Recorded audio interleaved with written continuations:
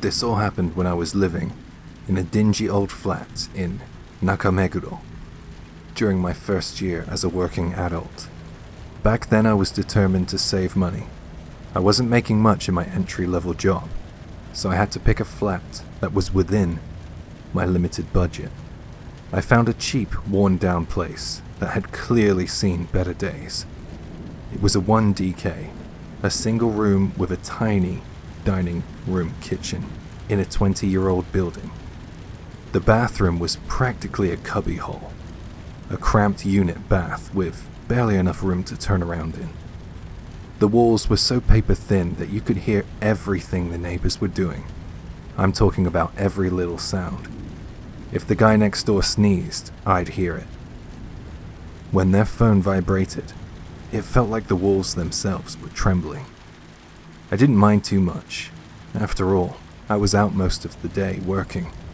I'd come back only to eat, shower, and catch up on sleep.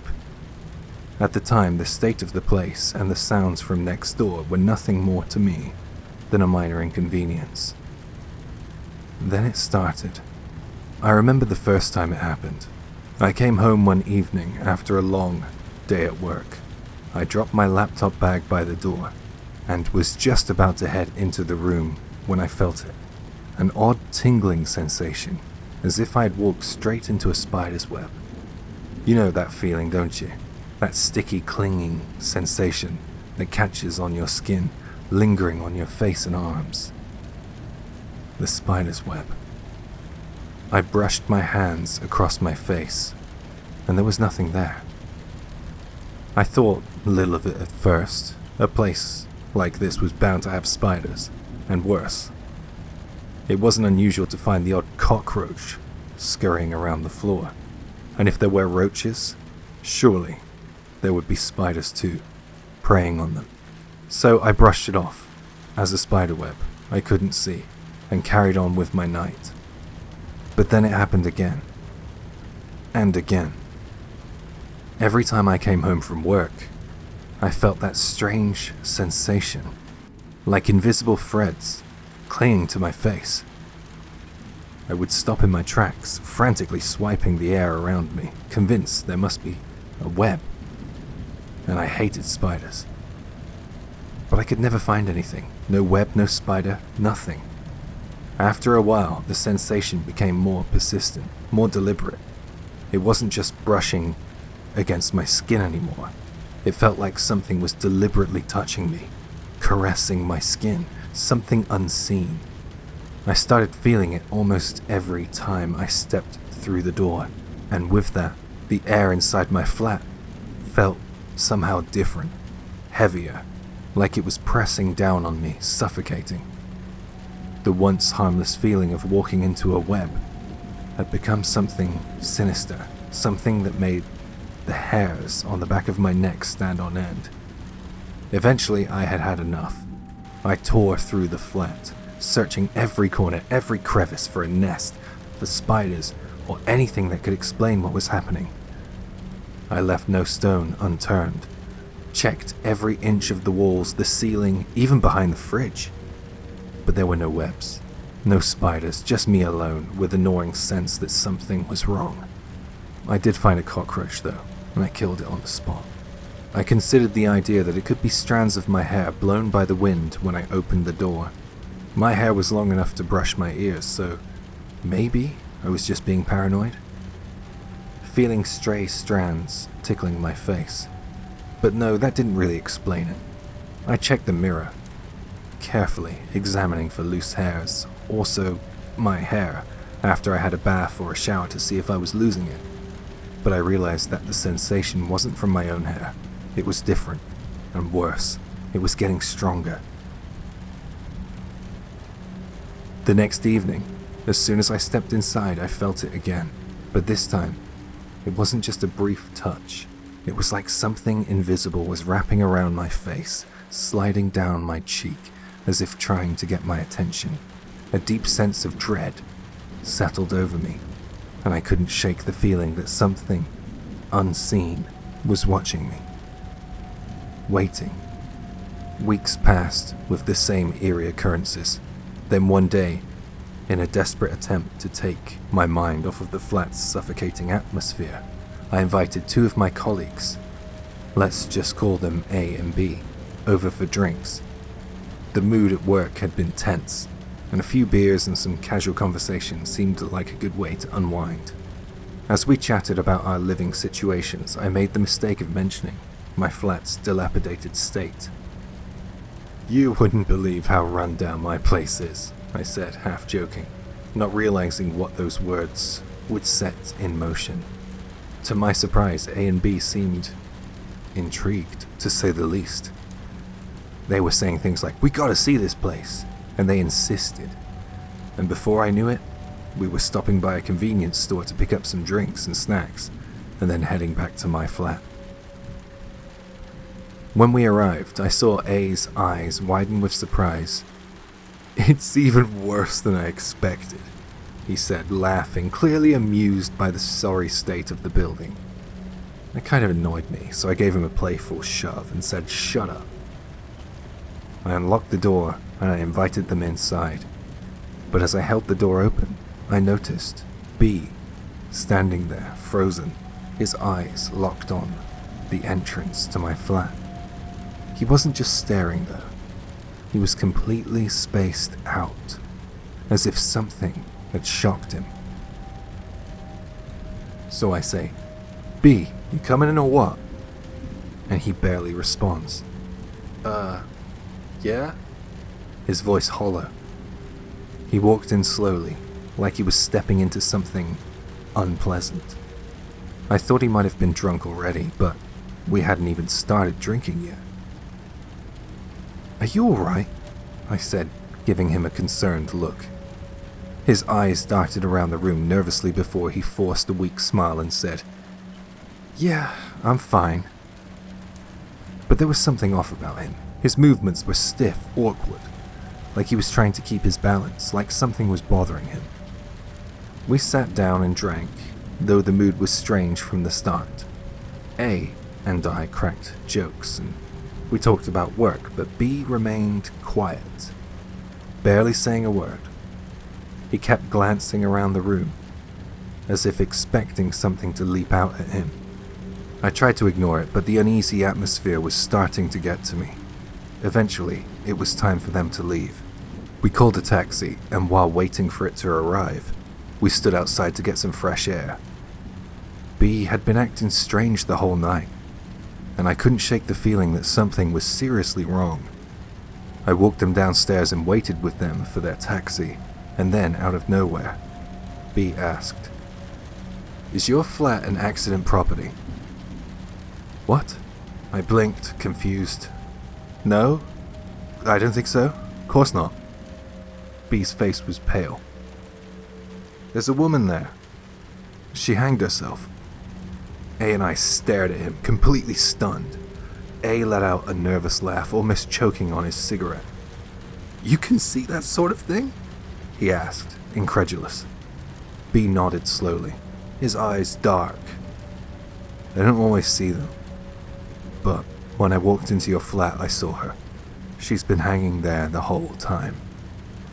I felt my blood run cold. "Why didn't you say anything earlier?" I demanded, my voice shaking. I was angry. But was he just making it up? Or was he onto something? "I couldn't," he said in response, his voice barely above a whisper. "She was staring right at me. If I said anything, I was afraid I'd be cursed. She seemed so hate-filled." "Where the hell did you see her? I need to know," I blurted out. "She was hanging just off of the ground by the front door. I guess that's where she ended things," he muttered. The moment he said that, everything clicked. The sensation of the spider webs, the constant feeling of something brushing against my face. I realized it wasn't a web. It was her hair. I had been walking through her hair every time I entered my flat. There was this coat hook on the back of the first internal door as you step into the flat. It was practically hanging out of the wall. It was an old brass, really strong one. I now know why it was almost out of the wall. The realization hit me like a wave of ice, and I felt the blood drain from my face. My legs went weak beneath me. "Why the hell would you tell me this now?" I shouted. I felt the panic rising in my chest. "You're leaving and I'm going to be stuck there alone." But before they could respond, the taxi pulled up. A gave a sympathetic smile. "Good luck with that," he said, as if it were some joke. And while B raised his hand in apology, they both climbed into the cab and drove off, leaving me alone with my thoughts. I didn't waste any time. I grabbed the essentials and I fled to a nearby all-night manga cafe. I spent the night there. From that moment on, I knew I couldn't bring myself to sleep in that flat again. I started searching for a new place immediately, bouncing between A and B's flats, and different cafes until I found somewhere else to live. When moving day finally came, A and B helped me pack up and leave that cursed apartment behind. I didn't care how cheap it had been. I would never step foot into that place again. Years have gone by, but I was reminded of my experience a few months ago. I had some business back in Nakameguro, so out of curiosity, I wandered past the old flat, wondering if anyone had moved in. The building still stood, still as decrepit as ever, but I noticed an umbrella propped outside the door of the apartment I used to live in. Someone was living there now.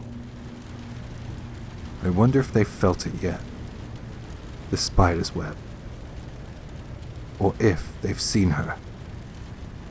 But none of that's my concern anymore, is it?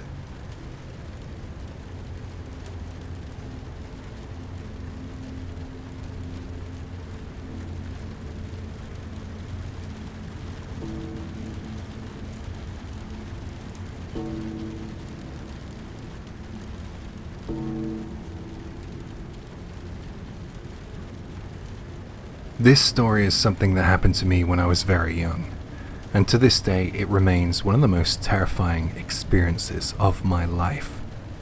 At the time I was still in elementary school, living in a tiny forgettable apartment with my mother, my older sister, and my younger sister. It was the kind of place you'd pass by and never give a second glance. Just another aging residential block tucked away on a quiet street. At night we all slept together in the tatami room, our pillows lined up in a row. It felt safe that way, warm, simple, and ordinary. That night though, something shifted. My mother had come down with a bad cold. She asked me to turn off the lights around the apartment before bed. I went from room to room, flipping switches in the bathroom, the kitchen, and then the living room, until the whole place was sunk into quiet darkness.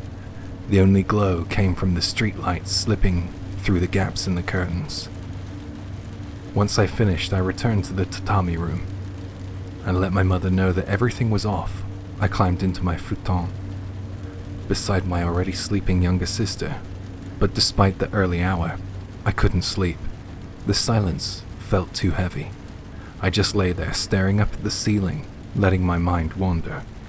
And then, out of nowhere, I heard it. A strange metallic tapping sound echoed through the stillness. I sat upright, heart suddenly alert, and I scanned the room. There was nothing but total darkness, just the shape of my sister curled beside me, the gentle rise and fall of her breathing, nothing out of place. But again, I heard it.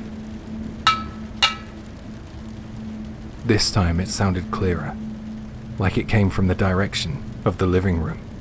My older sister, who had been lying silently nearby, whispered, "Did you hear that just now?" So I wasn't imagining it. We both sat there listening. The sound was faint but undeniable.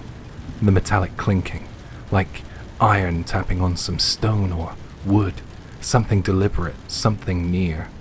We carefully looked around the tatami room again. Our mother and younger sister were still fast asleep. No one else, nothing that could have made that noise, but it had been real. "I'm gonna check the living room," my sister said. I didn't want her to go alone, so I followed. Together we crept through the darkness and peeked into the living room from the hallway. Staying so close to the kitchen wall, the room was silent and unlit.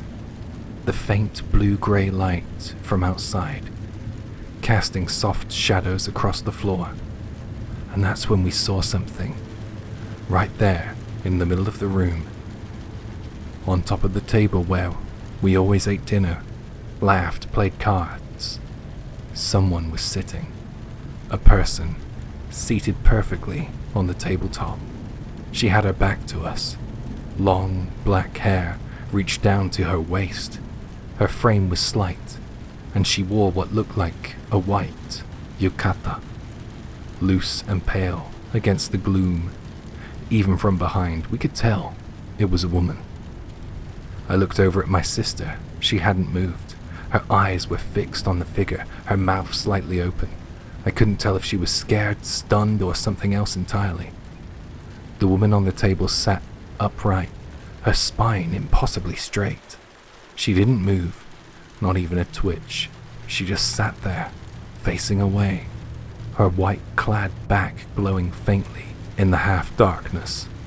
I remember thinking, if she turns around, we're done. Something primal told me not to speak, not to breathe too loud, and that any sudden movement would break whatever thin barrier kept her from noticing us. And yet I couldn't take it. My fear cracked into panic, and without warning, I screamed. Something wordless and raw, and I ran. I tore back into the tatami room, shaking my mother awake and yelling, "There's someone in the living room." She blinked at me, confused, half asleep. "What are you talking about? It's the middle of the night."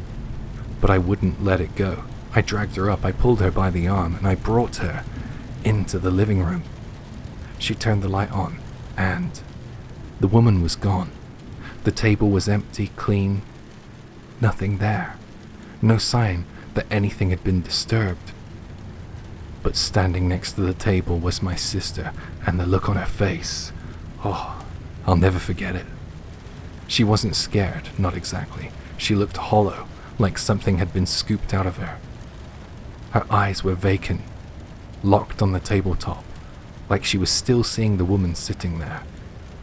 When our mother asked what had happened, she just said, "There was a woman sitting here."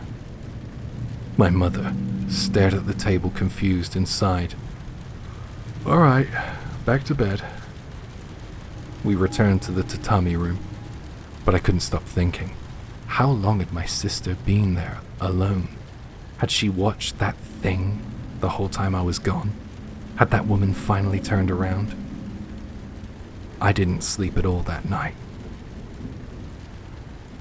The next morning, as soon as I had the chance, I asked my sister about it. "Hey, about last night." She didn't respond. She just looked down, saying nothing. I pressed again. I needed to know. Finally, in a barely audible voice, she whispered, "It's because you screamed." After that, something changed between us. She became cold, distant. She'd always responded brightly when I talked to her before, but now, nothing. She started ignoring me more and more, and no matter how many times I brought up that night, she never said another word about it. But I understood. That scream I let out, the one that shattered the silence, I was certain it had made that woman turn around, and my sister, she had seen her face. Whatever she saw must have been terrifying beyond words, so terrifying that she couldn't bring herself to talk about it ever again. Time passed, and slowly the memory of that night faded into the background of our lives, I guess. I moved to middle school and entered the grind of exam season. I was spending more and more time alone studying in my own room late into the night. My sister had gone off to high school in another prefecture and was living in a dorm. She hardly came home anymore. One night, I was hunched over my desk, working through a problem set, when I heard something. Not quite a knock, just a sound. It was quiet, subtle, but unmistakable. A metallic sound, just like back then, and the blood in my body turned to ice. Again, that same noise right outside my door. My heart was pounding, my hands were cold and clammy, and I was suddenly aware of how alone I was in the house. My mum had started going to bed early lately, my older sister was long gone, and my younger sister, she must have been sound asleep. It was basically just me. And that sound. I realized, slowly, horribly, exactly where it was coming from. I crept to the door and opened it just a crack. Across the hallway, the living room sat in still darkness, faintly lit by the bluish light seeping in through the curtains. I peeked in, and there she was, sitting on the table, just like before. The white yukata, the impossibly straight back, her long, black hair hanging down her spine. She hadn't changed at all. I felt the memory slam into me, the fear, the helplessness, the cold terror I thought I had buried. And then, this time I saw her do it. I saw the source of the sound, and it came from her. I couldn't help it. I made a noise. I don't even remember what I said, but the moment the sound escaped my mouth, she turned around and she looked right at me. And her face, oh God, her face. Both of her eyes had iron nails driven into them, thick rusted nails perfectly embedded into each socket as if they belonged there. In her hands she gripped what looked like iron rods or clubs, and she smiled with just her mouth. No expression in her eyes, obviously, no emotion, just that twisted, silent grin. You and your whole family are finished. The next day I woke up in my bed. My memory came rushing back all at once. The woman, the nails in her eyes, the metal rods in her hands, the awful words she said. I asked my mum, "Hey, did you carry me to bed last night?" She just looked confused and said, "What are you talking about?" But I knew what I'd seen. I had blacked out near the living room. I should have been lying there when morning came. So who moved me? No matter how hard I tried to recall what happened after I lost consciousness, my mind went blank, except one thing. That face, that awful smile, those words. You and your whole family are finished. The first sign that something was wrong came later, that same day. I came home from school around evening, unlocked the front door, and I stepped inside. The apartment was dead quiet. The lights in the living room were off.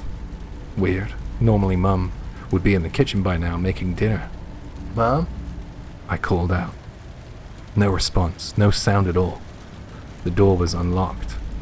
So she was probably just out shopping, right? She was always kind of forgetful like that. I figured it was nothing, so I slipped off my shoes. That sound from the living room. It hit me like a slap to the face. My whole body stiffened. That same metal on metal clink from years ago, from last night. It shouldn't be here. I needed to run. Every nerve in my body screamed at me to get out. I turned and slammed the door open and tore down the apartment stairs like I was running for my life. My thoughts were racing. Where was Mum? Had that thing done something to her? I ran down the streets, completely losing track of where I was heading until I found myself outside a local supermarket. Maybe she's just in here, I mumbled to myself, trying to calm myself down. It was late, and the store was mostly empty, just a few other shoppers. Normal, calm, but my heart wouldn't slow down. I couldn't stop thinking about what I had just seen, that dark room, that sound, the table. I had to be sure. I needed to know what was going on back at home. There was a public phone near the side of the store.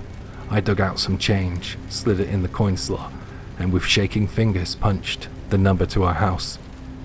The ringing echoed in my ears. Trapped alone in that booth, once, twice, 3 times.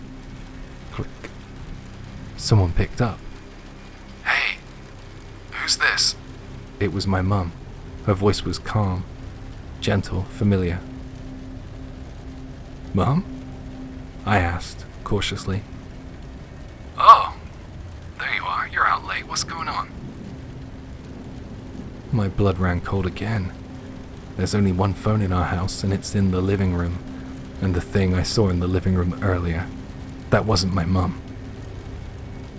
"Why are you answering the phone?" I asked. My voice was trembling.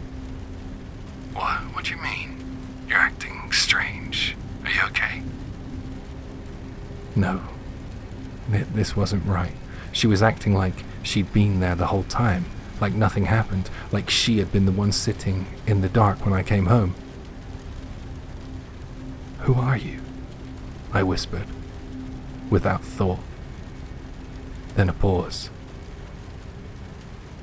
And then the other voice on the line said, I'm your mother. Almost 8 years passed after the night I saw her again.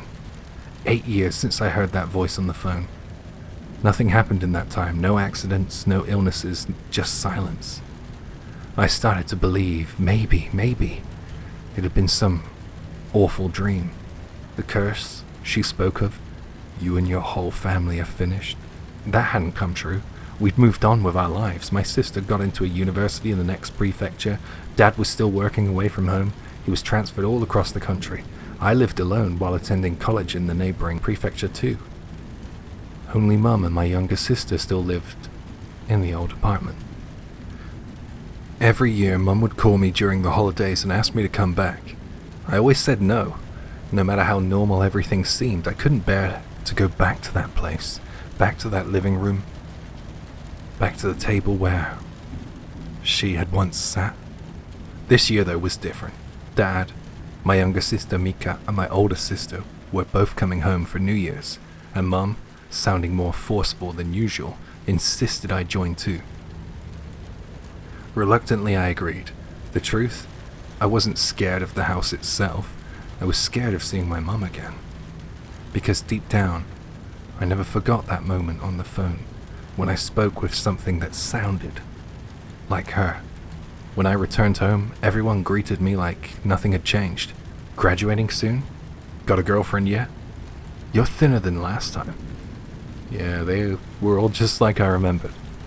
Mum looked cheerful too, even busy with a new part-time job cleaning hotel rooms. Even my older sister, who'd ignored me for years, was there, quiet but present. I couldn't bring myself to talk to her though. Ever since that night 8 years ago, she had barely looked at me. She never forgave me for that screaming, for making that woman turn her head. I thought that maybe we'd stay like that forever. But then something impossible happened. She turned to me, her voice low, almost apologetic, and said, "Sorry I ignored you all this time, bro." I couldn't believe it. 8 years of silence, suddenly broken. "Hey, I'm sorry too, but why now? Did something happen?" She looked hesitant, then invited me into our old shared bedroom. We sat down like we were kids again, and then she told me, "I heard it again. You know, that sound." Just hearing her say that made my whole body tense up. She continued, "I got home from work around 9 p.m. and I was watching TV, just relaxing, and then, from the bathroom, I heard it. That same metallic sound from when we were kids. I panicked. I knew what it was. I ran straight to a co-worker's place nearby and I stayed the night there.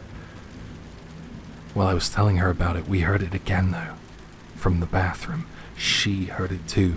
That's when we called the police. And we checked the apartment, but they found nothing. but hearing that sound again pulled everything from the past back into focus, like it had just happened yesterday. The dark room, the woman on the table, the way she turned her face. That sound had haunted my dreams for years, so much so that I couldn't listen to music with cowbells or chimes. I flinched every time a pan clanked in the kitchen. Even railroad crossings made my skin crawl. But something was different about my sister's story. She hadn't seen the woman. She hadn't heard the voice, just the sound. And this time it came from the bathroom. Was it really her? I was about to ask when my sister suddenly started crying. Big heavy tears. I rushed to comfort her, but she looked at me trembling with something beyond fear. "You haven't heard about Mum from Mika, have you?" "Mika, our younger sister." I shook my head. "I just had dinner with her and Mum, and everything seemed normal." My sister wiped her eyes and then looked at me in the eye. "She's been going out. At night. Alone." My stomach dropped. After hearing that from my sister, I couldn't sit still. I went straight to Mika's room. She looked up as I opened the door. "Did Onye-chan tell you?" I nodded. "Is it true? Mum's been going out. At night?" Mika didn't even blink. "Yeah." "You want to see for yourself?" That night, I lay on a futon next to her bed, and we both stared up at the ceiling, barely talking. Time crawled. The longer we waited, the heavier the silence became. Mika had it all timed out. She usually goes out about 1. She's back after about 10 minutes. At first, she hadn't thought much of it. Maybe Mum just needed the air. Maybe she was stepping out to smoke secretly. It wasn't that strange until winter came. And even in freezing snow, she left. Mika asked Mum about it once, and she just looked puzzled and said, "What are you talking about?" Not pretending, not brushing it off. Mum genuinely didn't know what she was talking about. And that's when Mika got scared. So she followed her. "It's almost time," Mika whispered, eyes flicking towards the hallway. And then we heard something. A faint rustling sound outside the room. Shuffle, shuffle. By the front door, boots being slipped on, a soft click as the latch turned. The front door was opened and then closed. Her mum was gone. We scrambled out of bed and padded quietly to the entrance. The door was unlocked. Mika slowly turned the knob and eased it open. Cold air rushed in. Outside, under the dim light of the street lamp, we saw her, just a short distance away. "Oh, Mum." She wasn't walking away down the road. She was right there, next to the utility pole, in front of the house. Turning over and over again, not strolling, not pacing. She was just running in circles, frantically, like something was chasing her, in her own orbit. Over and over and over and over again, around the same pole. Her face, even from a distance, wasn't the gentle one we knew or grew up with. Not anymore. It was twisted, furious, blank-eyed, demonic. A mask of pure rage. My knees locked, my breath caught. Mika leaned in close and whispered, "She does that every time. For about 10 minutes. I couldn't take my eyes off of her. My mom. I couldn't look away. And in my mind, faint but clear as anything, echoed the words from 8 years ago. "You and your whole family are finished." Back inside, I was the first to return. Mika came a moment later. I tried to compose myself, fumbling in the dark for the light switch to the living room, and I felt that familiar plastic nub, and at that moment, the sound rang out. Not distant, not faint. Right there, in the living room. I flipped the light switch by reflex. White light flooded into the room. White light flooded the room. My eyes squinted, adjusting, then widening. She was there, sitting on the table, again wearing the same white yukata. Back facing me, everything in the room felt off. The air was heavier than it should be, shadows too long, angles too sharp. I couldn't tell if my legs were shaking or just refusing to move. How long I stood there, I don't know, but I reached out again, and I turned the light off. Darkness swallowed the room, and from the front door I heard the sound. Clack. Someone coming in. That should be Mika, right? But something stopped me from looking. I knew she was behind me. Yet, I couldn't turn around. I couldn't lift my head. I heard creaking on the wooden floor behind me, footsteps slowly getting closer, and I realized it wasn't my younger sister Mika. It wasn't anyone I wanted to see. That pressure, like something monstrous, was getting closer. Close enough to reach out, and then it came from right behind me. My vision blurred, and then something grabbed my shoulder, hard. And I don't remember what happened after that. I woke up the next morning in my sister's room. She said she found me asleep there. Neither she nor Mika had touched my shoulder, and when Mika got home, Mum still hadn't returned. Whatever was happening to Mum, whatever was inside her now, it wasn't just mental illness. It wasn't something we could explain or ignore away. Mika told me, "We've already tried everything. Psychiatric help, even a priest came to bless this place. Nothing works. Mum's been reported by the neighbors more than once. She had been trying to protect me," she said, "and my sister had been working behind the scenes too, without even telling Dad. All of it wasted. Because this wasn't just about Mum. This thing that had crept into our lives wasn't done yet, and that night I couldn't sleep. I kept seeing her in my mind's eye, this woman in the white yukata, sitting cross-legged on the table, her back facing me, motionless, her shoulders too still, her presence too heavy, and that sound. It came from nowhere, but it was always close, and then the voice etched in my skull. "You and your family are finished." I remember thinking, maybe it started with me, maybe I was the one who invited it in. The first time I saw her, I was the one who screamed, right? I was the one who broke the silence. Maybe, just maybe, it was all my fault. The next evening, we all tried to act normal, like it was kind of like the calm before a storm. My father had returned, my sister, mother, and Mika were all under one roof. But the air felt heavy, tense. We couldn't ignore what was happening anymore. Even Dad, who had always been the rational one, looked shaken when he heard what was going on. And that night I stayed in the living room alone, despite my fears. I didn't want to, but something inside me told me I needed to do it, almost like I had to. Midnight passed, silence, then came the sound. Clear, sharp, metallic. I turned slowly. She was there, on the table again. Same posture, same white clothes, same unblinking stillness. But this time she turned, and I saw her face again, eyes impaled with those thick iron nails, bloodless, smiling, not with joy but with malice. She held two heavy iron tools in her hands. It kind of looked to me like mallets or hammers, and then her lips curled upwards. "It's time now. You all belong to me." I don't remember what happened after that. Just a scream, then darkness. And when I woke up, I was back in my bed, alone. After that night, I started keeping a journal. Every little detail I could recall, I wrote down.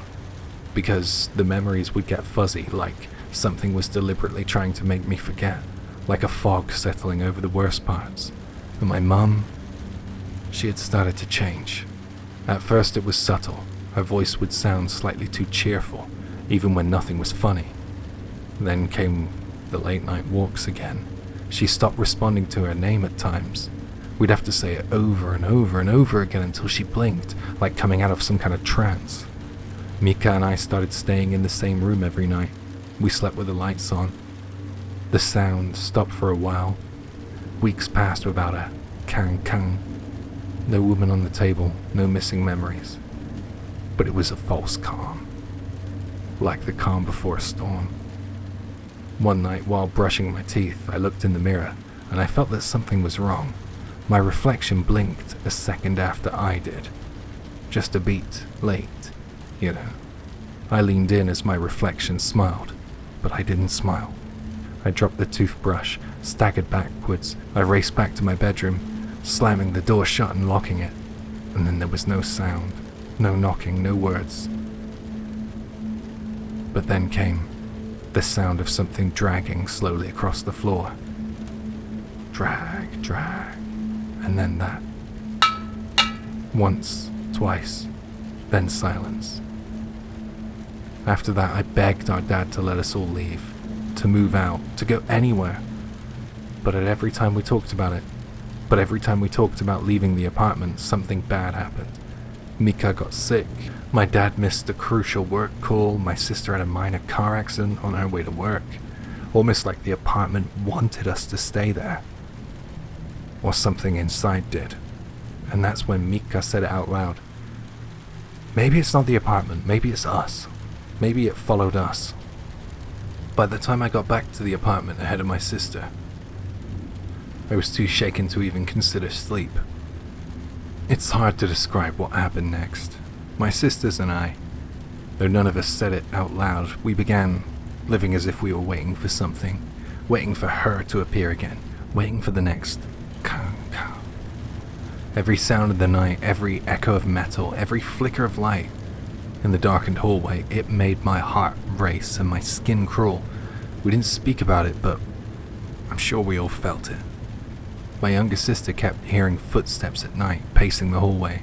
Not my mother's light shuffle or my sister's own echo, but heavier, deliberate steps, the kind that feel wrong in a family home at night. She stopped sleeping in her room. She kept her phone's flashlight on at night, clutching it like a talisman. One day she came into my room without knocking and asked quietly, "Do you think if we leave this place, she'll stop?" I knew what she meant. The woman in the white yukata. The one who had first appeared when we were children. The one who spoke through the phone in our mother's voice. The one whose eyes held iron spikes like rusted nails, pounded into her soul. And the one now, years later, who had hollowed out our mother from the inside, worn her like skin and made her walk in circles under streetlight, like a broken puppet. And I remember what she had said. You and your whole family are finished. And somehow, I knew she wasn't lying. We didn't talk to Mum about it. Not anymore. She was different now. Sometimes she was bright and warm, just like always. Other times she'd forget things, simple things, you know. She'd boil water, forget the pot was on the stove. She'd stare into an empty corner of the room for minutes, unblinking. Once I caught her muttering under her breath, in a voice that wasn't hers. It was too deep and too cold to be hers. And the worst part, when I looked her in the eye, I didn't always recognize her. It was like someone was borrowing her face, pretending to be her. And we tried everything. Spiritual consultations. A Buddhist monk came, we burned incense and chanted for nearly an hour. Afterwards, he told us quietly, with a troubled face, "This presence is old, deeply rooted, and it's not something I can remove. It isn't just in your home, it's with you." And that night I had a nightmare. In it I was back in the living room again. The table was still there, so was she, still in that white yukata, still seated, still motionless, only this time there were no more spikes in her eyes. There were holes, deep black holes where her eyes used to be, and they were watching me. It's been nearly a year since then. We moved, finally. We live in a completely different city. A new apartment, new furniture. We even stopped using low-down tables, just in case. But even now, in quiet moments, especially at night, I sometimes hear it again. Somewhere faintly behind the walls, beneath the floor, Not loud. Just loud enough to let me know she's still there. Watching. Waiting. And the sad fact is, there's nothing I can do about it.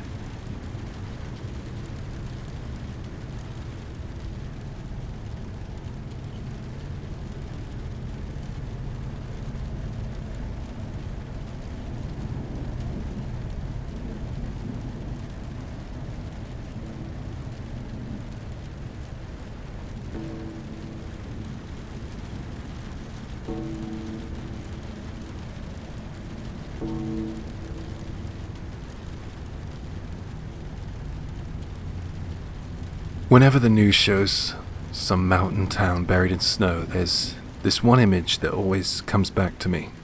I saw it years ago on one of those NHK programs that introduce different regions around Japan. You know the type. Every week they pick one area, talk about its festivals, its foods, its weird little customs. That time they were covering this place way up in the snow country, proper deep snow. The kind of winter where the first floor disappears and everybody's going in and out through second floor windows. In the middle of this segment, they casually introduced a custom that made my skin crawl a bit. They said, in households where it looks like someone might die during the coming winter, there's a risk that the grave will completely be buried and they won't be able to tell where it is once the snow piles up. So before the snow starts, they go to the family grave and stick a long bamboo pole in it, like a laundry pole. The camera cut to this quiet rural cemetery. A man was standing there, the head of the household, they explained. He was the grandson in a family where his grandmother was bedridden at home. He didn't say anything, he just shouldered this long length of bamboo, walked it over to the family grave and pushed it down into the earth beside the stone. The pole went in with this slow, steady movement, and then it was just there, standing straight up, taller than him, marking that spot for when everything turned white. Watching that really unsettled me. I mean, they weren't doing it after somebody died, they were calmly, almost matter-of-factly saying, yeah, this winter our family will probably have a death, and going out ahead of time to put a marker on the grave so that they wouldn't lose it under the snow. I remember sitting there thinking, how do you even decide that? Is it when the doctor says, it'll be hard to make it through the cold? Is it when everybody in the house quietly admits that they're expecting that call in the middle of the night? The program went on with the usual warm narration, like this was just another interesting regional custom. But it stuck with me in a way that festivals and local dishes never did. Later on in the show, they showed the same cemetery again, in the middle of winter. Everything was muffled, no colors, just this heavy, sound-eating snow everywhere. The gravestones completely swallowed. The screen was basically a blank white field. And from that white, these thin bamboo poles were sticking up, here and there, straight and still. Each pole was a family saying, ours will be one of the houses. Each one meant somebody actually hadn't made it through the winter. That landscape, a deep snow world with nothing left to see but those skinny poles stabbing up out of the drifts where the graves are, it's burned into my head. Whenever the forecasts start talking about record snowfall and show these buried villages up north, I don't just think, wow, that's a hell of a lot of snow. I end up wondering, how many of those poles will be standing out there right now, already waiting?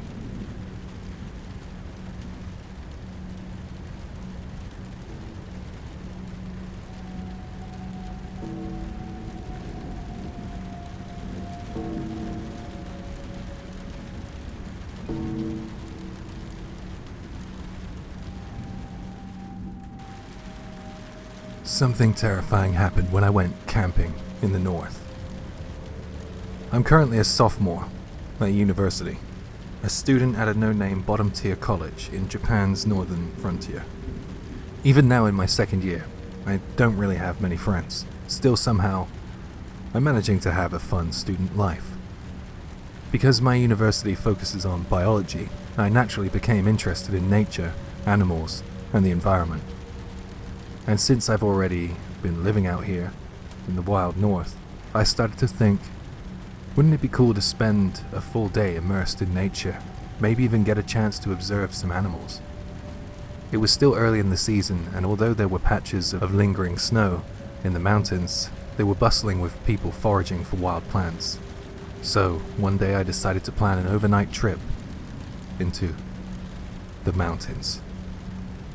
On the day of the trip, I packed my backpack with the following: water, food, writing tools, a hatchet-like tool, a camera, portable phone charger, radio, towel, and a foldable tent that I borrowed from my dad. That's about it. The mountain I chose was close to civilization and often visited by wild plant gatherers, so I remember my parents weren't all that worried. Once I was fully prepared, I got a good night's sleep. The next day I slung on my backpack and rode the bus a few transfers and arrived at the mountain after about a 20-minute walk. The trees hadn't fully turned green yet, and there was still some snow here and there, but I was super excited. It had been a while since I'd done something like this, and I couldn't wait to charge into the forest. But if I really had charged in, I guess I might not be here to tell you this story. That mountain is known for the occasional brown bear sighting, so bear deterrents were absolutely essential. Still, I had a little bit of know-how, so I turned the volume way up as I entered the mountain. As I pushed through the underbrush, listening to a baseball broadcast, it felt like my soul was being cleansed. After walking for a bit, I came across a small river. The area looked like something had plowed through the grass, flattening it. I didn't really understand it, but I thought it was part of nature's beauty. I wrote it down in my field notebook. I decided to follow this flattened path. Honestly, looking back at it now, I was way too cocky about the whole thing. I'd been practicing karate, and I even hold a black belt, and I had a hatchet with me too, so I thought nothing could touch me. God, I was so stupid. A little while later, I even ran into a deer. We learned about the overpopulation of Ezo deer in Hokkaido, so I made a note of that too. I was in a great mood after that deer encounter, so I kept heading deeper into the mountains, munching on snacks. The deeper I went, the more confidence I felt. Forging my own trail gave me a sense of bravery. I kept pressing forward. Maybe about 5 minutes later, I realized that I was lost. But I didn't panic, not right away. The forest wasn't that big, and I figured as long as I'd head in the direction I came from, I'd be fine. That's what I told myself anyway. But as most of you probably know, once you're on a mountain, you absolutely have no way of knowing which direction you came from. All the scenery looks the same. Aside from that one flattened path, everything seemed identical. Unless you're a bird, there's no way you're going to find your way back. Still, I kept walking. I don't know why. As the sun began to set, I noticed the flattened path I'd been following was gone. Just like that, it had disappeared without me realizing.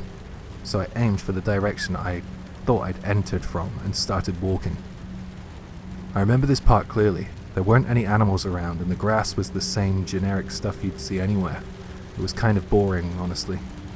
After walking a while, I found myself completely lost again. And of course my phone had no signal. The radio was also cutting in and out, filled with static. Even I, as clueless as I was, finally started to realize that things were spiraling downhill fast. There's no time to be writing in the field notebook. I need to get back now. That was the only thought that was on my mind. I started moving quickly through the forest, and before long I spotted the same flattened path I'd seen earlier. Relieved, I began following it again. I was certain, absolutely certain, that if I stuck to this trail I'd make it back to where I'd entered the mountain. But I hadn't considered the worst possibility, that this path might not be the same one I had followed before. I shifted from a brisk walk into a jog, and then into a full-on sprint. But something felt off. The scenery wasn't quite right. Even after running for about 20 minutes, I wasn't getting anywhere near the entrance of the trail. And then up ahead, the trees opened up into a clearing. It was strangely quiet. I clearly remember whispering to myself, I've messed up again. Right in front of me was a massive tree, and at its roots, an unnaturally large hole. It was obvious. A bear den. You know, in the movies where someone suddenly runs into a monster or an enemy, and the background noise cuts out completely? That's exactly what it felt like. There was no sound, nothing. Maybe it lasted only a few seconds, but in that moment, there was total silence. Then when the silence lifted, I became acutely aware of my own breathing. Maybe it was the cold, but I remember my hands felt ice cold. That's what stuck with me the most. It was dusk now. Luckily the bear wasn't inside the den. For some reason I slowly backed away and walked away from the hole. I tripped on a branch halfway through though, but I managed to get myself away. I had somehow escaped the bear's den. My entire body was beyond exhausted. I was mentally worn out, completely drained. That's when I found a relatively open area and decided to camp there for the night. You're probably thinking, why would you camp there? Just go home. Seriously though, my body wouldn't move anymore. It was impossible. I was so exhausted, I needed to rest. Luckily I had a good radio reception in that spot, so I turned the volume up as loud as it would go. I decided to ride the night out with the radio on. By then, it was almost completely dark. Time had passed faster than I realized. I pulled out a rice ball I had packed and took a bite, and for some reason, memories of my mum came flooding back, and I started to cry a little. I sobbed, but eventually I stopped crying and sipped some of my tea. With my stomach full and nothing else to do, I lay down and started playing a game on my phone to help me settle into sleep. I listened to the grass swaying in the wind, a soft rustling sound, peaceful at first. Then I heard it. Crack, crack. The classic sound, something stepping on twigs out in the woods. I shot up and instinctively shoved my hand into my pocket. My digital camera was gone. That's when for some reason I reached over to the radio and turned it off. Then I focused all my attention on the sound, trying to figure out what was causing those footsteps. I was certain of one thing. This wasn't a deer. This wasn't a raccoon either. This was something different. It had a weight to it, like something heavy was moving. Normally with the radio playing, nothing would come close. That was the moment my sense of reality cracked. The bear, the same one from earlier, had probably caught the scent of my digital camera where I dropped it and was now interested in me. My breathing started to quicken, almost like a dog panting. I didn't say a word, I just kept staring at the ground. For some reason, I think I even pretended to be asleep, but all that effort was for nothing. The bear came. It was right there. Its loud huffing snorts grew closer. It must have realized that there was something in the tent that smelled just like the camera. It walked directly up to the tent. I locked my eyes on a single spot and didn't move. Oddly, I felt calm, like I was at peace, even though I was probably gonna die. I felt strangely fulfilled. I started whispering to the bear, as if trying to apologize. I'm sorry. I'm so sorry. I don't know why, but when you're faced with something that you know you can't beat, you just want to apologize, I guess. But of course, the bear kept coming. And then, it was right next to the tent. My throat was getting dry. My heart was pounding so hard that I thought it might burst. I genuinely thought, this is it. I'm dead. A Buddhist chant started playing in my head. That's how far gone I was. And that's when I noticed something. The bear wasn't coming from the front of the tent. It was approaching from the opposite side of the entrance. A stupid thought came into my brain. I might be able to run. I slowly reached into my backpack, pulled out the hatchet, and then I wobbled to my feet. I figured the bear was still sniffing around outside the tent. Standing up was the easy part, but the tent was sealed shut with a zipper. If that bear heard the sound of the zipper, it'd be over. So I took one deep breath and slowly carefully started unzipping it, inch by inch. Then disaster struck. Something must have snagged the silent mode switch on my iPhone. It vibrated loudly. At that moment, I swear I wanted to smash my iPhone into pieces. Panicking, I fumbled with the switch, turning the silent mode on and off again. I must have looked completely unhinged. The bear already knew I was there. I gave up on stealth and yanked the zipper all the way down at once, tumbling out of the tent. It was freezing outside, pitch black, and the ground was muddy from the rain. If I'd remembered right, you're not supposed to turn your back on a brown bear. That thought had flashed through my head, and I turned to face it. It was the real thing, no question about it. A genuine brown bear. I'd only ever seen them in zoos before, and yet, standing there, staring at this massive living creature in the wild, there was something almost divine about it. The bear, maybe startled by my sudden presence, stood still and kept staring at me. It was about 2 meters away, with only the tent between us. Strangely, I wasn't trembling. My thoughts were all jumbled up. I was a complete mess. I thought about my family, my friends, my girlfriend, even the bus schedule back in town. For some reason that popped into my head. It reminded me of the scene from Baki, the one where Pickle confronts the research team. The researchers are standing there thinking stuff like, he's huge, would a gun even work? I was thinking stuff like, he's huge, is the weak spot on the nose? Is this how the Sankembetsu bear attack started? But really, that moment probably only lasted about 3 seconds. Of course, the bear wasn't going to keep standing there forever. Eventually it growled. It was a low, guttural sound. The moment I heard that sound, it sent chills through my skin. I've practiced karate for a long time, but that was the first time I ever felt real physical killing intent. It was like something brushed across my skin. I think my brain just broke a little from the fear. I slowly raised the hatchet above my own head, as if trying to make myself look bigger. Apparently that's a real thing. Making yourself look as big as you can scare off a bear. I only learned that later though.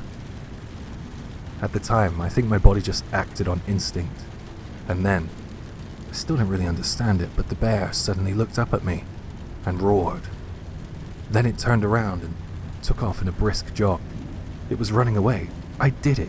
Honestly, I'm staying anon in this story, so I'll be as real with you as I possibly can. I did wet myself there when it roared, but at that moment I felt like I had just stared death in the face and won. As soon as I realized that the bear was retreating, my knees gave out and I collapsed. I sat there on the cold, wet ground, watching its massive body sway as it disappeared into the dark. A strange sense of euphoria washed over me, and it was awesome. I listened as the sound of the bear's footsteps faded into the distance. Now that I was sure it was gone, I finally felt like I could breathe again. I opened the flashlight app on my iPhone and began scanning the area around me. Nighttime in the mountains wilderness seemed strangely beautiful. The air felt heavy, tense, not just cold, but like the cold coming from somewhere deeper, something unnatural. As I swept the light across the forest floor, I noticed something strange.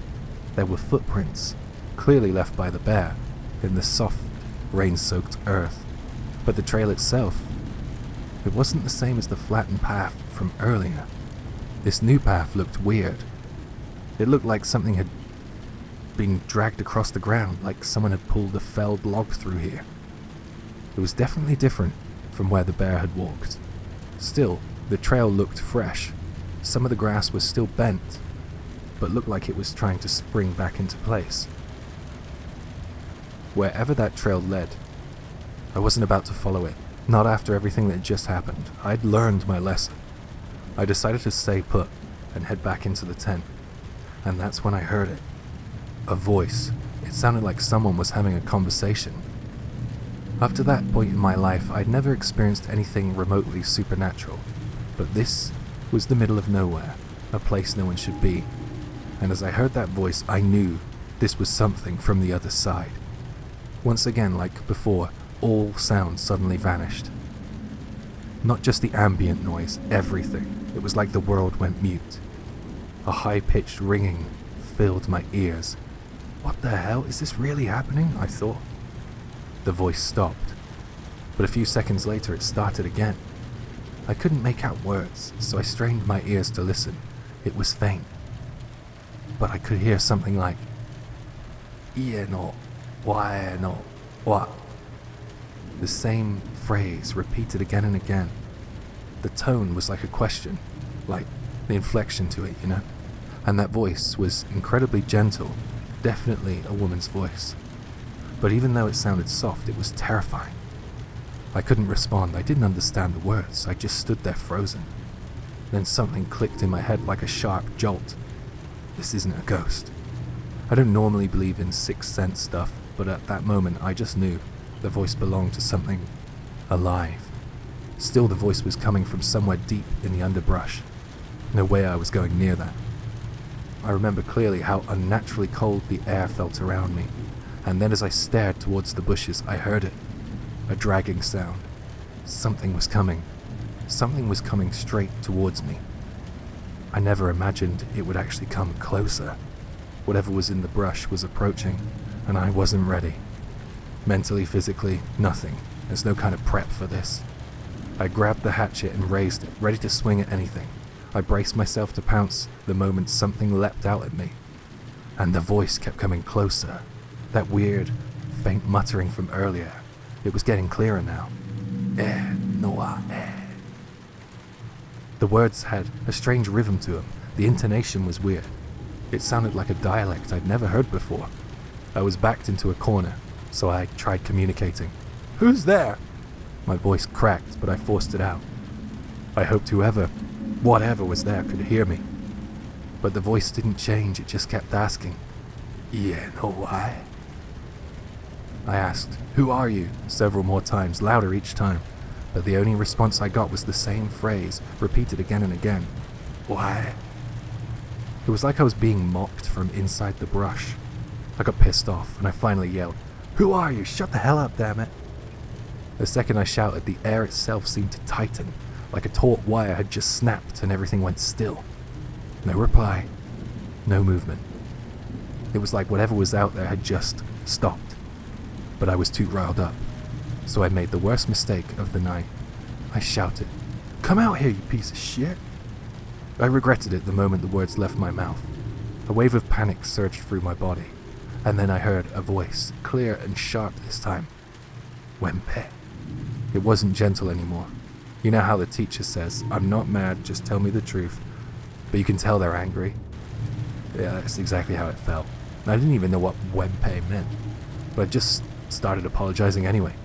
"I'm sorry, I'm really sorry." I even tried it in English. "I'm so sorry, I'm sorry. I must have apologized 1,000 times. I seriously don't know what was wrong with me. Then I prostrated myself, forehead on the dirt, a full-on dogeza. Mud smeared all over me, but I didn't care. When people are truly terrified, their faces just go blank. And that's what I'd become, just a face frozen in fear. And then something peeked out from the brush. Just an eye. A single eye, sticking out ever so slightly. It was watching me intently. The eye. It looked human, sort of, but trailing from the eyeball, where you'd expect it to be connected to a body, with thin antenna-like tendrils stretching into the shadows. It didn't blink, it didn't twitch, it just stared. And for some reason I stared right back. I don't know why, but deep down, I felt that if I looked away, something would happen. Something worse. Even though my legs had given out, I remembered that hatchet still in my hand. I gripped it, tight, tighter. And then I stood up, wobbling. The eye was still watching me. Somewhere in my mind I thought, this thing's probably weaker than the bear. I know, absolutely stupid logic, but to me it was just a giant eyeball, a freaky speech-mumbling eyeball. And somehow that gave me a shred of courage. Muttering nonsense versions of the Heart Sutra, I started walking towards the brush. The eyes kept its gaze on me. But I could tell its focus had shifted from me to the hatchet in my hand. The muttering changed. Boye? Duye? The syllables were slightly different now, like it was reacting to the hatchet. And that's when I screamed and brought the hatchet down, aiming straight for the eye. The antenna twitched and curled in a jerking L shape, and then the thing let out a howl, a screech unlike anything I'd ever heard. But it wasn't just a woman's scream. There was another voice mixed in, low, guttural, like an old man growling from deep in his chest. Both voices shrieked as one. It didn't feel like something from this world. I dropped the hatchet, tossed it into the bushes, and ran. I ran with everything I had. And behind me, even though I was putting some distance between us, I could still hear that chant-like voice. Wemperon, Wemperon, Wemperonet. Over and over, like a prayer, or maybe a curse. I peed myself, for real. I didn't stop running though. That chant, that mantra echoed in my ears as if it was right next to me, whispering, right into my skull. And that feeling behind it, that same killing intent I'd felt from the bear was there. Oh, it was there in every syllable. I dared to look behind me just once. There was something black, something long. It looked like a giant caterpillar. No, that couldn't be real. That can't exist, right? Later on, I'd get the chance to talk to an old man from the area, and when I told him what happened, I imagined he'd laugh at me, but he said, that might have been Ippokashi. Ippokashi? I started digging around the Ainu language dictionary and found something similar. Ippokashi. It meant deformed person. What the hell is that supposed to mean? I didn't do anything wrong. That thing was the one that came after me. That wasn't self-defense, that was self-preservation. Anyway, I kept running for who knows how long through the darkness, through the trees, soaked in fear, and eventually I fell down a slope, hard. At the bottom I found myself surrounded by farmland, like a cluster of small countryside farms. I remember being so relieved when I saw civilization again. I started running towards the buildings, limping really, screaming, "Is anybody there? Please, somebody help me." It was the middle of the night, but eventually, this old man and old woman came out of a dilapidated house. They looked at me like I was some kind of mentally ill person, and the old man squinted and said to me, "Who the hell are you?" I just kept repeating, "Please help me, please help me," and then they let me inside. After I'd calmed down a bit, I slowly explained what happened, from the camping trip to the bear to the creature in the bushes to how I hit it with a hatchet. And then the old man suddenly snapped, "What the hell did you do, you idiot?"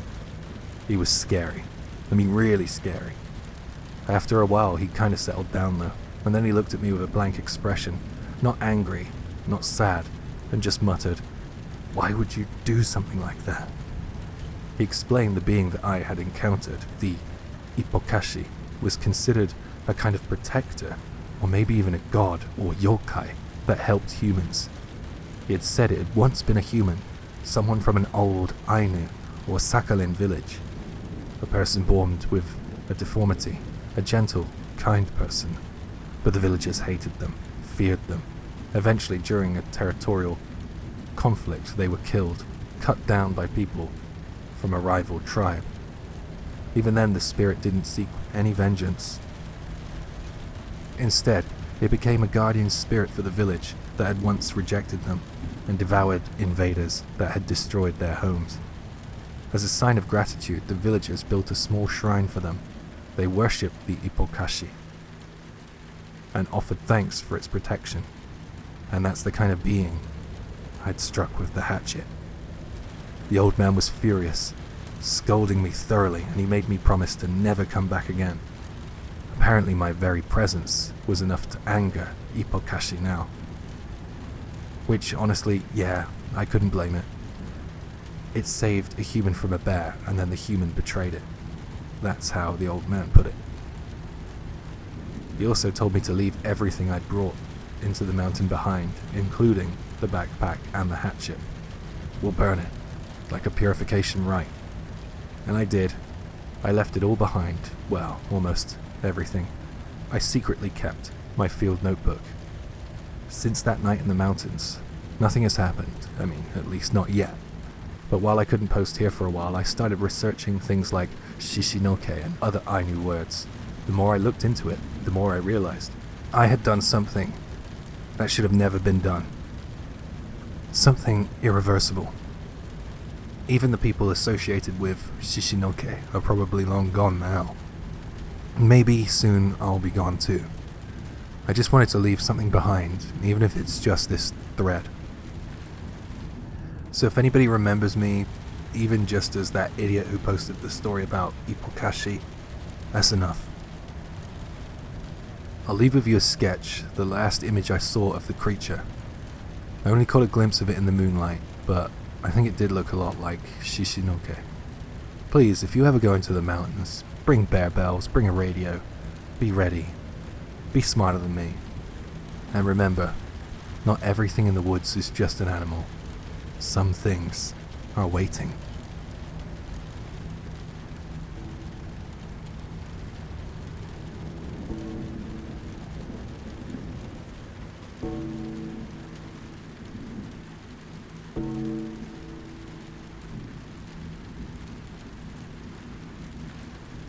This happened during a summer when I was in the 4th or 5th grade. I didn't really understand at the time, but my parents were going through a rough patch in their relationship, and for a while I was sent to live with my dad's family in the countryside. My grandparents were kind, and they made me feel at home. My grandfather in particular seemed to take a liking to me, probably because I loved fishing as much as he did. Something my dad apparently never cared for. Every day he'd take me out to different fishing spots. One morning we'd be at a small port, the next we'd be on rocky lake shores. "You got a knack for this, Aki," he'd say with a chuckle, comparing me favorably to my dad. His smile always made me feel proud, and I worked hard to get better, experimenting with different techniques until I became a pretty decent angler for my age. Then came the night that's etched into my memory forever. Grandpa and I decided to go night fishing at a spot I'd visited already a few times. I loved the quiet thrill of it, the soft lapping of the waves, the cool night air, the faint glow of the moon. That night the moon was nearly full, casting a silvery light onto the water. Grandpa grumbled about it being too bright for a good catch, but we were having no trouble at all. We caught a big eel, a black sea bream, and even a giant saw-edged crab. It was so busy, I barely had time to eat the rice balls that Grandma had packed for us. But then at around 9 p.m, the bite suddenly stopped, and the air felt different. Heavy, almost suffocating. And that's when I noticed it. A strange, foul smell, like something rotten, drifting in with the breeze. It made my stomach churn. "Grandpa, do you smell that?" I asked, wrinkling my nose. Grandpa's expression turned serious. He leaned in close and whispered, "Aki, from now on, don't say a word until I tell you it's okay, and no matter what you hear, no matter what's said, whatever you do, don't turn around. Don't turn around. Understand?" His tone sent a chill down my spine. I nodded, too scared to ask why. Plus, there was an urgency in his voice that I wasn't used to. Then I heard it. Footsteps, crunching through the brush behind us, slow and deliberate. The smell grew stronger, almost unbearable. "Looks like you're having a good catch tonight," came a voice, raspy, grating, almost like a child with a sore throat trying to speak. I froze. The voice didn't sound human. It was thin, wheezy, yet oddly forceful, as if it was pushing its way into my ears. "How about teaming up with me?" it rasped. "You'll catch even more. So much more. We would make a great team." Grandpa didn't respond. He sat perfectly still, staring out at the water as if he hadn't heard a thing. I did the same, though my heart was pounding so hard that I thought it might burst. The voice came closer, its tone turning almost playful. "What's this little one here?" it asked, directly behind me now. I heard a snuffling noise. It reminded me of the sound a pig makes when it's rooting around, its nose close to the floor. This was followed by heavy, wet breathing. The stench was overwhelming. I fought the urge to gag. "You got good hands, little one," it hissed, its voice practically in my ear. "Why don't you fish with me? We'll catch so much. You'll never stop. I can show you things you won't believe." Turn around. I wanted to turn around, but I also wanted to cry, to scream, to run, but I stayed silent, gripping my hands so tightly around my rod that my knuckles turned white. That's when Grandpa moved. He reached into his tackle box and pulled out a cigarette. Slowly, deliberately, he lit it, taking a deep drag before exhaling a cloud of smoke. He repeated the motion, blowing the smoke into the air all around us. The voice faltered, it choked, and then it stopped altogether. The presence behind me vanished. The smell disappeared, as if carried off by the night breeze. "It's okay now, Aki." Grandpa said, his voice steady. I turned around cautiously. There was nothing there. No footprints, no sign that anything had been there behind us at all. Grandpa leaned back, inhaling on his smoke.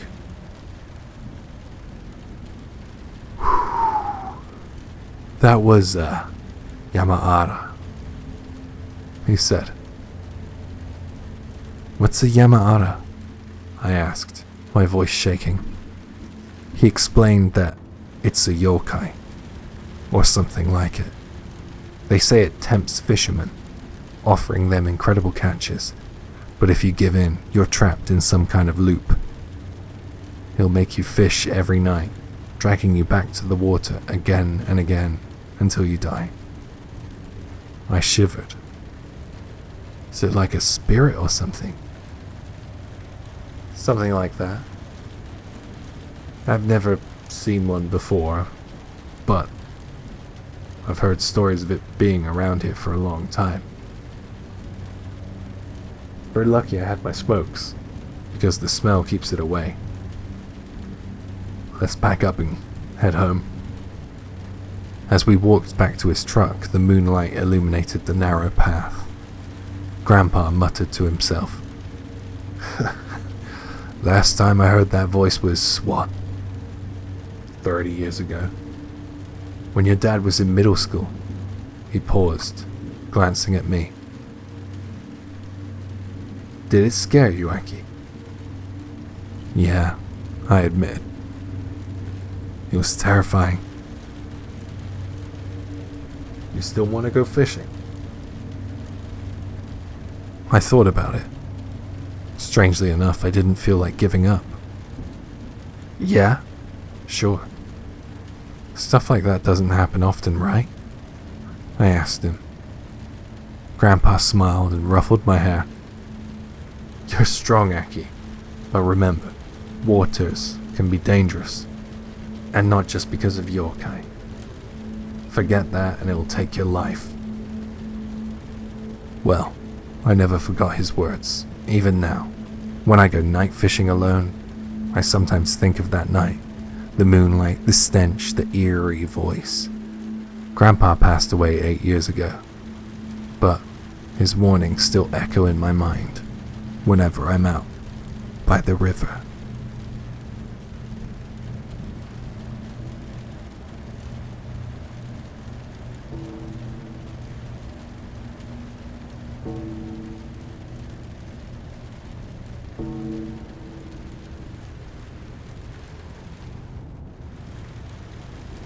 It happened on the last Sunday of the New Year holiday. I'd been lounging around the house all break, feeling sluggish, so that night I decided to take our dog out for a walk, to shake off the cobwebs. It had been a while. Normally it's my wife who takes him out, so when I clipped on the leash, our little black toy poodle looked at me, confused but happy. It didn't take long before he was tugging me down the familiar riverside path. It was a cold, still night, the kind that made the city feel distant, quiet. We passed a few night owls here and there, an elderly couple in matching tracksuits, jogging slowly side by side, a younger woman with earbuds in, and a determined look on her face, maybe trying to work off the holidays, the usual types. After a while, I heard a voice from behind, loud, breathless. "Good boy, that's it. Keep going, good job, keep it up." I turned around expecting to see someone walking a dog, and sure enough, a man was jogging towards us, a little older than me, maybe mid-40s, wearing a saggy grey tracksuit, his hair combed neatly into a side part that gave him a slightly dated look. His round face was red from exertion, and he was panting hard, but smiling. As he caught up to me, he slowed down and gave me a polite nod. "Good evening?" "Evening," I replied. "Beautiful night for a walk, huh? You're out with your pup, I see." "Yeah, I figured I should stretch my legs before heading back to work tomorrow." I gestured down at my dog, who was eagerly sniffing every crack in the path. He looked down and smiled warmly. "Toy poodle, so cute." "Yeah, ours is a mixed breed. Some might say a mutt. I don't like that, though. He might be nothing fancy, but he's family, you know?" I nodded, out of habit, but as I looked down to where he gestured, I saw nothing. There was no dog. Just the man. I tried not to stare. He didn't seem to notice. "My daughter brought him home one day years ago. Rescued him from under an overpass, would you believe it? My wife and I were dead set against keeping him at first. We thought she'd lose interest, but she didn't. She took care of him every single day. Eventually I got attached too. 15 years we've had him now." I glanced again, still. No sound of paws on the pavement. No collar jingling. "These days, I'm the one who takes him for all his walks and feeds him. I guess he's more mine than anybody else's now." He paused, staring lovingly at the empty space beside him. I opened my mouth to say something, unsure what, but he spoke first. "My wife and daughter, they don't really talk to me as much as they used to. Honestly, this guy's the only one who keeps me company these days." He gave another soft laugh, but it didn't reach his eyes.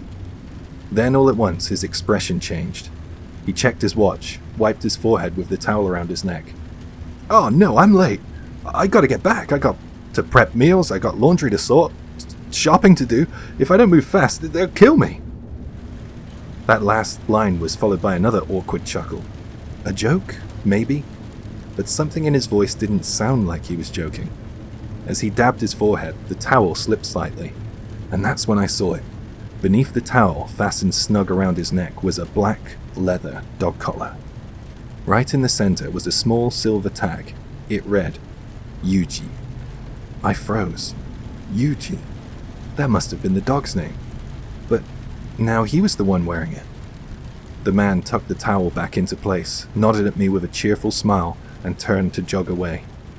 "I'll see you again sometime," he called out over his shoulder, and he went off, dragging a frayed leash behind him, its metal clip scraping softly against the pavement.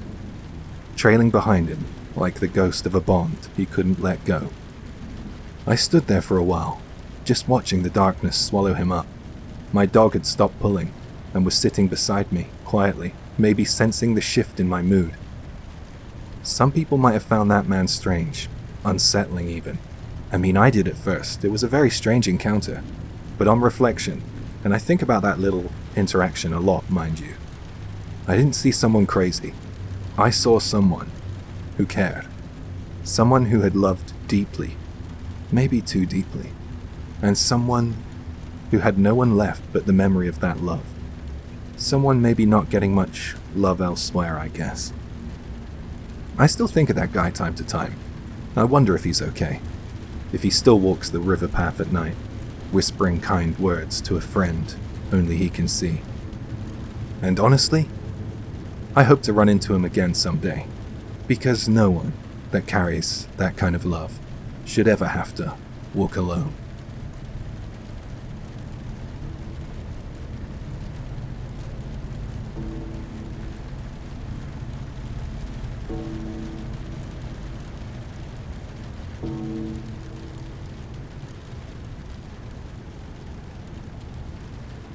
About 20 years ago, I had a surreal experience that I can't fully explain. I've never had anyone in my life who really understood paranormal stuff, so I'm hoping by writing this down, someone out there might have an idea of what I actually encountered. Back in college, I was drifting through life. No goals, no dreams. I wasn't in any clubs, sports, or academic groups. I just kind of existed. The only thing that I ever really did was go on random drives with two friends, Ken and Satoshi, who were pretty much in the same boat as me. Eventually we got bored of just cruising around, and without anyone really suggesting it directly, we started exploring what we considered abandoned roads.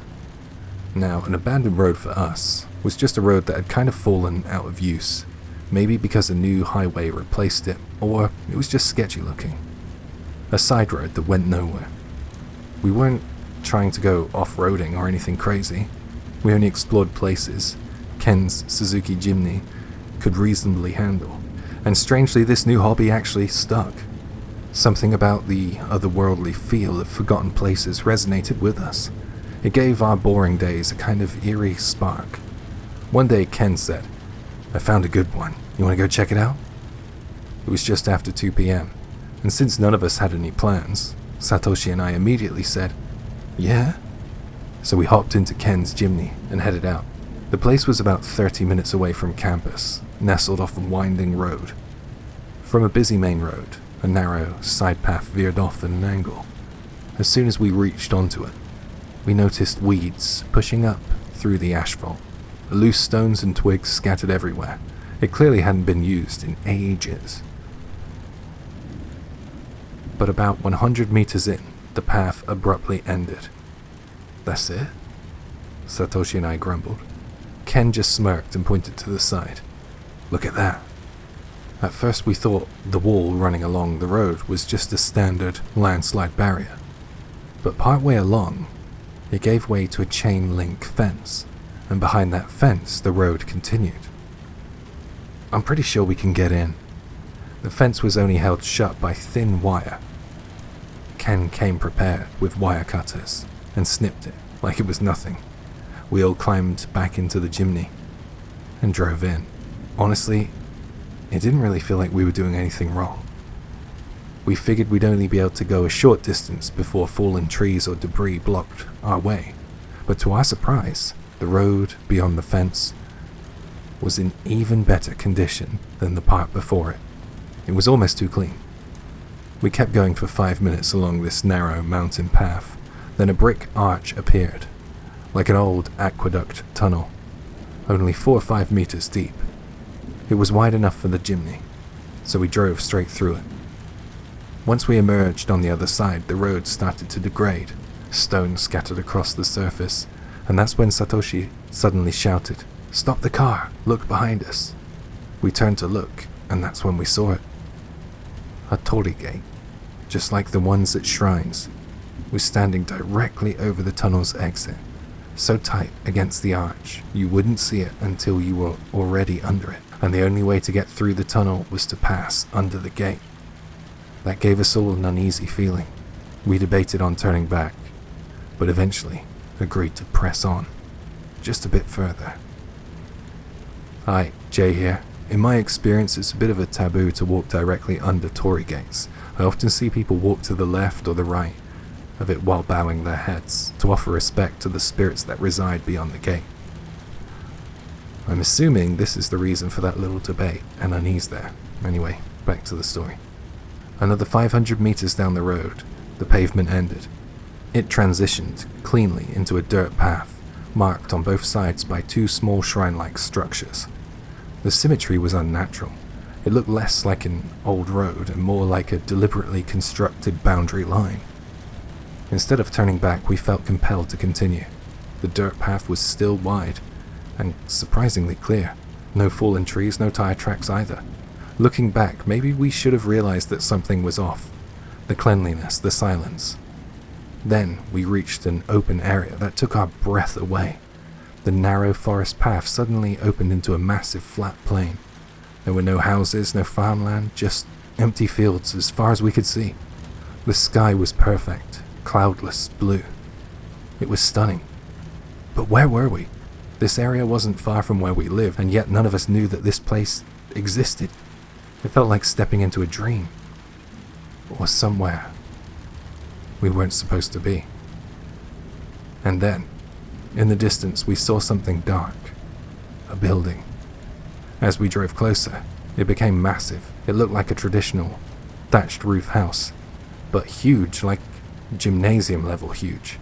No windows, no outbuildings, just one enormous structure at the end of a road that existed solely to lead to it. We parked and stepped out. The air was clear, birdsong absent. It was silent, peacefully so, but unnaturally still. The temperature was perfect, like early spring. It almost made you want to stay forever. But that house, that ridiculously large, thatched structure, shattered the illusion. It was old, dark, made of wood, but not all falling apart. Was someone maintaining it, living here? I'm gonna check it out, I said. Ken agreed. Satoshi hesitated. Then said he'd walk around the outside. The front door was heavy but unlocked. We pushed it open. A musty, almost moldy smell hit us. We called out, "Hello? Anyone in here?" But got no response. Inside was a large wooden floor space with walls, a shelf or two completely empty, and a sliding door on one side. The ceiling stretched high above into the darkness, completely open all the way to the rafters. I'm trying my best not to leave anything out. We decided to open the sliding door. The room behind it was shockingly bright. Dozens of skylights lit up the space. It was huge, but what caught our attention were the 5 enormous pillars. Each one was a tree trunk, easily 3 meters in diameter, reaching up for more than 10 meters. Do trees this big even exist in Japan? Ken muttered. In the center pillar, we noticed dozens of talisman-like paper charms nailed to the wood. Not with normal nails, but long, crude iron spikes. The writing looked like kanji, but didn't make sense. Then Ken said, "There's something stuck under them," and we looked closer. They were ears. They really looked to me like human ears. Hundreds of them nailed to the pillar, along with the charms. The ones near the bottom had decayed into unrecognizable shapes, but the ones up high, they looked fresh. We screamed. We ran. Out of the room, out of the building. We had to find Satoshi and get out. We ran around the massive building to the back. It took time just to get around it, and Satoshi was there, standing still, staring. We froze. Beyond the house, the flat land stretched on, and lined across the horizon were simple wooden altars, each spaced perfectly apart. On each altar, candles were lit, glowing unnaturally bright. They continued past the visible horizon, an endless flickering of fire. What the hell is this place? This is so bad, we need to go. Satoshi snapped out of it and walked towards us, pale. Then he said, "Hey, where's the sun gone?" And we looked up and the sky was blue and clear, but no sun. The light was even, with no source. The whole sky glowed with unnatural brightness. "Something's been off since we got here," Satoshi muttered, on the verge of tears. "It's too quiet. There's no birds, no bugs, and the road. There wasn't even a single blade of grass growing anywhere near." We grabbed him and ran to the car. On the way, I glanced back at the entrance of the house, and the front door was closed. I could have sworn we left that open. We didn't talk, we just got in the car, turned around and drove. Ken got us back to the start of the abandoned road, and as we approached the main road, we finally saw it. There was the sun, sinking into the west. We were back. None of us ever experienced anything like a curse afterwards, no hauntings, no misfortune, but we all remembered it clearly, every second. A few days later, we passed the road's entrance again. The narrow road we'd driven down. It was now completely sealed off with a massive iron gate. Even if it wasn't, I would never go down. that road again.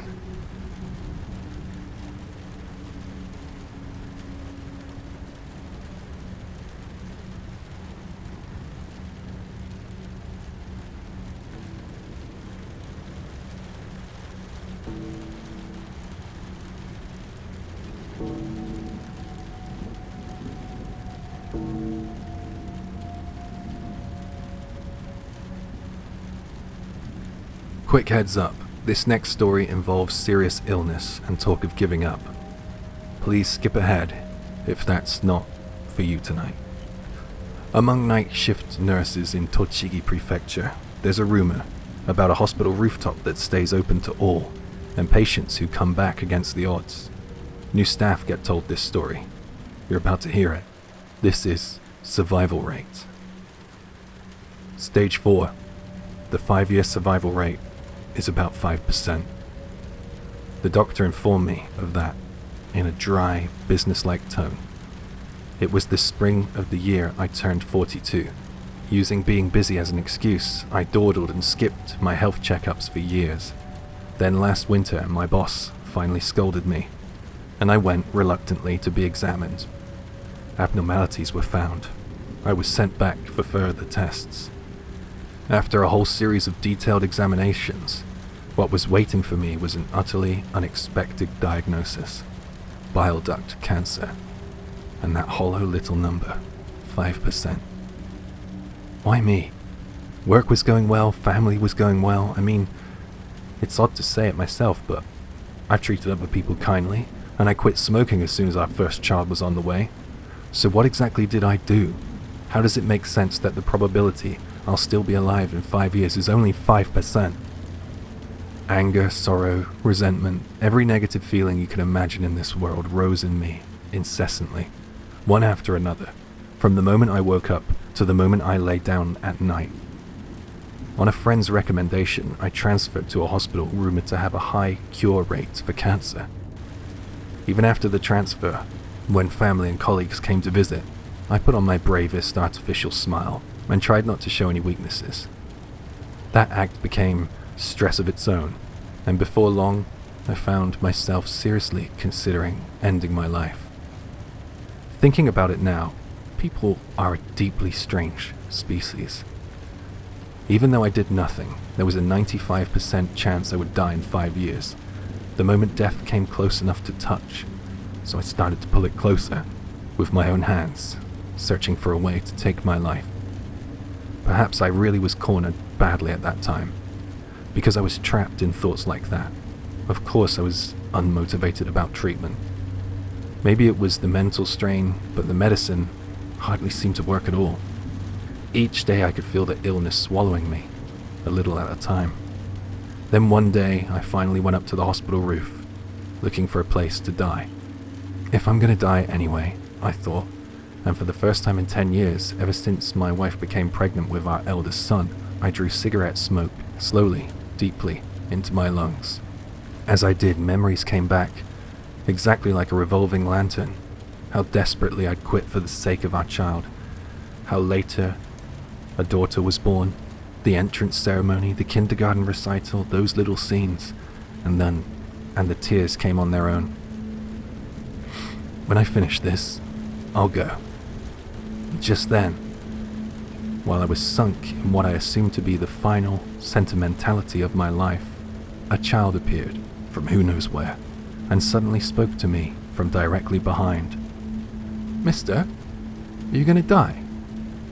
I was so startled I nearly lost all strength. The girl was about the same height as my eldest, so probably in the 4th or 5th year of primary school. She was wearing pajamas, so I assumed that she must be an inpatient here. "You shouldn't be up here. It's not a safe place for kids. Back to your room now." "Mister, are you ill? Is it cancer?" She kept firing off these blunt questions, almost as if she found it fun, and I even began to feel a little angry. "Are you crying, mister? Even though you're a grown-up?" "Huh. I didn't cry. Not even at the very end. If I cried, it would only make everyone around me sad, right? So I held it in." The words at the very end snagged on something in me, but I told myself it was just how children speak and to let it pass. Why are you crying, mister? For your wife? For your kids? For all of it? No, I don't think so. It's for you, isn't it? You just feel sorry for yourself. Your wife and your kids, none of them want you to cry, do they? If you cry, it makes them even sadder. So if you die up here, I think they'll be more sad than now. Much more. Her words stabbed into a place deep in my chest I'd never managed to reach by myself. And since you work so hard to quit, you probably shouldn't smoke anymore either. She said that, and she went back through the door leading downstairs. She's right. Being lectured by a child like that, what am I doing? Ashamed to the core of how self-centered my thinking had become, I threw the cigarette pack and the lighter straight into the bin. I returned to my room. While tearing up the will I hidden under my pillow, a cool thought crept in. How did that girl know I had quit smoking years ago? After a while, the head nurse came round on her temperature checks. I couldn't get the girl out of my mind, so I asked the head nurse in a casual, offhand way. Head nurse, this short-haired girl, about 4th year of primary school, in pink pajamas with a floral pattern. What illness does she have? I immediately regretted asking something so foolish. That sort of thing is personal information. There's no way she'd tell me. But the head nurse began to speak about the girl, as if it was the most ordinary topic. Oh, so you met Saori-chan. Saori-chan was hospitalized here more than 20 years ago. She was such a strong child, and it must have hurt terribly. Progressive pediatric cancer. But she used to say that if she cried, she'd lose. Even with drugs so harsh they'd make an adult give up, she kept at it and kept at it right to the very end. She didn't complain once. At that phrase, to the very end, it wasn't hard to imagine what happened to that child. While she was in the hospital, Saori-chan would often slip past the nurses and go up to the roof to look at the sky, the clouds, the stars. At the time, for safety management, the hospital had considered locking and closing the rooftop, but because of Saori-chan, they simply couldn't bring themselves to do it. What surprised me most wasn't the content of what she said, it was how the head nurse had talked about the connection between me and a girl who had died in the hospital 20 years earlier, as though it were a familiar, everyday sort of occurrence. After that, I abandoned those weak thoughts and became more proactive about treatment. As a result, I made a recovery so remarkable it even surprised the doctors, and a few months later I was officially discharged. If I had stayed there, trapped in that dark frame of mind, I'm sure the version of me that exists now would not be here. When I think about it, a hospital where the roof is freely accessible is quite rare, and yet there haven't been any cases of someone jumping from the roof, nothing like that at all. And the so-called survival rate here is said to be overwhelmingly higher than in other hospitals. Maybe, just maybe, the Saori-chan I met on the roof that day after she passed away became an angel. And even now, on that same rooftop, she continues to encourage patients who feel like their illnesses are about to beat them to reconsider doing something irreversible. Thank you, Saori-chan, for teaching me not to give up and giving me my life back.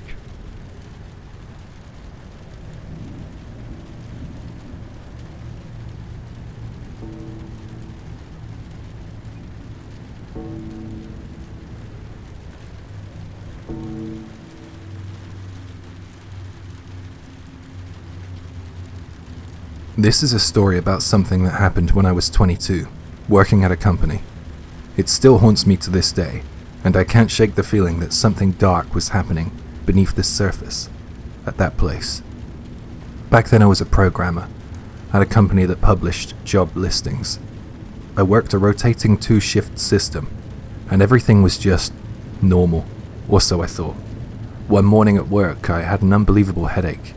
The kind of pain that makes you feel like your skull is being crushed. It was impossible to concentrate on my work. Coding and debugging were out of the question. So I decided to take a break. I had heard about a room that was used as a nap room in the past, so I asked my boss if I could take a minute in that room, if it existed. It did exist, and my boss gave me the keys. Seemed a little weird that it was locked to me, but I guess that was because there were no longer any night shifts anymore. I was handed the key and I made my way to the basement. The air felt heavy and damp as I descended the stairs. The fluorescent lights were flickering above me. The building itself was very old. When I opened the door to the room, I was greeted by a strange, oppressive atmosphere. The room was small, and there was a bed in the middle of the floor, small and uncomfortable looking more like a hospital cot than a place to rest. The room had no windows, and the ceiling was low, making it feel quite claustrophobic. A box of tissues sat on the bed, and that was it. I locked the door behind me, laid down on the bed, and tried to close my eyes, pulling the thin sheet over me to block out the world. My head ached, but I needed to rest. It was the only option. I tried to drift off, hoping that sleep would bring relief. An hour passed. I suddenly woke up, a sense of dread creeping over me. The room suddenly felt heavier now, and the air was thick and suffocating. Despite it being autumn, the room was humid, almost stifling. I could feel sweat on my skin as I lay there trying to make sense of the discomfort. Then I heard it. A strange, low sound. At first I thought it was my imagination, some part of my mind playing tricks on me, but it grew louder.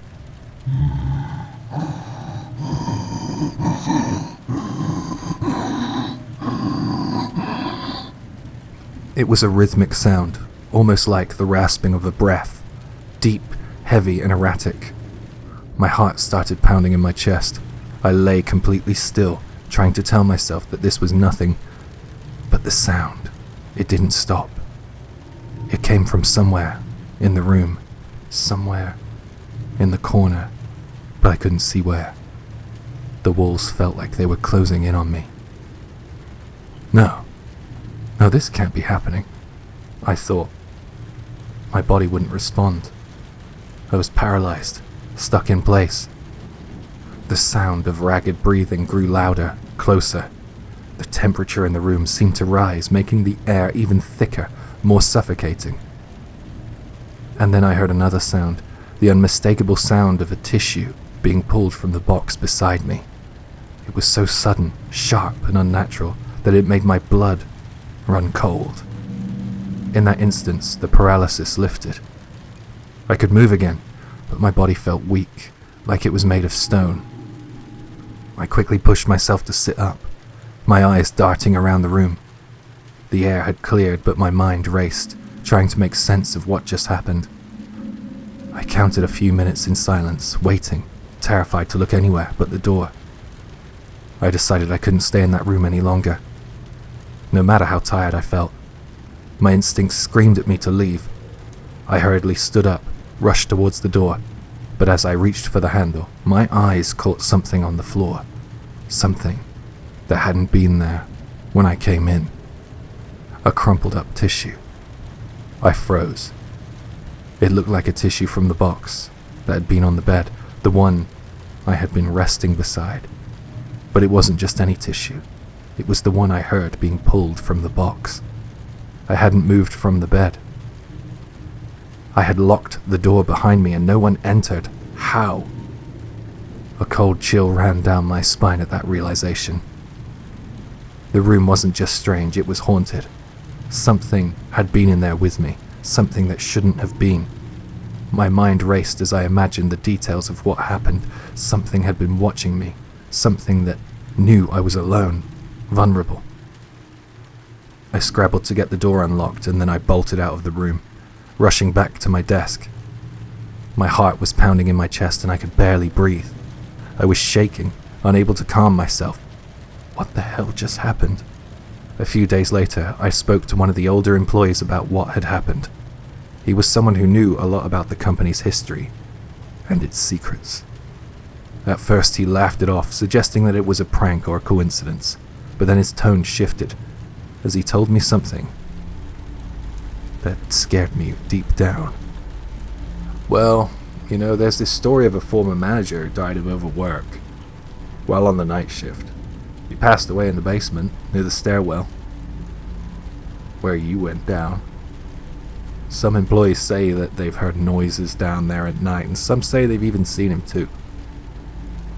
He went on to explain that young female employees were the ones who often ended up in that rest area, experiencing headaches, dizziness, and nausea, symptoms of stress, no doubt, but ones who seemed to trigger something darker in that part of the building.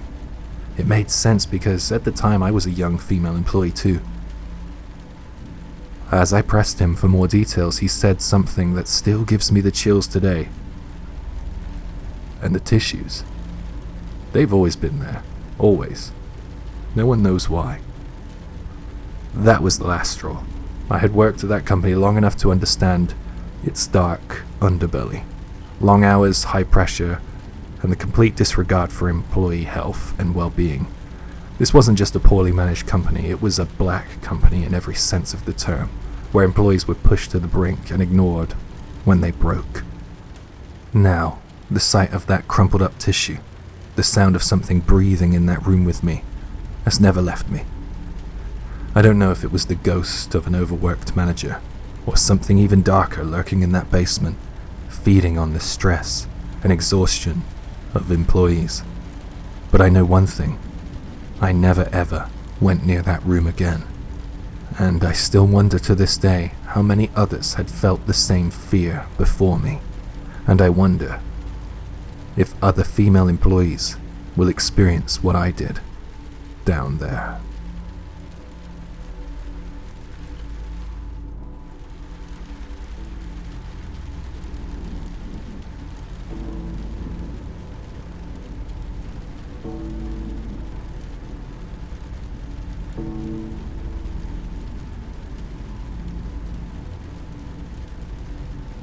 I first noticed when my girlfriend came over to help clean my apartment. Now, I'll admit, I'm not exactly the neatest person. My small, cramped apartment was practically a minefield of trash bags, random items, and all sorts of clutter. It wasn't like one of those crazy hoarder houses you see on TV or anything, but it was definitely chaotic. There were clear paths to walk. My chair and TV were free from mess. I did clean every now and then, but let's face it, when you're living alone, it's easy to let things slide. My girlfriend, she didn't like the state of my apartment, and she would often use it as an excuse not to come and see me. I would always have to go to hers. She would occasionally come over and help me out with the mess. She'd take one look at the place, shake her head, and then start tidying up. I'd feel a bit guilty, so I'd pitch in, even if I wasn't great at it. We'd usually get the place looking halfway decent by the time we were done. The day that this experience took place was no different. She showed me. She showed up and immediately started cleaning. I joined in, picking up books and random knickknacks, trying to put things where they belonged. We were working on opposite sides of the room. Then she suddenly stopped and called out to me. "Hey, come look at this." I walked over to where she was standing, and she was pointing at an outlet hidden behind a pile of old magazines and videotapes. Yeah, this happened a while ago. From one of the sockets, a long strand of hair was dangling down. Not just any hair. This was long, dark, human hair. "Whose hair is this?" she asked, her eyes narrowing on me. She knew all my friends were guys, and I've always kept my hair short. Her hair wasn't this long either. I was just as confused as she was, so naturally I began to feel hot under the collar. I didn't have an explanation. I could see she was starting to get suspicious, so I reached out and carefully pulled the hair from the outlet. As I tugged on it, I felt something weird. There was some resistance. Do you know what I mean? The strand of hair went taut, and then there was sort of a snap, like when you pull a hair straight out of someone's scalp. The long strand fell to the hardwood floor, landing on the freshly cleaned surface, and swaying slightly in the breeze. It stood out like a sore thumb. I just couldn't figure it out. Why is this happening? Curiosity got the better of me, and I bent down to peer into the outlet. All I saw was darkness. Nothing unusual, just a black emptiness inside. I do feel as if there was some empty space beyond the two pin sockets in the wall that stared back at me. I tried not to think of it much after that. My girlfriend and I finished cleaning, and later that night, we went out for karaoke. We had a few drinks, sang some terrible songs, parted ways, as it was a Sunday night, and by the time I got home, I was too exhausted to do anything but collapse in bed. The next morning, I was running late as usual. I jumped out of bed, threw on some clothes, and grabbed my bag. As I was rushing to leave, something caught my eye. The outlet. I froze. There it was again, a long strand of hair, just like the one from the day before, hanging limply from the same socket. A black strand of hair, obvious on the hardwood floor. I was a little more than freaked out. I had definitely pulled that hair out of the socket yesterday, so why was it back? I hurried over, yanked it out, feeling that same weird tension, and then ultimately, the unsettling snap. I kind of shuddered at that sensation, so I did something impulsive. I grabbed an old CD player, a boombox, that I hadn't used in ages, and I plugged it into the outlet. I figured if something was weird about that socket, then maybe covering it up would help me forget about it. I tossed the strand of hair out the window and watched as it caught the wind, and then I rushed out of the door. For the next few weeks, life returned to normal. I got busy with work, and before I knew it, the apartment was back to its usual state of clutter. I started stacking manga next to my bed, and the bin was overrunning with trash. Every now and then, I'd think about that outlet, but with something plugged into the output, I managed to push it to the back of my mind. Then, about a month later, something happened that still gives me the chills. I woke up in the middle of the night to a strange noise. At first, I couldn't figure out what it was. Groggy and half asleep, I fumbled for the light switch and squinted around the room. The noise was coming from the boombox, which was weird because I hadn't touched it in weeks. The sound was this low, grinding noise, like the radio was trying to play something, but couldn't quite manage it. I got up and walked over to it, noticed that the stacks of manga had been toppled over, scattered around the room. It didn't make any sense. There's no way the radio was loud enough to knock them over. This weird grinding noise was still ongoing, and it was seriously starting to creep me out. I reached for the power button, and that's when I noticed that the boombox was already shut off. I stared at it for a moment, my hand hovering over the switch. How could it be making noise if it was turned off? Was it broken? I grabbed at it with both hands, intending to move it, and that's when I felt it, again, that same horrible sensation. The cord was tangled in something, a thick mass of hair, tightly wrapped around it like vines. My heart started racing as I traced the hair back to the outlet. There, where it was spilling out of the socket. This wasn't just a strand this time, this was a full-on clump of long, dark, dirty-looking hair, and it was pouring out of the socket and wrapping around the boombox's cord. I yanked it away from the wall socket hard, without thinking. Snap. The feeling of 1,000 hairs being ripped out from someplace vibrated through my hands. At that exact moment, a piercing scream echoed around the room. It was so loud and so full of pain that I nearly dropped the boombox. The hair unraveled from its cord, fell to the floor, and that's when I saw it. Blood. Thick, dark blood was oozing from the socket, pooling on the floor beneath it. I let out a scream, stumbling back, crashing into the bed. The last thing I remember was the room spinning as I hit the floor. When I came to, I rushed to my feet, cleaned up as best I could. I knew I couldn't stay there any longer after that. I needed to get out, and fast. I packed a bag, grabbing my essentials, and I left the apartment, barely looking back. But just as I was about to walk out of the door, something made me glance over my shoulder, towards the outlet, one last time. A single strand of hair was hanging from the socket again. but it wasn't just dangling lifelessly like before.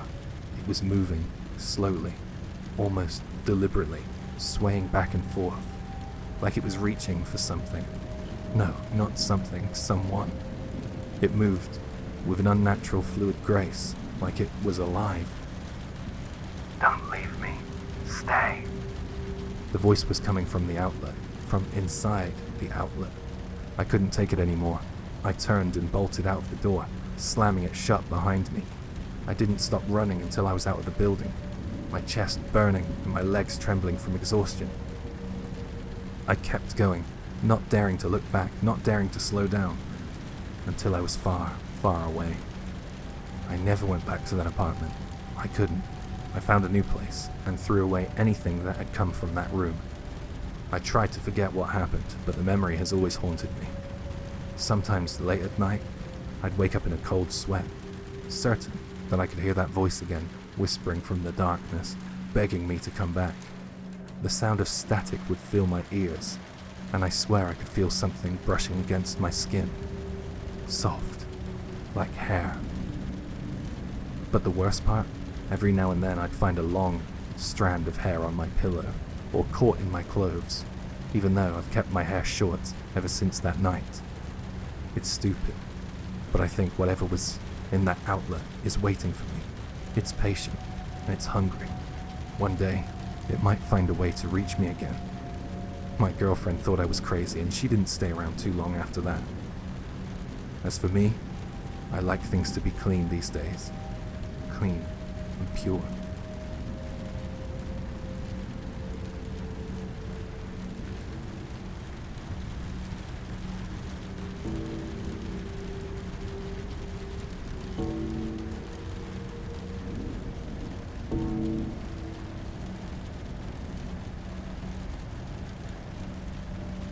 This is something I went through years ago, back when I was living in an old 2-story wooden apartment block. The building itself had age, thin walls, the faint sweet smell of old timber after rain. But inside had just been renovated and it looked freshly done. The tatami had been replaced with shiny flooring that caught the light, and it was absolutely spotless. It was a 1K, bath and toilet separate. There was even a little washroom. If I remember right, the kitchen was about 4 tatami mats wide, and the living room about 6, so it wasn't massive, but it was great for me. And the rent was the best part. It was only 40,000 yen. For central Tokyo, that was a bargain. And personally, I loved the place. But there's always a catch. That night I'd been out late at a company drinking party, so I think I reached my apartment a little before 1 in the morning. I took the last train home. I climbed the outdoor stairway and walked down the landing to my door. Something about it felt off. Looking back, I really wish I listened to that twinge and decided not to go in. I regret that, honestly and completely. When you stepped into my flat, the kitchen was on the immediate left. On the right were doors leading to the washroom, the toilet, and the bathroom. Straight ahead, a sliding door separated the kitchen from the living room. I normally kept that sliding door open, only shutting it when I was cooking. As I came up to my door, I had the sense, through the kitchen's frosted glass, of something moving inside, as if it was swaying gently. At the time, I told myself it was nothing, probably just a trick of the light as I approached, or just something from outside reflecting, a street lamp. I took the key from the pocket of my suit without thinking much of it, and opened the door. And that's when I realized something in the room was moving. My apartment was mostly dark, so it was hard to make out, but there was something long hanging from the living room ceiling, right there at the opening of the sliding door, which had been left slightly ajar. It was drifting slowly, so slowly, just rocking side to side. I had never put anything up like that, so I stopped where I stood, unsure what I was looking at. After a few moments, my eyes adjusted, with the help of the moonlight leaking in from the outside, and by really focusing on it, I realized it was somehow a human head. I don't know how to explain it properly, but it was as if a person was hanging upside down from the ceiling, from a place where the nape met the ceiling. A head and its long hair were pushing down into my room. Using the weight of whatever body might have been hidden above the ceiling, it swung back and forth like a pendulum. I couldn't see a face. I could tell it was turned away from me, and after a while I noticed that the swinging had grown stronger than before. At first, it had been a lazy side-to-side drift. Now it had become longer, heavier.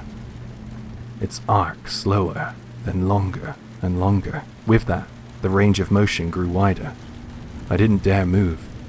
More than anything, I was terrified that if I made a sound, it might turn towards me. That thought alone pinned me in place. And then the swinging became more vigorous. From right to left, left to right, each sweep set the long hair chasing after it in a violent rush. I could just make out the dry hush of hair brushing in the air, and the wooden ceiling began to complain in low creaks. The pace quickened further, the arc widening until the head started striking the ceiling at that exact point. Thud, thud, thud. It was hammering at a frightening pace. The long hair whipped and tangled into a mess. The hiss of the hair cutting the air wasn't faint anymore. It was crisp, like a stiff brush being dragged over wood. The ceiling answered in tight, painful creaks, the old beams bowing under strain, as if something up there was leaning harder into the swing. This is bad, was all my brain could manage.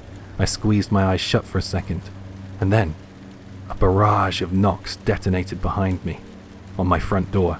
Not a polite tap, a hard, urgent rattle that made the metal skin of the door vibrate. Every part of me was locked up. The thing in the living room was still beating the ceiling, thudding away, hair whispering and snapping around it, while the door boomed again behind me. Pinned between the two, I couldn't decide which way to move. My mouth was dry. Another round of pounding. I forced myself to turn inch by inch, and I slid towards the door, keeping the thing in my peripheral vision as long as I dared. I unlatched it and pulled it open a crack. My neighbor stood there in slippers, face unreadable, in a low voice. "Could you keep it down?" I blinked. The flat had fallen silent. I looked back. The doorway to the living room was just a dark square again, nothing moving, nothing hanging, as if the air had stitched itself back together. I didn't even try to step inside. I shut the door and walked to the stairs without looking left or right, and I spent the night under the fluorescent lights of a nearby net cafe. In the morning, with daylight making me braver, I went to the apartment. Everything looked normal, except on the floor, beneath the spot in the ceiling where that thing had dangled. There were a few long strands of hair scattered about. After that, I took only what I needed from the flat, and I spent a few weeks living out of cheap hotels until I could move out, and I got out of there as quickly as I could.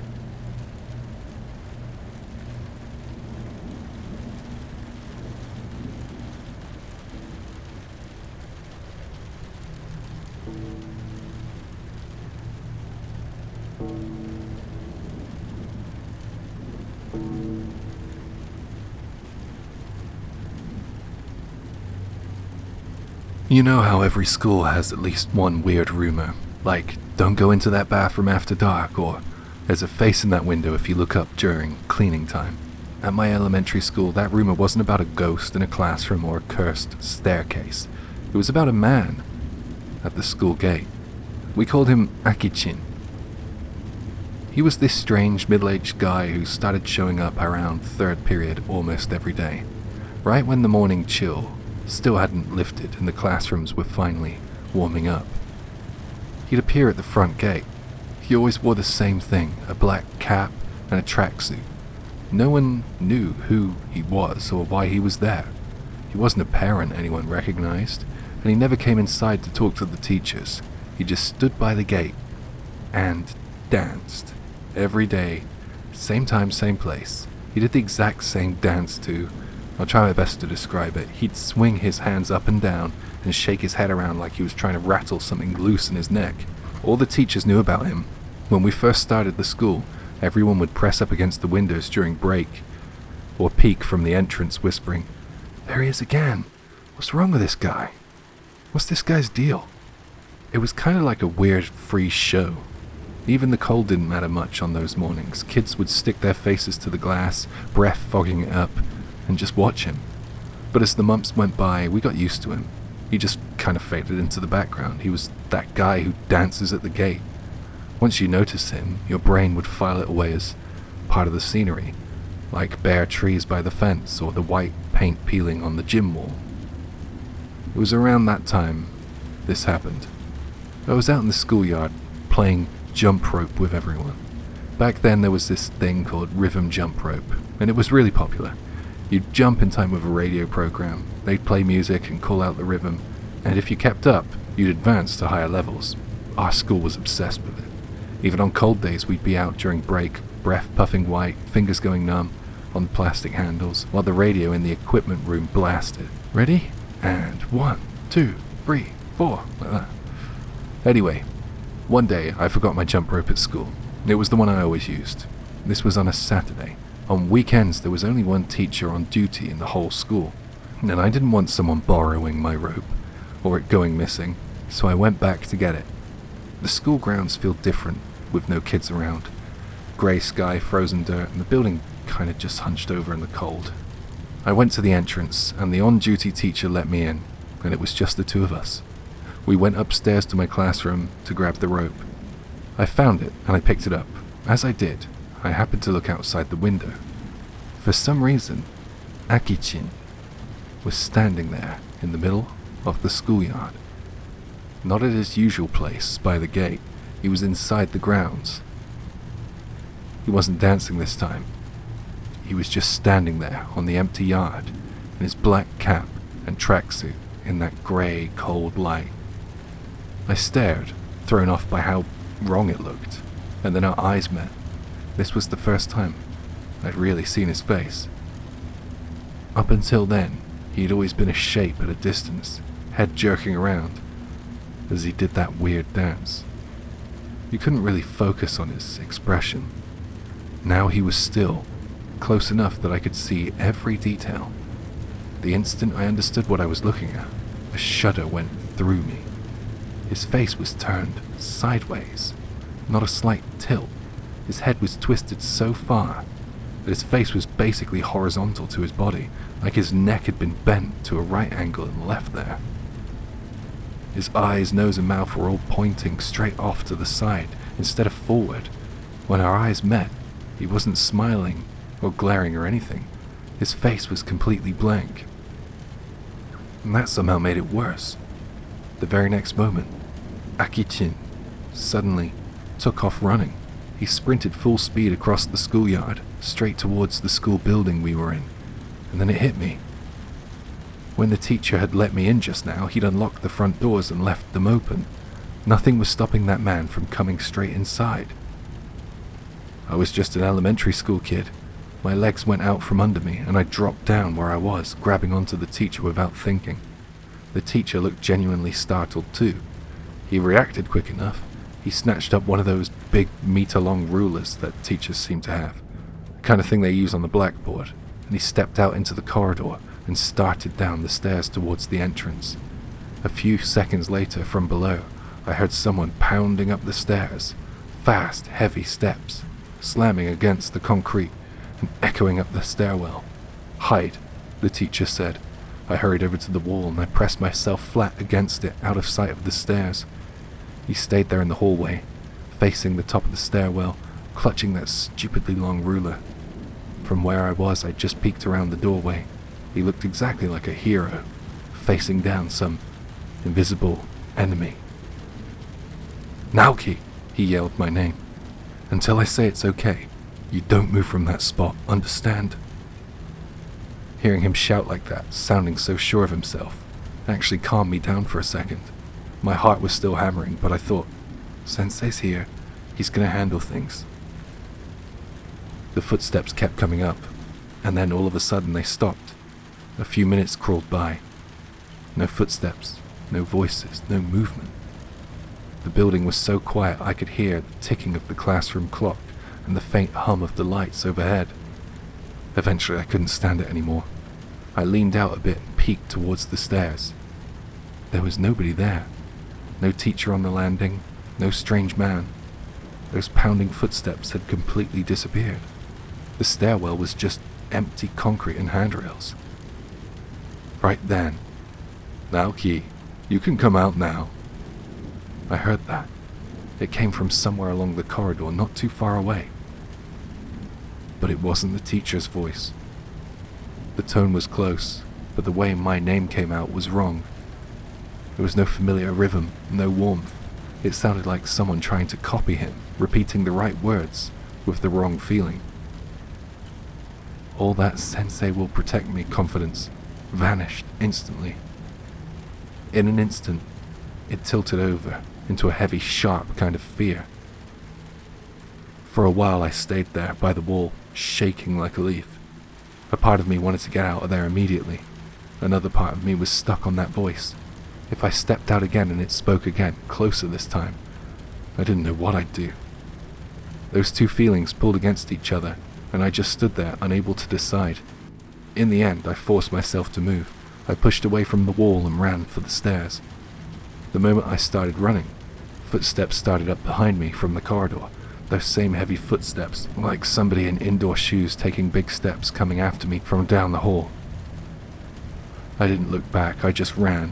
That was all I could manage. No clever plan, no checking if the teacher was there. Just getting away from that voice and those footsteps. I charged down the stairs, down towards the entrance.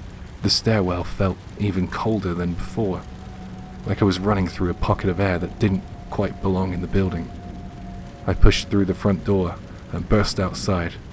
From there I headed straight for the school gate. By the time I reached it and grabbed onto the metal bars, I realized I couldn't hear the footsteps anymore. Somewhere along the way they'd stopped.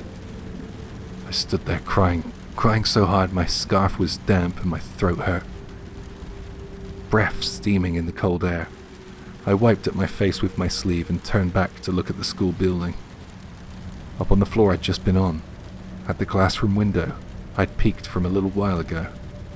The teacher and Akichin were both sticking their faces out, side by side, watching me. A few days later, that teacher was sitting in the staff room like nothing had happened. When I glanced in, he looked completely normal. But if you didn't know, you'd think Saturday was just a regular day. But after seeing him at that window with Akichin, I couldn't bring myself to talk to him anymore. I didn't want our eyes to meet. Just passing the staff room made my stomach knot up. About a week after the incident, the teacher quit and left the school. And we never got a real explanation for why. One day he was there and the next his desk was empty. The adults just said he had his reasons and changed the subject. As for Akichin, no one saw him again after that. No more dancing at the gate during third period, no more black cap and tracksuit silhouette. It was like someone had quietly removed him from the daily routine. Or maybe someone else took his place. Like he'd handed over a baton and someone kept going with it. I honestly don't want to remember that day anymore. There are too many things that just don't add up to me. What happened on the stairs when them footsteps stopped? Where did my teacher actually go? Whose voice called my name? And who or what chased me down the corridor? And most of all, why were the teacher and Akichin together at that window watching me from the classroom? Even now when I remember Akichin's face, that sideways face, I get a chill down my back. Sometimes it feels like he's slowly coming closer step by step from somewhere just behind me that I can't quite see. That's all though. As for the elementary school, I think it's still probably there somewhere. I'm really not sure. I'm pretty sure there are other people who know about Akichin too. Maybe some other people remember him. That's one of those stories that gets passed down from year to year inside a single school. Ask 10 former students and you'll get 10 slightly different versions, I guess. But our final story was bigger than that. This next one is tied to an entire landscape, a gorge, a tunnel, and a name the Ainu gave it that basically says, this place belongs to something else. Don't linger. To finish this winter collection, let's go back to Hokkaido. to a place called Kamui Kopan.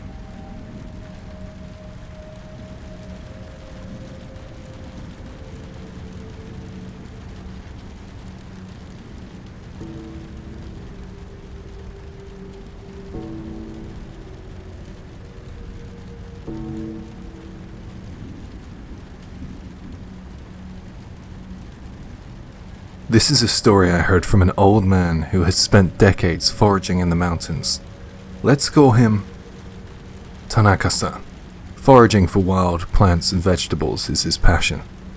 A way to connect with nature and something he says his ancestors did. But after what happened last year, he only ventures into familiar mountains. Never again into unknown territory. It happened during a long holiday weekend. Tanaka-san had managed to get a few extra days off work and decided to explore a mountain range far from his home. It was a bit of an adventure for him, but he said he saw it as a chance to find something new, and that excited him. The mountain he chose was picturesque, with dense towering trees that seemed untouched by time, but as beautiful as it was, the terrain felt foreign. There were no signs of the familiar patches where wild vegetables tended to grow.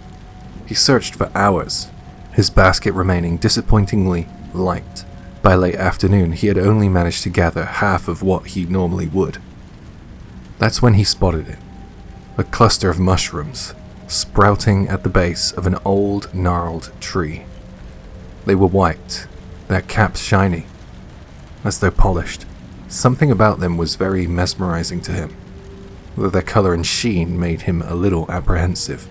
You see, Tanaka-san wasn't an expert on mushrooms. Wild vegetables was his speciality, things he could confidently identify without a second thought. Mushrooms, however, were a gamble. You know how some of them can look harmless but turn out to be deadly. He crouched down, mulling it over, staring at the mushrooms. "Those are delicious," a young voice piped up behind him. Startled, he turned around. Standing there was a boy no older than 10, with messy hair and a face smudged with dirt. He was wearing an old t-shirt and shorts, the kind of clothes that rural kids wore when they were playing outside. His eyes, dark and steady, were fixed on Tanaka-san. "Oh, so you know about mushrooms, huh?" Tanaka-san asked, trying to mask his unease. "Well, I live around here," the boy said with a shrug, as if that explained everything. "And these, mushrooms, they're safe to eat, huh?" "My dad picks them all the time. He says they taste really good." Well, that was all the reassurance Tanaka-san needed. He carefully plucked the mushrooms and placed them into his basket. "Do you know any other good spots like this?" he asked, eager to salvage the day. "I can show you some more. Follow me." The boy led him deeper into the forest, moving with the ease of someone who knew the terrain like the back of his hand. They came to another patch teeming with mushrooms, some of the same ones he had seen earlier, as well as a few Tanaka-san recognized as safe. He couldn't believe his luck. "Thank you," Tanaka-san said, filling his basket with a mix of mushrooms. It felt like the trip was finally turning around. As a token of gratitude, he pulled out a few pieces of candy from his pocket and handed them to the boy. "Here, for showing me the way." The boy's face twisted into a grin so wide it seemed unnatural, his brows knotting in an exaggerated expression of glee. It was the kind of smile that didn't reach his eyes, a smile that sent a chill down Tanaka-san's spine. Still grinning, the boy said, "You shouldn't eat those mushrooms. They're poisonous." Before Tanaka-san could even react, the boy had turned and sprinted into the trees, vanishing as quickly as he appeared. Tanaka-san stood frozen, his mind racing. Was the boy joking? Testing him? But the grin, that boy's grin, there was something malicious in it. He considered chasing after him, but he thought better of it. He didn't know the area well, and getting lost in the mountains was a real risk. Uneasy but determined not to waste his haul, he decided to head back down the mountain. At the base of the mountain, Tanaka-san came across a small shop where locals sold fresh produce and other goods. He stopped to rest, and he struck up a conversation with an elderly woman behind the counter, hoping to confirm whether the mushrooms were safe. As soon as he described them, her expression darkened. "You didn't pick those, did you?" "I did," he admitted, his heart starting to sink. "Those are highly poisonous. Even touching them can irritate your skin. If you'd eaten them..." She didn't finish her sentence, but the implication was clear. Tanaka-san felt the blood drain from his face.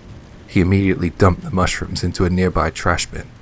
That night, as he lay in bed, Tanaka-san couldn't stop thinking about the boy. Why would he lie? What kind of child would knowingly lead someone to collect poisonous mushrooms, and then gleefully warn them afterward? Was it some kind of twisted joke? A test of how gullible he was? Or was it something darker? The boy hadn't seemed scared or mischievous. His demeanor was calm, calculated even, and that grin, it wasn't the grin of an innocent child, it was the expression of someone who knew exactly what they were doing. The thought haunted him. This wasn't a ghost story or a tale of supernatural vengeance. It was something far more chilling. A reminder that sometimes the greatest danger comes not from the unknown, but the cruelty of humans. So the next year, Tanaka-san stuck to the mountains he knew well. He didn't feel like risking another encounter like that one. I personally wonder if he hadn't offered the boy some candy for showing him that spot to forage, would the boy have bothered at all to mention that the mushrooms were poisonous? Hi, Jay here. For those interested, the mushrooms in question were of the Kusaura benitake variety, known to cause severe vomiting and diarrhea. I will leave a link in the description if you want to check them out, as well as a guide for other poisonous mushrooms in Japan.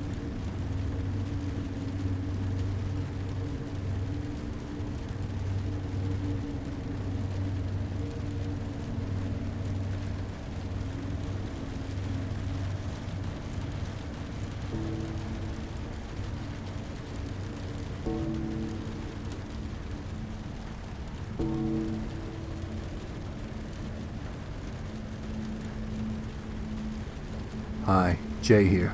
This next story is based on one of Japan's oldest and most haunting legends, Yuki Onna, the Snow Woman. She's beautiful, unnaturally beautiful, but you don't want to meet her on a snowy night. Yuki Onna is a ghost, or rather, a yokai, that appears during heavy snowfall.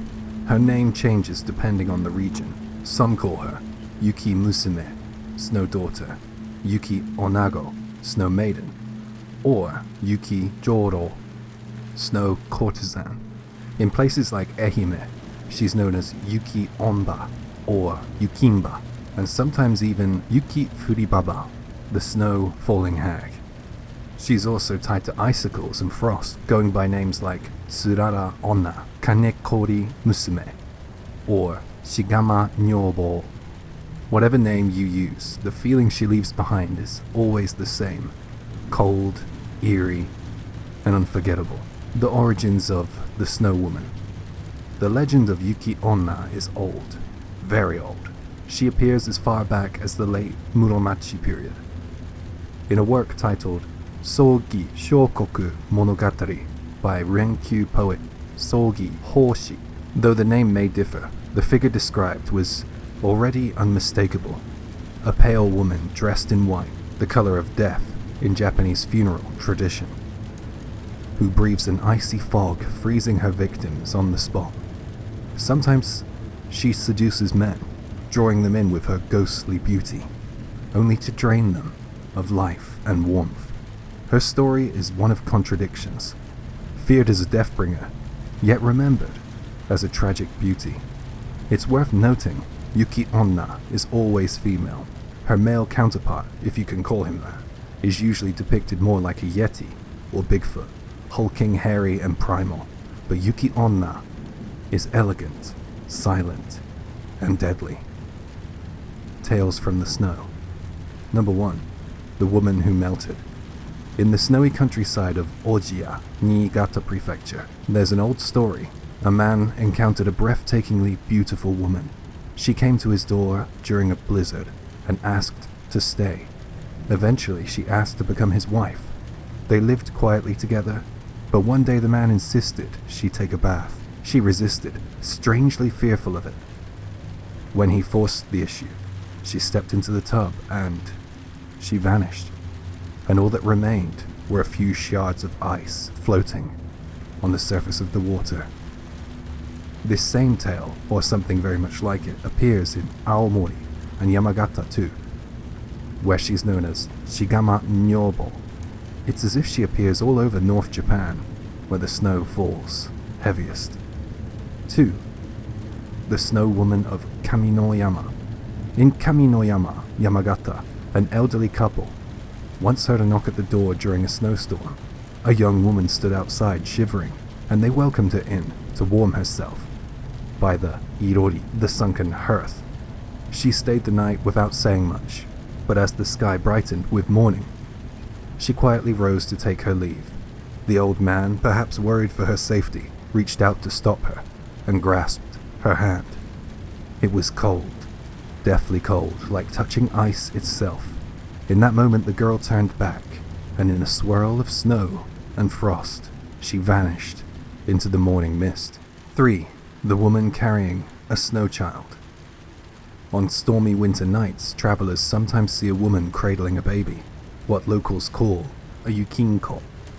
She pleads with them, "Please hold my child for a moment."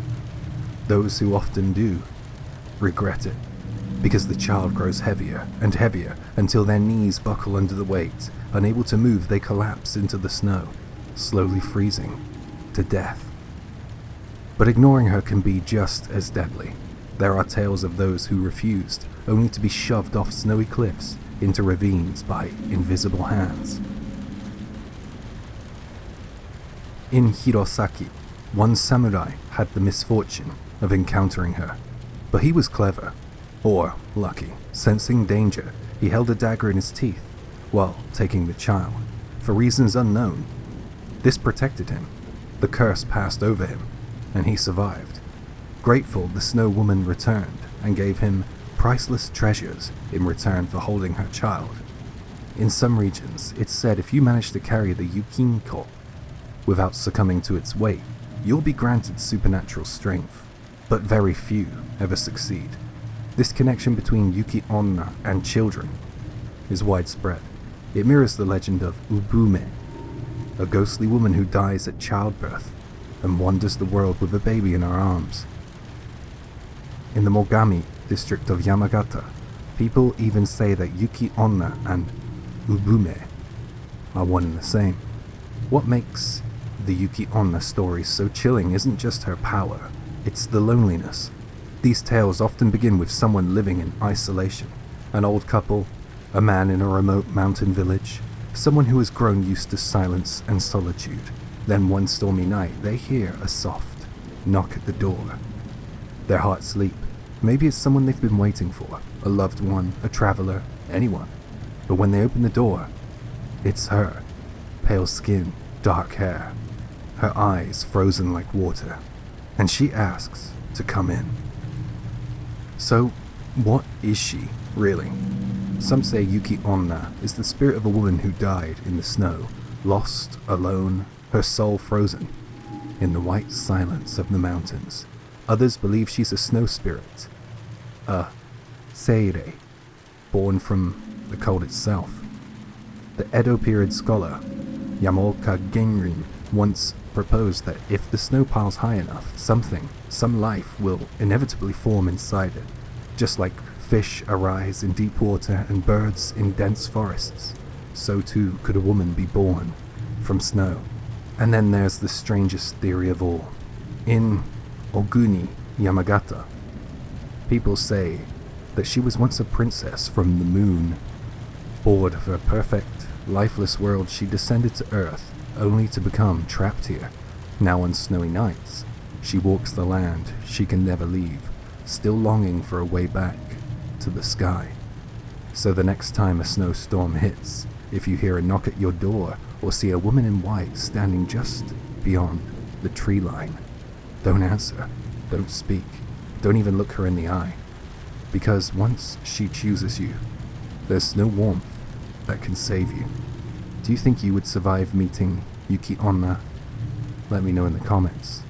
And stay warm.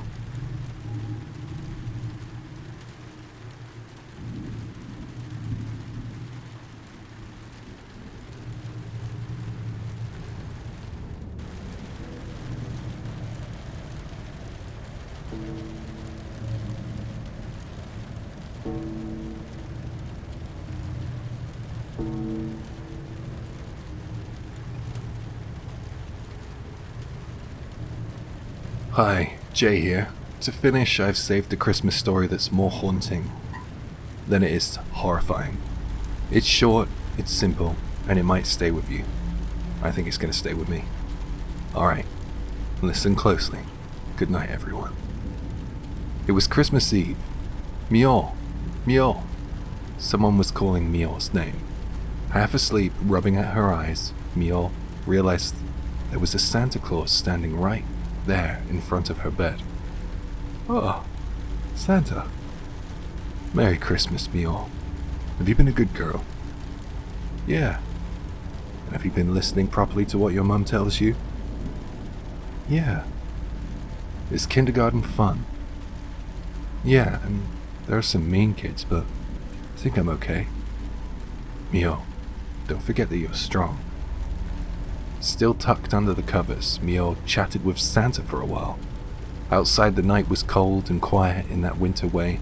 No summer insects, no open windows, just the faint hush of a house that's meant to be sleeping. After a bit, Santa pulled out a picture book he'd brought and began reading it to her. Every now and then, Santa's gentle hand stroked Mio's head. Mio felt warm, safe, like she'd been wrapped up in something kinder than a blanket. And before she even noticed it, she was drifting, and she fell asleep again. The next morning, Mio woke up. She found a picture book by her pillow, and a pair of cute knitted mittens. Clutching them, she ran out of the bedroom into the kitchen to show her mum. It was Santa! Santa came last night and he left me presents. What? Those are adorable mittens. I'm so happy for you, her mum said, putting on a performance. Because the truth was, she knitted the mittens herself without telling Mio, and she'd placed the picture book by the pillow too, quietly. See? Mio beamed, in a brilliant mood. She even wore the mittens to kindergarten. At kindergarten, the kids were having one of those little Christmas debates. Is Santa real or isn't he? Of course, Mio talked about what happened last night and said that Santa really does exist. Then one kid, slightly grown up for their age and a bit mean, announced the truth loudly for everyone to hear. Hey, you know what? You know who Santa really is? It's your dad. Some kids went, eh? In shock. And others bragged, I already knew that. Even if they didn't. But Mio just stared at the kid. Then, fat tears started to roll down her cheeks, one after another. The mean kid clearly hadn't expected Mio to cry and panicked. You made her cry, you made her cry. All the boys around him started chanting, egging it on, you know. And in the end, even the mean kids started crying too. Mio pulled out a handkerchief and she held it out, wiping the kids' tears for them. Because Mio wasn't crying anymore. It's okay. I'm sorry. You don't have to cry now, she said, trying to comfort them. In the evening, when her mum came to pick her up, Mio ran over. Guess what? I heard a huge secret today. Huh? What secret? Her mum asked. And Mio thought for a moment, then made a show of it. I'll tell you after we get home. When they got home, Mio shouted loudly towards the back of the house. Dad! Dad! You're here, right? She turned to her mum, proud as anything, and said, Mum, did you know Santa is Dad? Oh, so that's the secret. Last night, the person who read me the picture book, it wasn't Santa, it was Dad. Mio grabbed her mum's hand, tugging impatiently at her, because Mum was still fussing around at the front entrance. She tried to pull her towards Dad as fast as possible. Huh? So Dad read it to you, the picture book, Mum repeated, looking at Mio with a confused expression as she followed. In the corner of Mum's bedroom, there was a framed photo, Dad's memorial portrait. He died in an accident last year, and the two of them put their hands together in front of the photo, and they talked about Dad, about their memories of him, for as long as they could.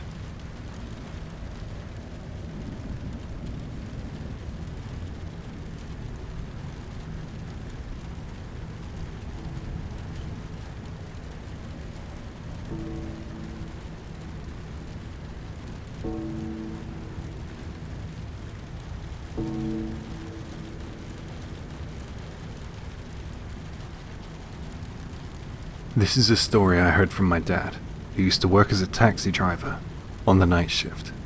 He told me this about 10 years ago. I've been carrying it around ever since. Back then my dad mainly drove nights. The commission was better, and he liked the quieter roads. That day it had been raining lightly since morning. Nothing serious at first, just that steady drizzle that makes everything a little grey. By the evening, the forecast came on the TV. Heavy rain tonight, drivers are advised to take extra care. The announcer's tone made it sound like it was worse than just a passing shower. I remember turning to my dad and saying, "Maybe you should just take the night off with this weather." He shrugged it off as he put on his jacket and said, "I'll be fine. Nights like these are actually easier. The roads are going to be empty, no clueless drivers cutting in, and the pay's going to be good. It's better than crawling through daytime traffic anyway." All I could really say was, "Okay, just be careful."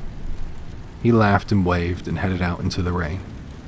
And that night, he started his shift like usual, picked up a few short fares in town, cruised the main roads, listened to the radio between calls.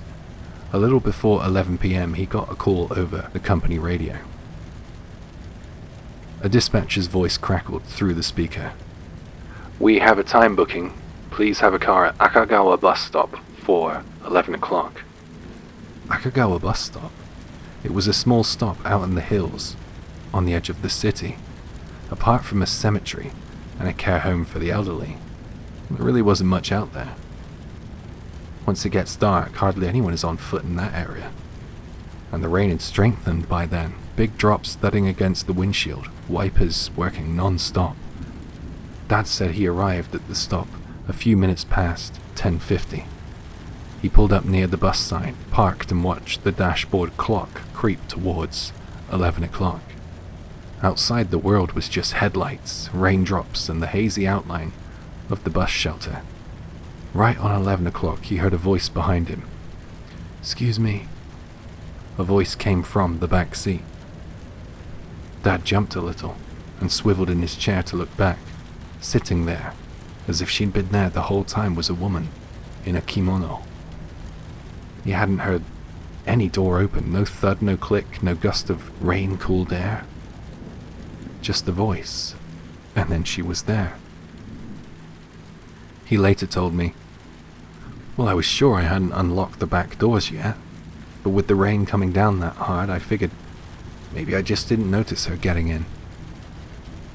There was something strange about it, but a customer is a customer, so he slipped into his usual professional mode. "Good evening," he said. "Where to?"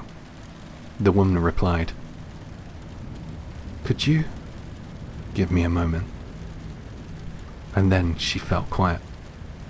While he was waiting for her to answer, the rain picked up even more. On nights like that, the water noise turns into its own kind of background hum. The steady drumming on the roof, the wipers scraping back and forth, the occasional splash of a passing car somewhere far off. The air felt a bit heavy, so my dad tried to break the silence. "It's really coming down tonight, huh?" he said.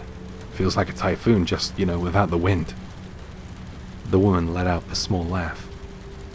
"Yes, but I actually prefer the rain," she said. "When it's sunny, I don't feel settled. Rain makes me calmer." Dad thought that was unusual. Most passengers complained about the rain non-stop. "Is that so?" he said. "Not many people say that." And she didn't add anything. For a moment it was just the two of them. in that enclosed space, with the storm pressing in from every side. Then she spoke again. "Driver," she said, "I'll pay you properly, so could you just drive as far as you can go?" Dad was taken aback. "Huh?" slipped out of his mouth before he could stop it.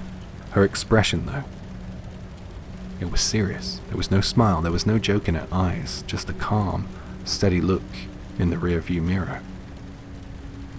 "As far as you can go," she repeated. "I don't mind where. I'll pay the full fare." It's not that normal of a request. He said he considered telling her he couldn't do that they needed a proper destination. But something in her tone, and maybe the way it felt that night, made him hesitate. She might change her mind on the way. Once the meter starts ticking, she'll probably tell me a place to go, right? And with that half excuse in his head, he decided he couldn't flat out refuse. "Alright," he said. "I'll start driving then, and if you think of somewhere, just let me know." He signaled, pulled away from the bus stop, and eased the taxi onto the wet road. That's when the car started acting strange. First, the navigation system. He tried zooming out on the map as he drove, but the GPS marker didn't seem to update properly. The cursor jerked around, drifted off the road, then snapped back. The screen froze more than once. Then the company radio started cutting out. At first, he thought it was a bit of static between messages. Then even when he called in, dispatch replied in broken fragments, like the signal was moving through a tunnel. Eventually, it just went quiet, and he glanced at the time and the distance. This isn't great. If something happens out here in this weather, I can't even contact the office. The road they were on wasn't one he drove often. In the dark, with the rain on full blast, landmarks blurred or disappeared completely. He decided it wasn't smart just to keep driving around aimlessly, so Dad eased the car to a stop at a safe spot by the side of the road, and he took a breath. He turned slightly in his seat to speak to the woman. "Ma'am, I don't know this area that well. I don't come here much. If it's all right with you, could you give me directions? Just left or right, something like that?" He finished speaking, waited for her reply, and then he realized something. There was no one in the back seat. The seat that had been occupied only moments ago was now empty. No rustling of fabric, no door sound, nothing. Just the faint smell of damp and the sound of the rain.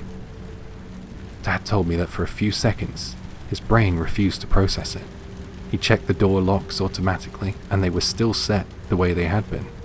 The only thing that was on the back seat was a folded handkerchief, white with a small, simple flower design. He reached back and picked it up. It had a bit of weight to it. Inside, folded with care, were a piece of stationery and a 10,000 yen note. The bill was crisp and dry, as if it had never seen the rain outside. On the stationery, in neat handwriting, was a short message. "Thank you for keeping me company for a while. Thanks to you, I can leave without any regrets." Dad said it felt less like a cheerful note and more like a final line left behind by someone who had already made their mind up a long time ago. He drove back to the depot later, turned in the car, and went home with that handkerchief still on his mind. We only found out the background sometime after. There had been a famous plane crash in the mountains near Akagawa bus stop years before. A lot of people lost their lives. When my dad told me this story, he finished with, "Maybe she was one of the passengers who never made it home. Maybe she just needed a way to get away from there." Since that incident, every year of the anniversary of the crash, my dad goes to the memorial monument near the site. He doesn't talk to anybody there. He just stands there for a while, puts his hands together, and says a silent prayer. I think in his mind, he's still talking to the woman in the kimono who liked the rain.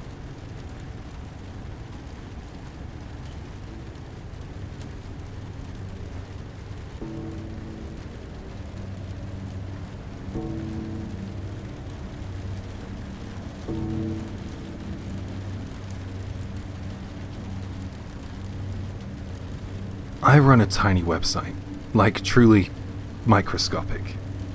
In old net slang, I'd call it chōtopiko, so small it barely registers. Ever since I first opened it, there's been one person who's been stuck to it like glue. I'll call her Akemi. Right from the start, Akemi filled my guest book and emails with unsettling messages hinting at self-harm and threats towards others. Because of that, I reported her. I blocked her IP, and eventually moved the entire site. A few years passed like that. Then this March, an email arrived. The body of the message was, Ya to mitsuketa koko ga anatta to saigo ko to bakari. Aha, ureshii. The spacing was weird, like someone had hit the spacebar at random parts. If you smooth it out, it basically reads like this in English. I finally found you. I'm so happy. This will be the last place for you and me. From the signature at the bottom, I knew it was Akemi. It wasn't an ordinary email. She used a very specific handle and a distinctive kaomoji that I'd never seen anyone else use. That combination was hers. So I blocked her again, set my mail client to refuse anything from that address, and I moved the site yet again. That's everything I'd written in the other place. That's the background. A few years before all of that, back when things with Akemi were at their worst, I'd actually heard from her daughter. She'd sent me an email that basically said, I'm very sorry for all the trouble my mother has caused you. If she ever does anything again, please contact me at this address. So when that weird, I finally found you email came in this March, I decided I should at least inform the daughter. No accusations, no anger, just, a heads up. I wrote something like this. I received this email from Akemi today. There's no actual harm done on my side this time.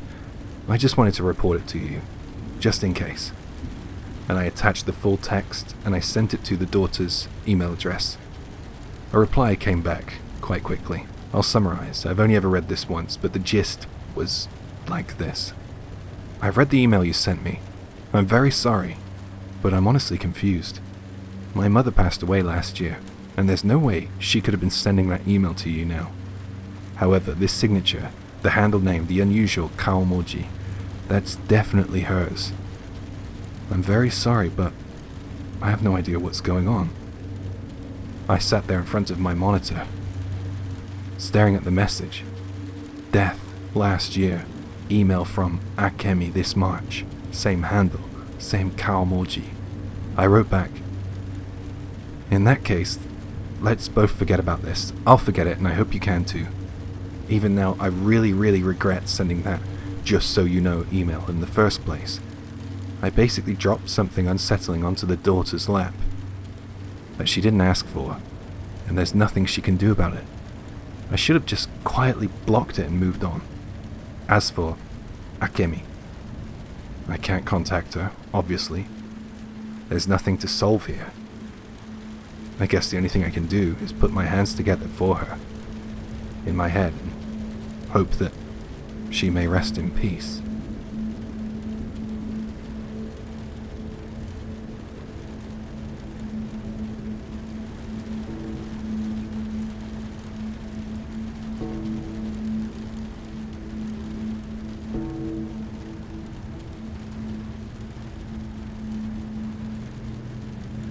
Since I've managed to get back on my feet lately, I thought I'd try writing down a personal experience, one that seriously scared me. This might end up being kinda long, so I'll just apologize for that up front. It happened over 10 years ago, back when I was in a university. I was a student living in Tokyo. At the time, I was really into lucid dreaming. I used to try it out all the time. You probably already know what lucid dreaming is, but just in case, it's when you become aware that you're dreaming while still inside of the dream. And then you can control what happens, more or less. In my case, my lucid dreams always started whatever setting the dream initially gave me. I could act freely within that world, but only within its limits. Whenever I tried to push beyond what I already knew, like go somewhere unfamiliar, I'd suddenly wake up. For example, if the dream took place in a town I'd visited on a trip, I could walk around the familiar area, no problem. But the moment I tried to go further than I'd actually been before in real life, the dream would break and I would wake up. Also, for whatever reason, I couldn't do the flashy, fantastical stuff like flying through the sky, or shooting fried chicken out of my hands or anything weird like that. No, not in my dreams. What could I do? Was basically anything I could do in real life. That became the unspoken rule for how my lucid dreams worked. At first it was hard to get it going. If I managed to pull it off even once a month, I was happy. But by the time I graduated, I'd trained myself enough that I could enter a lucid dream about once every 3 days or so. Back then I just enjoyed the worlds my dreams gave me. The ones I liked the best were the dreams set at high school. I'd find the girl I used to like, ask her out, go on little dream dates, sneak a kiss here and there. They were honestly some of the best and happiest moments I can remember. But after graduation, I got hired by a mid-sized tech company doing systems designs, and my life turned into a cycle of relentless overtime. I was staying up late every night, drowning in work. It was a black company. My resentment towards the company, and specifically my boss, built up fast, and before long, my dreams started revolving around work too. Thanks to the lucid dreaming skills I'd honed during college, I started using my dreams to blow off steam. I'd punch my boss in the face, trash the office, let all that buried frustration erupt in the safety of a world I controlled. I was never afraid of mixing up dream and reality, because whenever a lucid dream began, there was always this strange falling sensation, like a sudden grip tightening around me right before sleep paralysis. It was distinct enough that I could always tell the difference. That routine went on for about a year, but the workload never got any lighter. In fact, it only got worse. I'd wake up, work till midnight, then fall into bed and spend my dreams screaming my rage into the void of my fake office. Somewhere along the way, maybe from sheer exhaustion, I started having lucid dreams every single night. Then came the Wednesday that changed everything. As usual, I worked late into the night. I dragged myself home and collapsed into bed. I thought I fell asleep, but the next thing I knew, I was awake again, and it was Thursday morning. I figured I must have slept like a rock from how tired I was, and although I was annoyed at missing a dream, I was also running late, so I rushed out the door. Thursday passed, another exhausting day, and that night I was determined to get back into a lucid dream. But when I woke up again, it was Friday. 2 nights in a row without a dream? It irritated me way more than I expected, but I powered through Friday, came home, went to bed, ready to blow off steam, and yet again I woke up in the morning, Saturday, 3 days in a row without a dream. It felt wrong. I figured maybe I'd just been too tired all week, so I told myself I'd cut out early that day and really relax. I left the house determined to make the most of the weekend, but that Saturday turned out to be the worst yet. All day long, my boss kept hounding me, berating me over things I hadn't done, things I didn't even remember being assigned. By the time evening came, I was boiling with frustration. I barely held myself back. The moment the clock hit closing time, I shot out of there. I rushed home and I dove straight into bed. Sleep took me instantly. But I didn't dream. I woke up. Just another morning. I nearly lost it. It was Sunday though, so I figured I could at least try to take it easy. I lay in bed scrolling on my phone, trying to calm down. And that's when my phone rang. It was my boss. What the hell are you doing? Get your ass to work. I blinked. What? It's Sunday. And then something clicked. Aha! I am dreaming. Finally. and just like that, something inside me snapped. 3 days of missed revenge fantasies had piled up. This time, I was going to go all out. I did something I never done before. I slipped a kitchen knife into my bag and I headed to the office. As soon as I walked in, my boss was already yelling. His voice echoed through the room, shrill and furious. I just stood there grinning. Let the dog bark, I thought. He got more and more agitated. I was loving it. Then, at the perfect moment, I snapped back. I shouted right back at him, and I punched him hard. Gasps rippled across the floor. All eyes were on me. The feeling? Pure release. But I wasn't finished. I went into my bag and I pulled out the knife, and I drove it into him over and over again. I shouted, "I'll kill you!" And I just kept going and going. The feeling was dull, like cutting into raw chicken. And I remember thinking, I guess it is really like chicken. And the office exploded into chaos. People ran, screamed, scattered like ants. And I stood there, waiting to wake up. But I didn't. I changed clothes and I left the building and I wandered the streets, still in the dream. And eventually my stomach growled. That's weird, I thought. I've never been hungry in a lucid dream before. Just to test it, I went to a ramen shop and ordered. I ate. Everything felt real. Too real. I started to panic. If this was a dream, then doing something impossible like going somewhere that I'd never been should snap me out of it. So I headed to the station and I bought a ticket on a train I'd almost never used, the Joban line.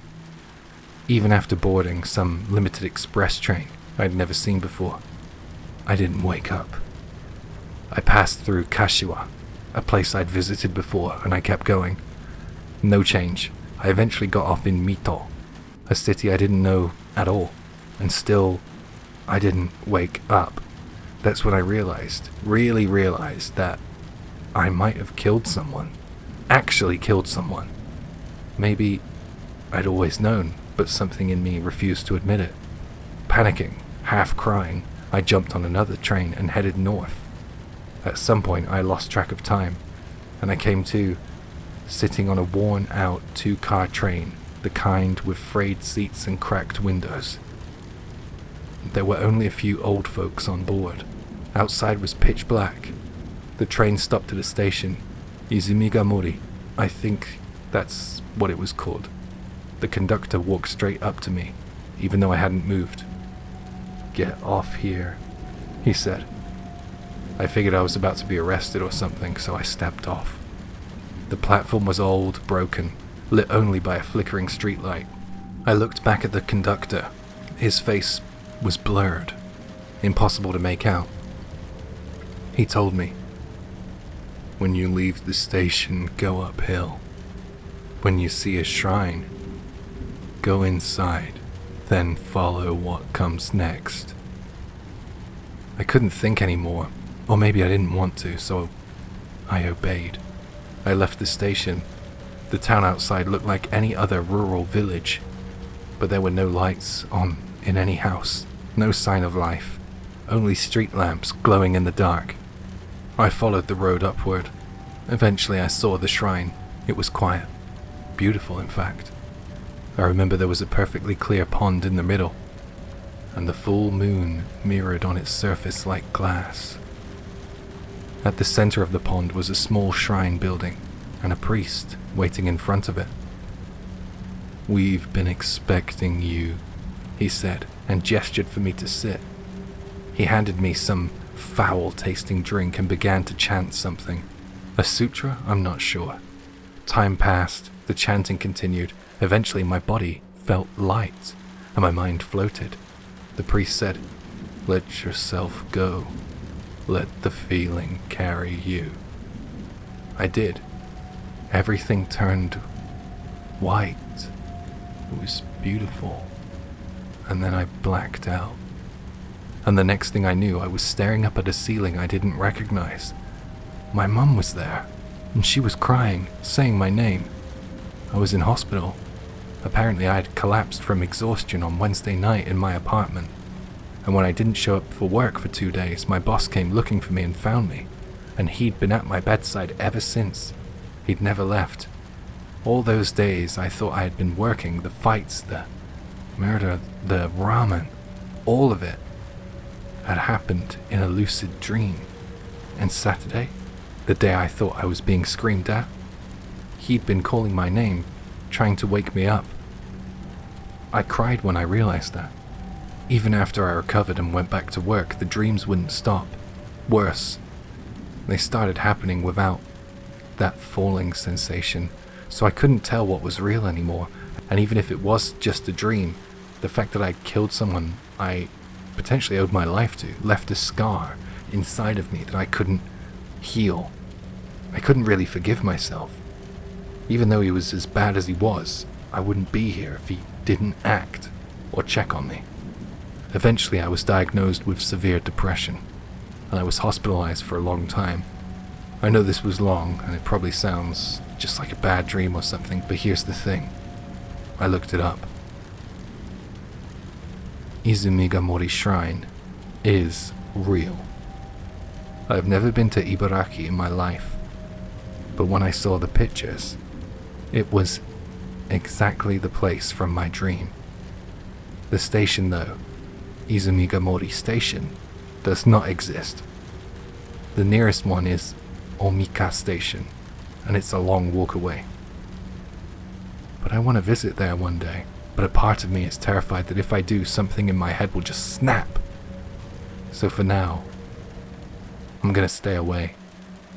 Still, if anyone from the area knows something about Izumigamori Shrine, I'd love to hear it.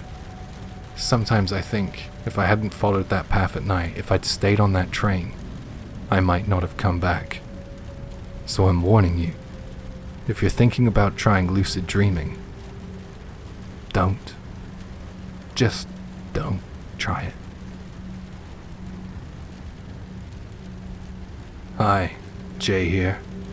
Izumigamori Shrine sounds interesting. And if you look at the screen now, here it is. I managed to track it down. Maybe one day I'll go there. Visit it in real life.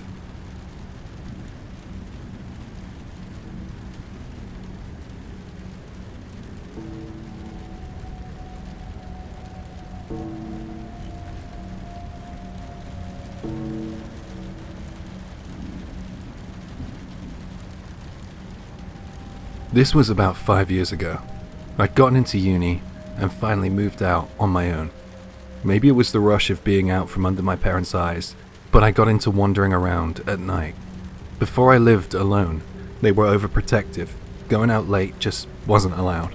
It's an area with loads of students, so even after midnight, you'd still pass people. Folks straggling home from drinks and the like. So it didn't really feel that scary. But I'm jumpy by nature, so yeah, walking alone through a quiet residential area after midnight, and the buildings were mostly rundown flats, should have been scary. Honestly it was, but if you walk a bit and you pass a few people, that kinda takes the edge off. One night though, I went for a long stretch without seeing anyone. I was getting spooked and thinking, I should call it and head back. Just then I spotted someone up ahead. I felt relieved. Alright, I'll keep going for a bit. And as I passed him, he suddenly beamed at me and said, "Are you looking for something?" That's what he said. I couldn't tell you what he was wearing, but I can still picture his face. Do you know the film One Cut of the Dead? Imagine the Kansai dialect auntie in that, only more collapsed and aged. That sort of face, but he was a man. Hi, Jay here. I will put a link in the description. Sorry, I can't put it on the screen. Copyright. Back to the story.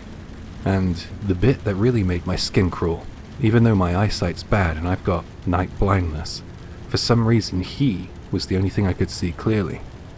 I couldn't answer properly. I just stammered, no, and got away from there. He didn't follow or try anything else, but I was rattled, so I took a roundabout way home to avoid crossing paths with him again. On the road outside my building, I was jittery, scanning for him, feeling like he had followed me for some reason. But he wasn't there, so I relaxed and I went inside. The moment I shut the door, the chime rang, and it properly startled me. I hadn't even taken off my shoes. I was at the Gankan. I didn't bother taking them off, and I ran a few meters into my room. That's the first time I've never taken my shoes off at home. My parents would kill me if they saw that. But then I turned back towards the door and just stayed there, stuck, fixated on it for a while. 5 minutes, 10, I don't know, something like that. The chime had only rung that one time, so I figured there couldn't be anyone still there. But then I checked the peephole, and he was there. That revolting smile, full face. My legs went. I gave up on taking off the shoes, and I dived under the futon. It's a small student flat. You can see the door from the bed. From the door I kept hearing, "Are you looking for something? Are you looking for something? Are you looking for something?" on repeat. I was terrified. I couldn't look away. Then the mail slot, the posting flap, clicked open. It's a shabby building. There's nothing on the inside to cover it, so you can look straight through. If he peers in, that's it, I was thinking.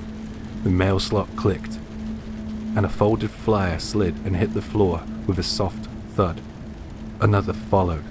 Paper, drag, then thud. On the third one, something inside made a small metal tap on the boards. I stayed under the futon and I didn't move. I watched the bottom of the door. From that strip of space, just a line of light. His voice kept the same rhythm. "Is this it? Is this it? Is this it?" He sounded delighted, like he could barely hold laughter in. Little hitching giggles. I waited for a lull. His voice thinned out, then drifted down the corridor. A moment later, the building's entrance door did that heavy catch and close sound. After that, nothing. No steps coming back. Just the fridge click and a pipe ticking. I stayed put, no peeking, no calls. I watched the ceiling until the room went from black to early grey. When it was light and the corridor was quiet, I got up and put the chain on, and I checked the floor by the slot. There was a small stack of flyers. The top one was folded over, a plain silver key, taped in place with a neat note. "I found what you were looking for. It's yours." I slid everything in a plastic bag, and I shut the mail slot. Nothing's ever happened since, and I stopped my late night wandering. I covered the mail slot with tape, but I couldn't afford to move. This all happened in the eastern side of Tokyo. I've never tried that key on anything. I don't know if it's even mine or not. But some nights when the building's quiet, I picture a lock nearby that fits, and someone on the other side, smiling like that, asking if I'm still looking for something.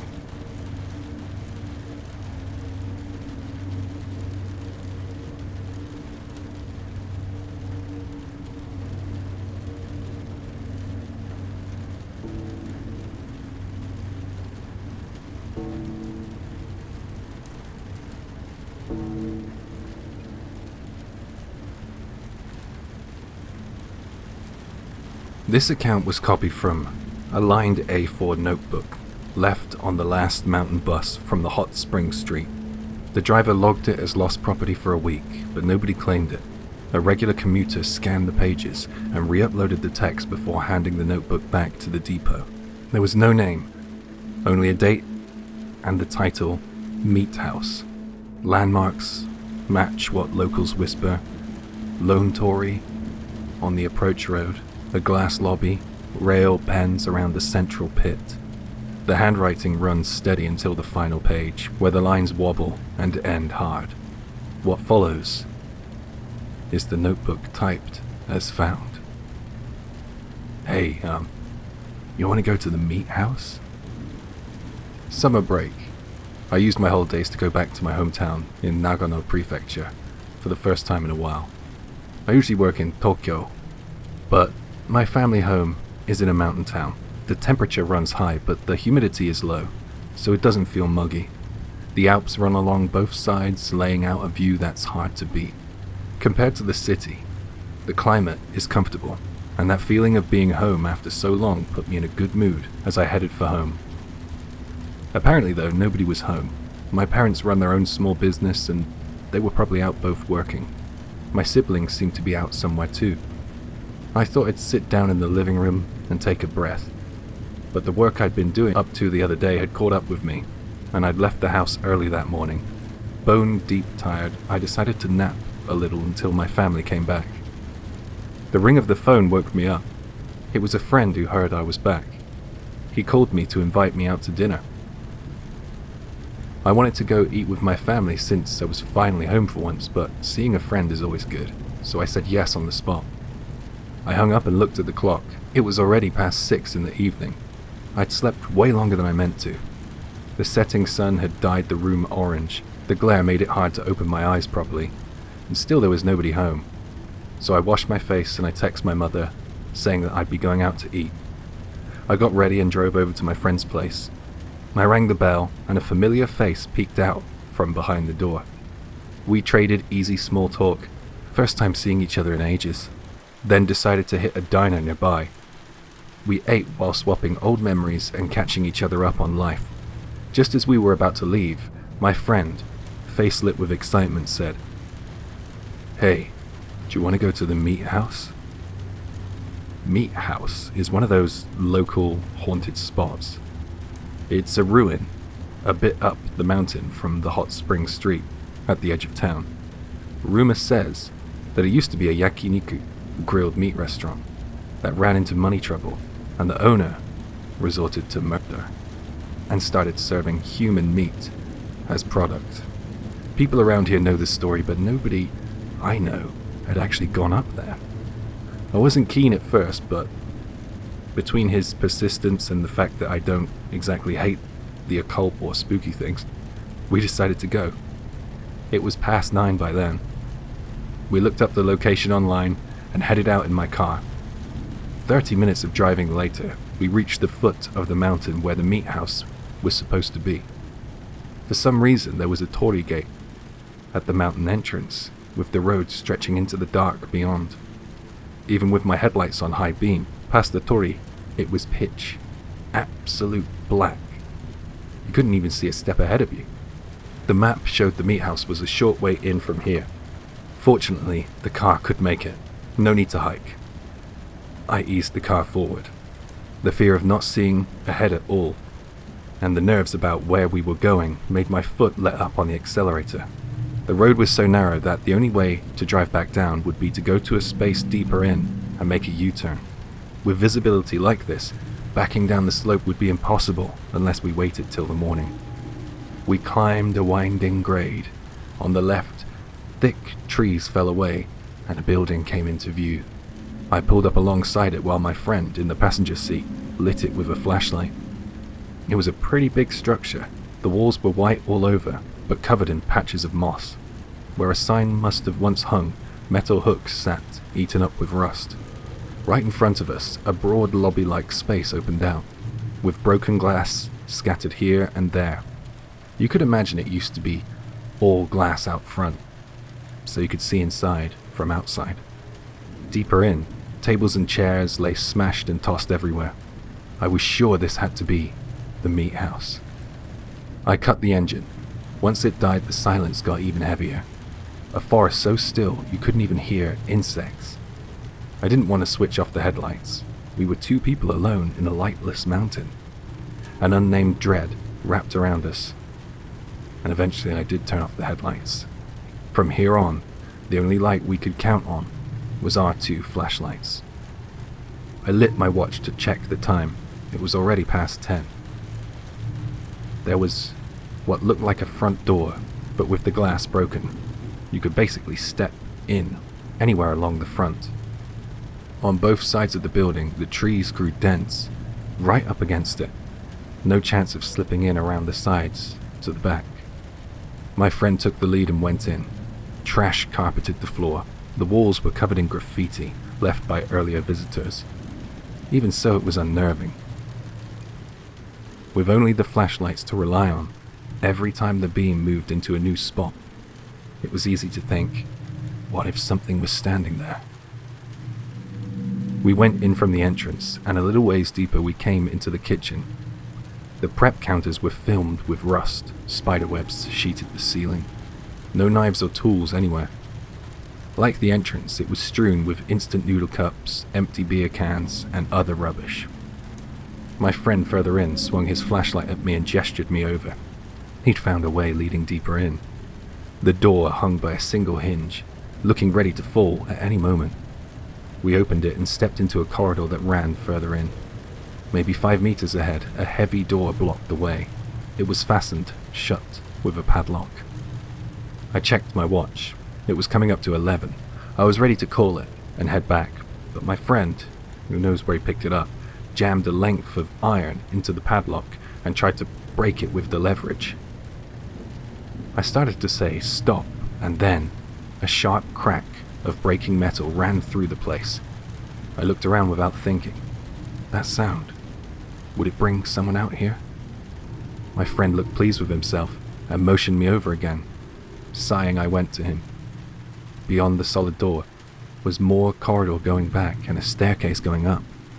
Maybe because it had been locked until now, there wasn't any scattered trash we'd seen so far, and nothing smashed up there. We didn't expect the back of a yakiniku restaurant to run so deep, and it threw us for a second, but my friend urged us on. It was late though. I suggested we split up from there. You know, to save some time. I didn't really want to be in that meat house for any longer than I had to. Maybe because he saw the time too, he reluctantly agreed. We decided to do one pass each and meet back here. He went on through the back door and I took the stairs. I looked up into the dark. 5 steps, then a staircase turned to the right. What waited past that turn? Was somebody standing there? Thoughts like that made me slow my feet. I heard a sound of clatter, and I almost yelled. It sounded like my friend had gone on ahead. I steadied myself and started up. Luckily, no one waited past the turn. At the top was a door. I opened it and swept the flashlight around. Several office desks stood in a row. A blackboard and a whiteboard were mounted on the walls. It looked like some kind of office. The far wall was all glass. I went closer and I looked down. From here I could see the first floor. The first floor was a huge room, and the ceiling above it was all glass. And thanks to that, the moonlight fell in and let me just barely make out the space below. It was very big. It was like the size of a school gym. What caught the eye were a few enormous machines, and what looked like straw-like grass scattered everywhere. In the center, there was a circular open area, and around that multiple pens made out of railings. Peering harder, I could see a big square box-like thing sitting in the circular center. From here up, I couldn't tell more than that. I took a moment, thought it through, and figured out what this room had been for. Most likely, meat processing. They'd pen cows or pigs in the fenced enclosures and raise them, then butcher them in the central space. And part of what was butchered got served as dishes. And if the rumors were right, people would have been cut up here too. Maybe even used as cattle. The thought made the place feel even worse.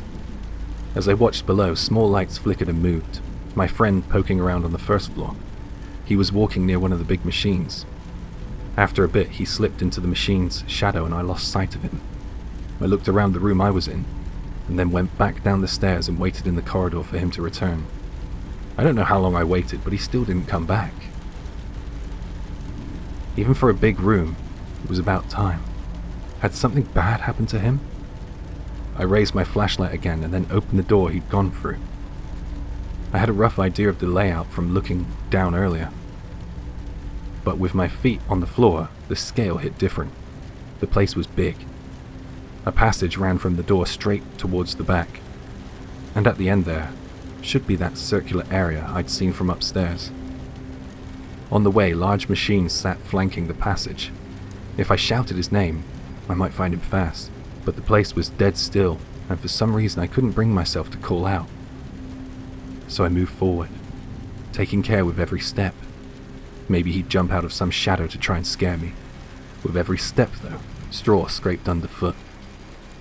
I walked a little way down the passage that stretched from the entrance. I should be coming up on that circular space soon. Just as I expected, it came into view, and the square object I couldn't make out from upstairs began to show its shape. With each step, the square form resolved. It didn't take long to realize what it was. A huge refrigerator. Not a household model, an industrial-size unit sitting there by itself. Why would that be here? It was so out of place it set my teeth on edge. In a place like this, the more out of place something is, the stronger it bites into your nerves. I went closer. The fridge was covered in rust. It didn't look like it was in working condition at all. I grabbed the handle and I pulled. Locked. It wouldn't open. I pushed and pulled for a little while longer, but the door never gave. I turned my back on it to head towards the big machines, where I thought I'd lost sight of my friend from the second floor. And in that instant, a sudden roar made my whole body seize up. It wasn't hard to guess where it came from. Right behind me, the refrigerator. The unit I'd assumed was dead had started up with a deafening fan whir. I forced myself to turn. My legs wouldn't stop trembling. None of it made sense anymore. Why would a dead fridge suddenly kick on? And as I stared at the howling thing for several long seconds, the sound cut. And the fridge door creaked open slowly. A heavy, dull sound rolled through the space. The door swung excruciatingly slowly, as if determined to drag out whatever it was hiding. A familiar pair of eyes, a familiar nose, a familiar mouth, a familiar face. My friend's head was there. We'd known each other since middle school. We'd walked to and from school together almost every day back then, and hung out all the time. For high school and university, we went to different schools. He got a job at a local company, and I joined a firm in Tokyo. Even living in different prefectures, whenever I came home, we would always meet up for drinks. He's the kind of friend you could talk about anything with. His head sat past that open door.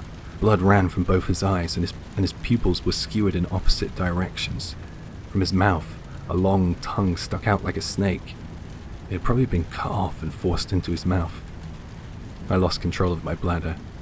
The shaking peaked. My legs lost the strength to hold me, and I dropped where I stood. All I could do was sit there, emptied out, swallowed by grief. And then, somewhere in the dark, metal scraped on metal. The sound came from the depths beyond the fridge. From a pocket of darkness the moonlight couldn't reach. I aimed my flashlight towards it, and something began to surface inside the beam. Slowly, slowly. A man holding a terribly long butcher's knife in each hand, wearing a blood-soaked apron and gloves. A woman dressed in clothes, drenched in the same bright red. They were my friend's clothes.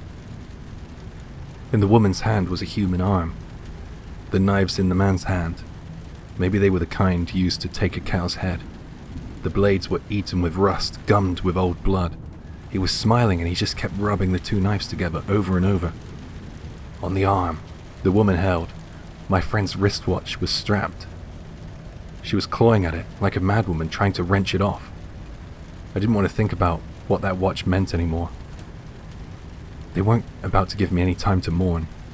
The man raised both blades and charged at me. I lurched up and I ran back the way I came, with all the strength I had. I didn't look back once, I just ran for the exit. Behind me, the crash of things breaking and voices rang out. Over it I heard one clear word. Itadakimasu. The man shouted other things too, nonsense. A slurry of words. I burst out of the entrance and I dove into my car. Hands shaking, I forced the key into the ignition. The engine caught right away, and I shot forward. To get back down to the foot of the mountain, I'd have to find somewhere to turn around, so I drove up the mountain. As the winding road climbed, fog began to swallow the world, and visibility almost dropped to nothing. I had no choice but to slow down, and look hard for a spot wide enough to turn around. Easing forward, I came to a heavy iron gate at the end of the road. Chains were wrapped around it again and again, and even if I rammed, it wouldn't open. Seeing that, I stopped the car, and I thought about my friend, and I cried. Through tears, I looked out the window, and then I took out my phone.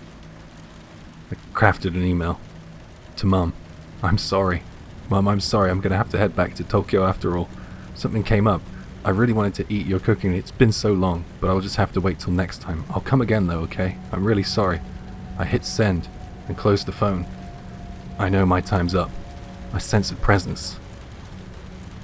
The man who's been standing next to me for some time was watching me. I noticed when I sent the email. He's going to smash the car window. The notebook's last page breaks off there. And that's the end of the account of the meat house.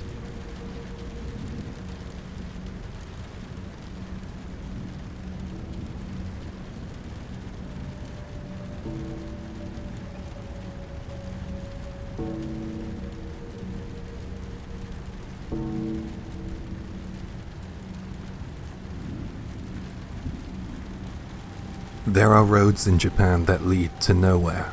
Winding mountain paths where the air is thin and silence presses against your skin like a warning. Paths where the forgotten still walk. This is the legend of Ubatsute, the practice of abandoning the elderly in the mountains. It is a story of survival and cruelty, of ghosts and regret, and some say even now those who were left behind still roam the roads at night, waiting for someone to take them back home. The urban legend of Ubatsute tells of a time when families, unable to care for their aging relatives, carried them into the mountains and left them there to die. The story goes like this. When a parent or grandparent became too old, too weak, or too burdensome, a son would carry them on his back, climbing higher and higher into the darkened woods. When they reached a place far from the village, where no one could hear their cries, they would set them down and walk away.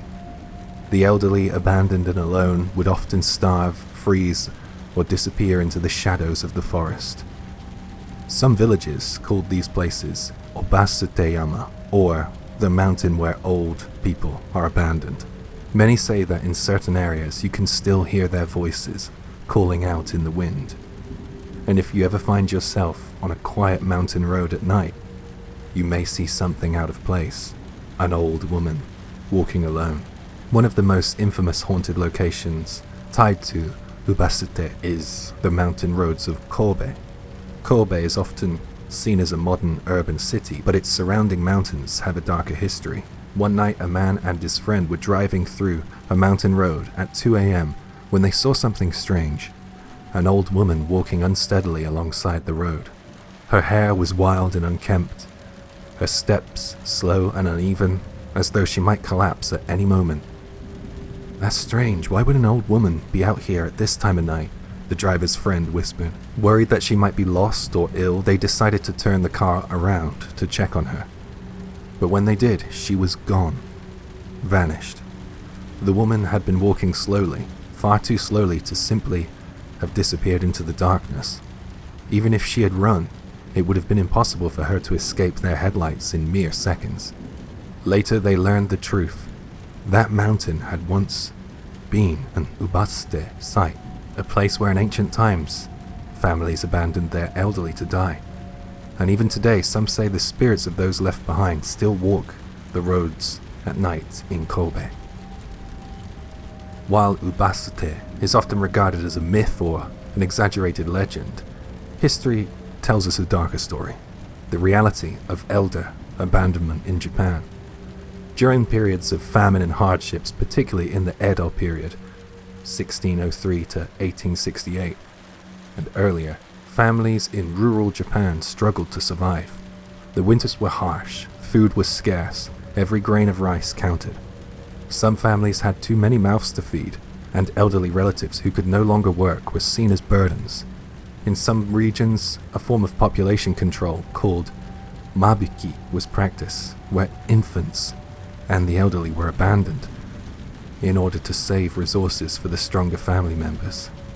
One of the most infamous historical famines, the Great Tenmei Famine, from 1782 to 1788, led to cases where starving villagers abandoned the weak simply because they had no other choice. While there is no concrete proof that widespread Ubatsute was practiced, there are oral traditions and local records suggesting that in the worst of times, some villagers truly did leave their elderly in the mountains. And whether or not it's common practice, the fear of being abandoned in old age left deep scars on Japanese folklore, scars that manifest in ghost stories still told today. It is said that in the mountains where Ubatsute was once practiced, the spirits of the forsaken can still linger. Hikers and drivers tell stories of frail old women walking alone at night, like the one in Kobe, sometimes waving for help, sometimes simply staring. Unnatural chills in the summer heat, as if something unseen is watching. Soft, shuffling footsteps behind you, but when you turn around there's no one there. One legend says that if you stop to help the old woman, she will climb into your car silently, but when you look in the rearview mirror, she's gone. And sometimes when drivers pass by without stopping, they hear a whisper in their ear. "Why did you leave me behind?" The most famous Ubatsute story is one of a son who couldn't let go. This is one of the oldest folk tales about a devoted son who was ordered to abandon his mother. As he carried her deep into the mountains, she began breaking branches and dropping twigs behind them. Confused, he asked, "Mother, why are you breaking the branches?" His mother smiled gently and said, "So that you can find your way back, my son." Even as she was being abandoned, she still thought of him. Overcome with guilt, the son refused to leave her behind. Instead, he returned home, choosing to defy his village and care for his mother until the end of her days. This tale was passed down as a lesson, reminding future generations that even in hardship, humanity must not be abandoned. Though Ubatsute is no longer practiced, its themes of abandonment and neglect still exist in modern Japan. Elder isolation. Many elderly in Japan live alone, sometimes forgotten by society. Kodokushi, or lonely deaths. Elderly people who die alone. Their bodies are often undiscovered for weeks. Mysterious deaths in the mountains. There are countless reports of elderly individuals vanishing into the wilderness, never to be seen again. Some say that Ubatsute never truly ended, it simply changed form. The story of Ubatsute is one of sorrow, guilt, and survival, a tale that, while largely mythical, reflects real fears of aging and abandonment. Some say it was never real. Some say that the mountains still whisper the names of the ones who were left behind, and others believe that on certain roads, on certain nights, if you listen closely, you might still hear the slow footsteps of an old woman walking behind you.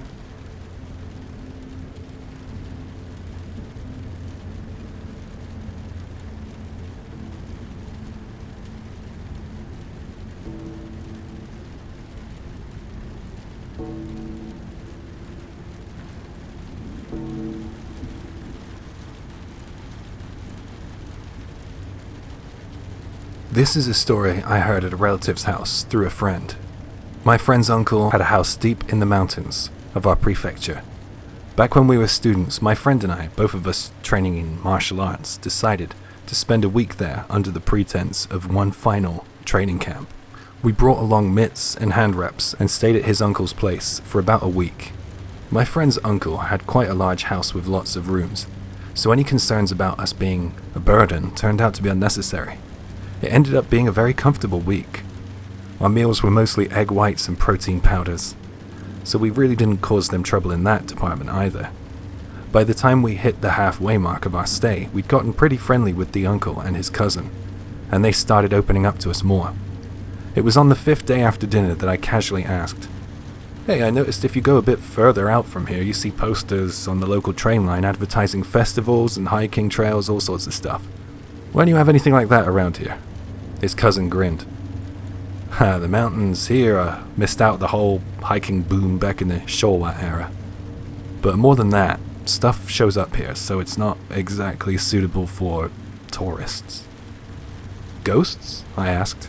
Yeah, probably ghosts too, he said, but more like yokai. I was definitely intrigued, but I didn't want to come off like some obsessed supernatural geek, so I played it cool. Oh yeah? Yeah, I'll show you tomorrow, he said. Tomorrow? Was he actually going to take me to where this yokai appeared? I was hyped. I could barely sleep. The next day I spent the whole time jumpy and distracted, doing sit-ups, sparring with my friend, munching on wild greens, waiting for his cousin to come over and call us. It was around dusk when he finally spoke up. About that yokai from yesterday.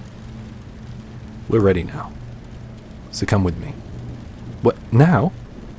It felt a little late to be heading up the mountain.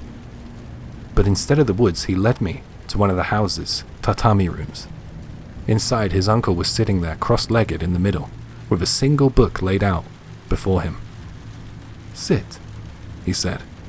I took a seat on one of the cushions they'd set out, and his uncle looked at me, nostrils flaring. So you're curious about why this mountain hasn't been turned into a tourist site, and whether yokai have something to do with it. Sure, I was curious, but the cousin brought it up, not me. Look, it's not exactly a yokai. It's not quite a god either. It's something in between, the uncle continued. I've told your friend here about it before. Now turn to the marked page in that book. The book's cover read something like the local history of the village. It was musty and old, like something that could summon ghosts just by touching it. Definitely not the type of book you'd find in the public library. The page he pointed at was a small entry entitled something like The Gratitude Patrol. I skipped through it. Apparently, at the end of World War II, a group of young men refused to surrender. They called for a final battle on the homeland, armed themselves, and holed up in the mountain. Eventually, the ringleaders ended up committing seppuku. It sounded like a very messy episode, even drawing responses from youths in nearby cities known for their big festivals. So their ghosts show up now? I asked. His cousin cut in. Now I told you, not ghosts. Yokai. Check this one out too, the uncle said. He pulled out another old booklet, this one even more tattered, and handed it to me. It looked like a handmade journal. The page was handwritten, using a mix of old kanji and kana that made it hard to read. But here's the gist of what it said. The aforementioned youths, realizing the situation, returned home honorably before dawn. These young men, said to carry the future of our nation, showed great wisdom. In contrast, the old ringleaders, all over 40 and expected to know better, chose seppuku and died disgracefully. The strange thing is, the condition of their bodies. Their corpses were brought down this morning. Not cut with blades, but torn open. It was as if they had eaten grenades and had their stomachs exploded from the inside. The stench was already unbearable, so I didn't inspect them for long, but even I could tell this wasn't seppuku. The younger ones said little, only that the elders had performed seppuku during the night, unseen by anyone. Most likely, it was the monkey god. What's the monkey god? I asked. The uncle exhaled sharply through his nose, clearly pleased. It's a guardian deity of this region. There's a little shrine at the entrance of the village. You saw it, right? That's where it's enshrined.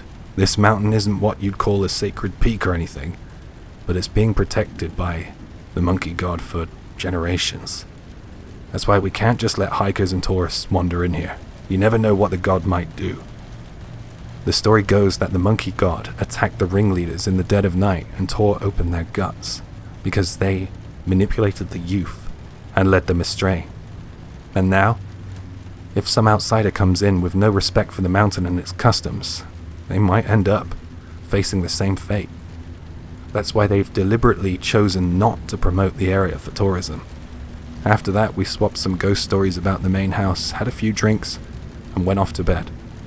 The next day I asked my friend about what we'd heard. That handwritten booklet? It's a diary from our great-uncle, or great-great-uncle, when I visited with other relatives. From the main house, we read that same passage. Back during the hiking boom, some railway company folks tried to talk them into developing the area, but the elders turned them down, citing the mountain's god. At first I thought it was just some convenient excuse to avoid being left behind by modern tourism, but now I know. I think they were deadly serious. Apparently, his uncle is a bit of a horror nut and UFO enthusiast, and he always tells this story when someone new comes to visit. My friend first heard it during some kind of summer gathering with the main family.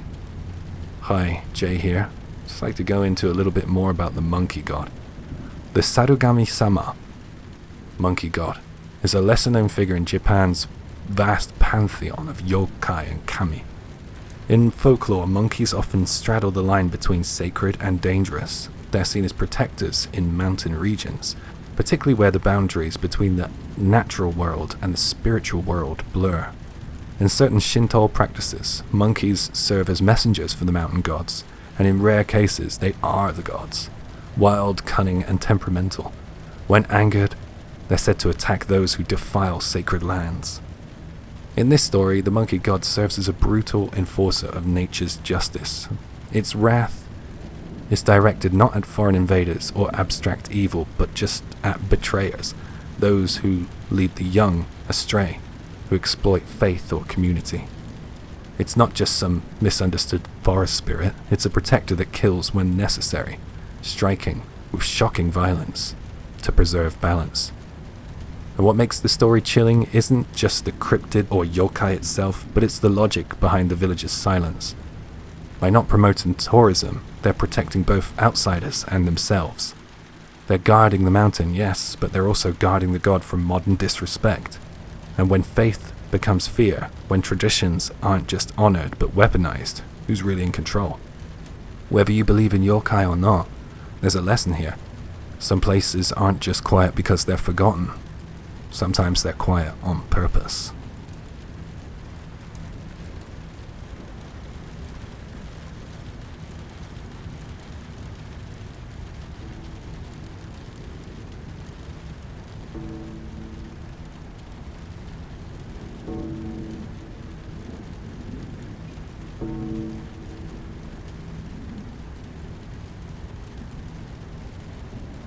This is something my friend Aiko experienced. At the time she was working as a nurse at a large hospital in Akita.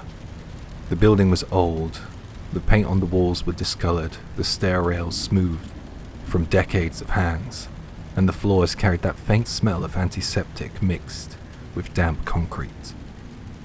Plans were already in place to move to a newer facility, so the staff were busy sorting through each ward, deciding what to bring and what to leave behind.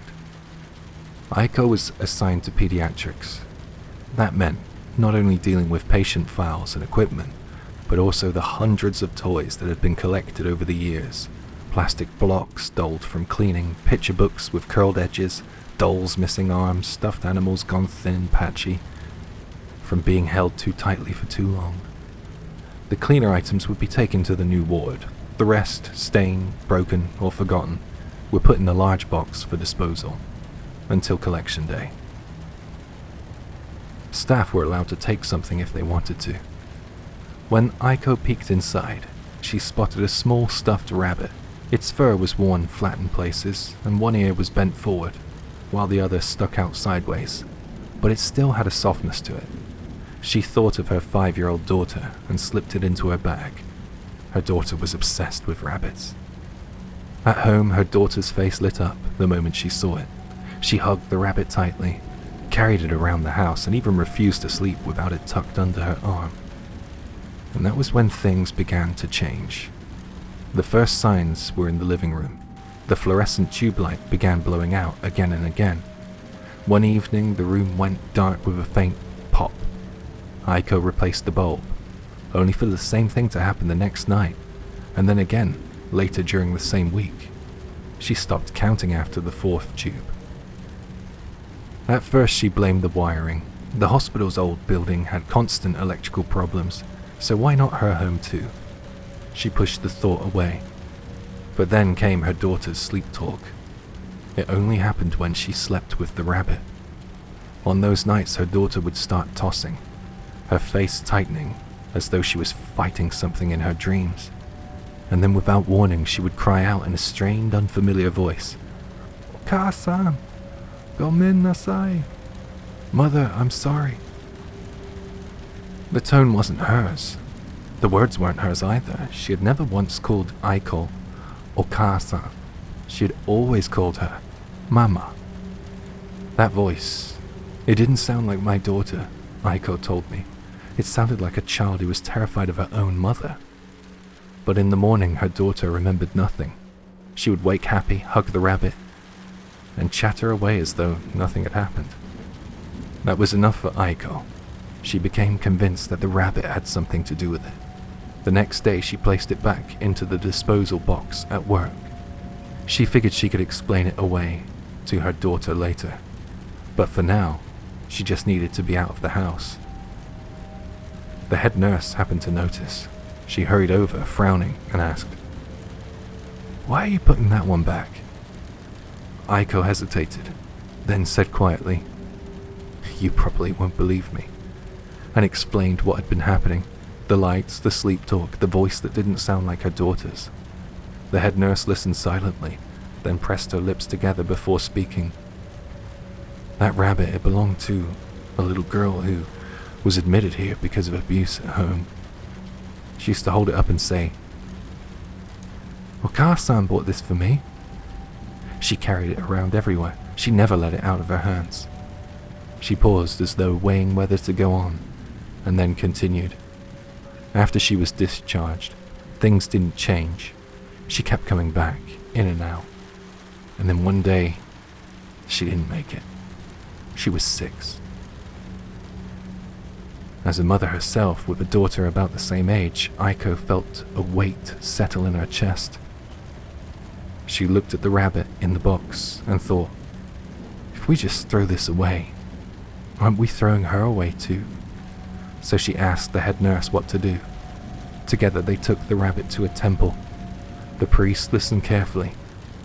As they explained, he told them that the toy carried the child's feelings and agreed to perform a burning rite. During the ceremony, the smell of incense filled the hall and the sound of chanting echoed softly. Aiko said watching the toy slowly blacken and collapse into fire made her chest ache. It felt like saying goodbye to not just a toy, but to a child she had never even met, yet somehow carried home with her. After that day, the strange things at her house stopped. Her daughter slept peacefully again.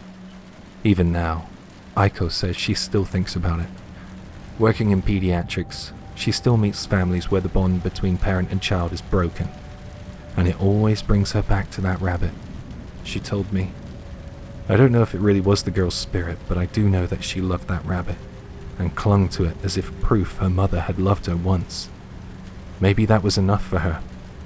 And when I carried it to the temple, I thought, at least now, someone is carrying her properly, even if it is just this once.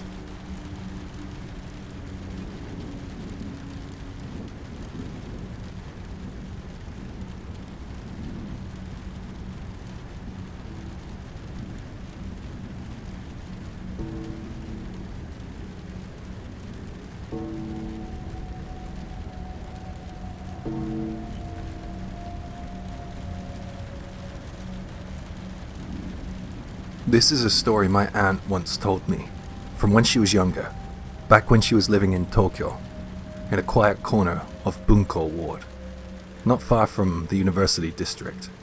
The neighborhood was mostly older buildings, narrow lanes, and tucked away apartments that were decades past their prime. She was sharing a small wooden apartment with a friend while they studied fashion. It was one of those traditional style places that are almost gone now. All creaky floorboards, paper-thin walls, and an old metal staircase bolted to the outside that clanged with every step. Their unit was on the second floor. My aunt and her roommate were always coming home late. They were both juggling part-time jobs and classes and assignments and projects. Most nights they didn't get back till well after midnight. And that's when they started noticing her, the woman downstairs. Her silhouette would appear from behind the frosted glass of the first floor apartment. Always around the same time, a young woman with long hair tied into braids. Although they never really saw her face directly, just the shape, just the movement of the arms, the silhouette, her posture as she moved around the tiny kitchen, cooking. And she cooked every night. No matter how late they got home, she was always there, standing behind the glass, chopping something, stirring something, her outline dimly lit from behind. At first they thought nothing much of it. Maybe she worked night shifts. Maybe her partner did. But that wasn't that strange for Tokyo. But after a while it became part of the atmosphere. The clatter of their feet on metal stairs, and that shape moving softly behind the glass. A quiet neighbor, a harmless presence. It went on like that for about a year. They never saw her in the stairwell, never heard her voice, but they grew used to her. She was always there, cooking at midnight, like clockwork. Then one day my aunt and her roommate fell behind a little on the rent. Just a small oversight, they were scraping by after all. The landlord came by to collect. He was an older man, one of those hands-off types who didn't bother the tenants unless absolutely necessary. While he was there, my aunt casually mentioned the woman downstairs. She seems like a bit of a night owl too. We always see her cooking, even at like 2 or 3 in the morning. And at that, the landlord went pale. He stared at her for a moment, and then left without another word. He didn't even mention the rent. A few days went by, and he returned, and he told them the truth. There hadn't been anyone living in the first floor unit for years. He said that the last person to live there had been a woman in her 20s. She had gotten involved in a relationship with a married man. He would come by in the middle of the night when no one would see. She would cook for him. She was always waiting for him. But one night, he stopped coming, and she waited, and waited. And then sometime in the dead of night, she ended her life, documenting everything in a note. The landlord had kept the unit locked and unrented ever since. He quickly discovered that no one wanted to live there. And yet, almost every night, at the same time, the neighbors claimed to hear the distant, faint sound of clinking pans, or, like my aunt, sightings of shadows behind the glass. A young woman with braided hair, still cooking, still waiting. It was never menacing, never aggressive, just quietly, desperately sad. I like to think that she wasn't haunting the building out of anger. It was out of habit, grief, maybe even hope. Even now, when I visit that part of the Bunkyo ward, I find myself glancing at old apartments, especially the ones with frosted windows near the stairs. And I wonder if someone still stands there, behind the glass, long after midnight, still cooking and waiting for someone who's never gonna come.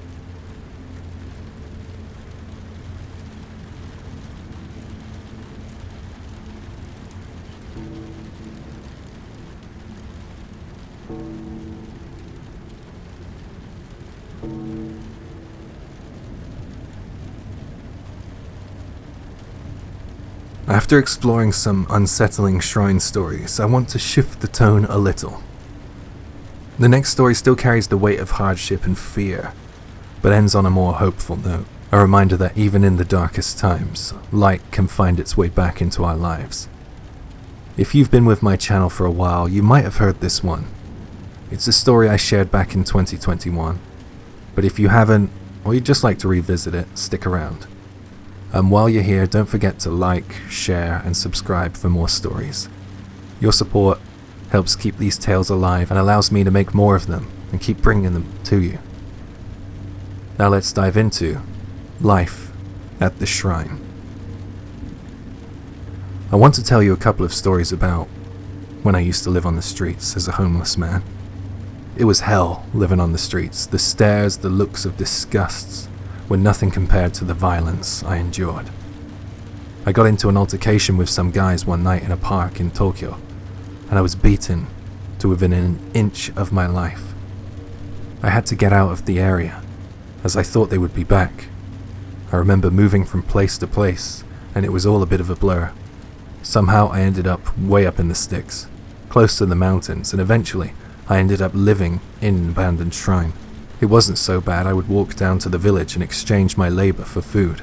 You might think that living in an abandoned shrine might be scary, but I can tell you that there was only one thing I was scared of at the time. People. I would offer my services to anyone who had any work available. I like to think of myself as a jack of all trades, an all-rounder. I would often go and ask people on the street, or go door to door trying to drum up some work. One guy asked me what services I could offer. Pretty much anything, I said with a smile, and then he pulled a gun out, cocked the trigger, and put it against my head. "It's loaded," he said. You can imagine how I felt, right? He put the gun away and said, "I just wanted to point a loaded gun at a human," and then he threw some money my way and left. I guess the cash he threw was what he determined the value of my life to be. Not long after that, a gang found out where I'd been living, and they came late one night. When they found me, one said a phrase so off-putting, I don't think I'll ever forget it. "You have no human rights." They already dehumanized me. They carried sticks, iron bars, metal pipes, and they came at me. It was too late to escape, and when they were through, I was left with a broken leg. It was hell.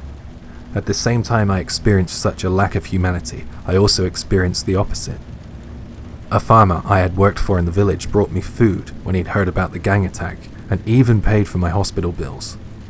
If it wasn't for him, I probably would have never been found, and I might have starved to death in my makeshift home. There was no way I could have gotten down the mountain to the village with a broken leg. I owed that man my life, and I asked if there was any way I could repay him, and he just replied, Hell, why don't you try and grow some vegetables or something, make yourself a living, get back on your feet and pay me back when you got set up. There's no rush." I learned a lot about agricultural work from him. Even when he gave me a method to repay his generosity, I felt like I was still getting more than I was giving. The soil by the shrine was hard and nothing much would grow, but I was determined to pay him back. I would go to the river countless times a day to fetch water, no matter how long it took me with my healing leg. Eventually I made some serious progress. This joy was short-lived though. A group of people who were into urban exploration came to the abandoned shrine and trashed my little farm. They stomped all over my plants. Why? I had nothing, yet people still wanted to take from me. Something snapped in me. I felt robbed and I wanted someone to pay for it.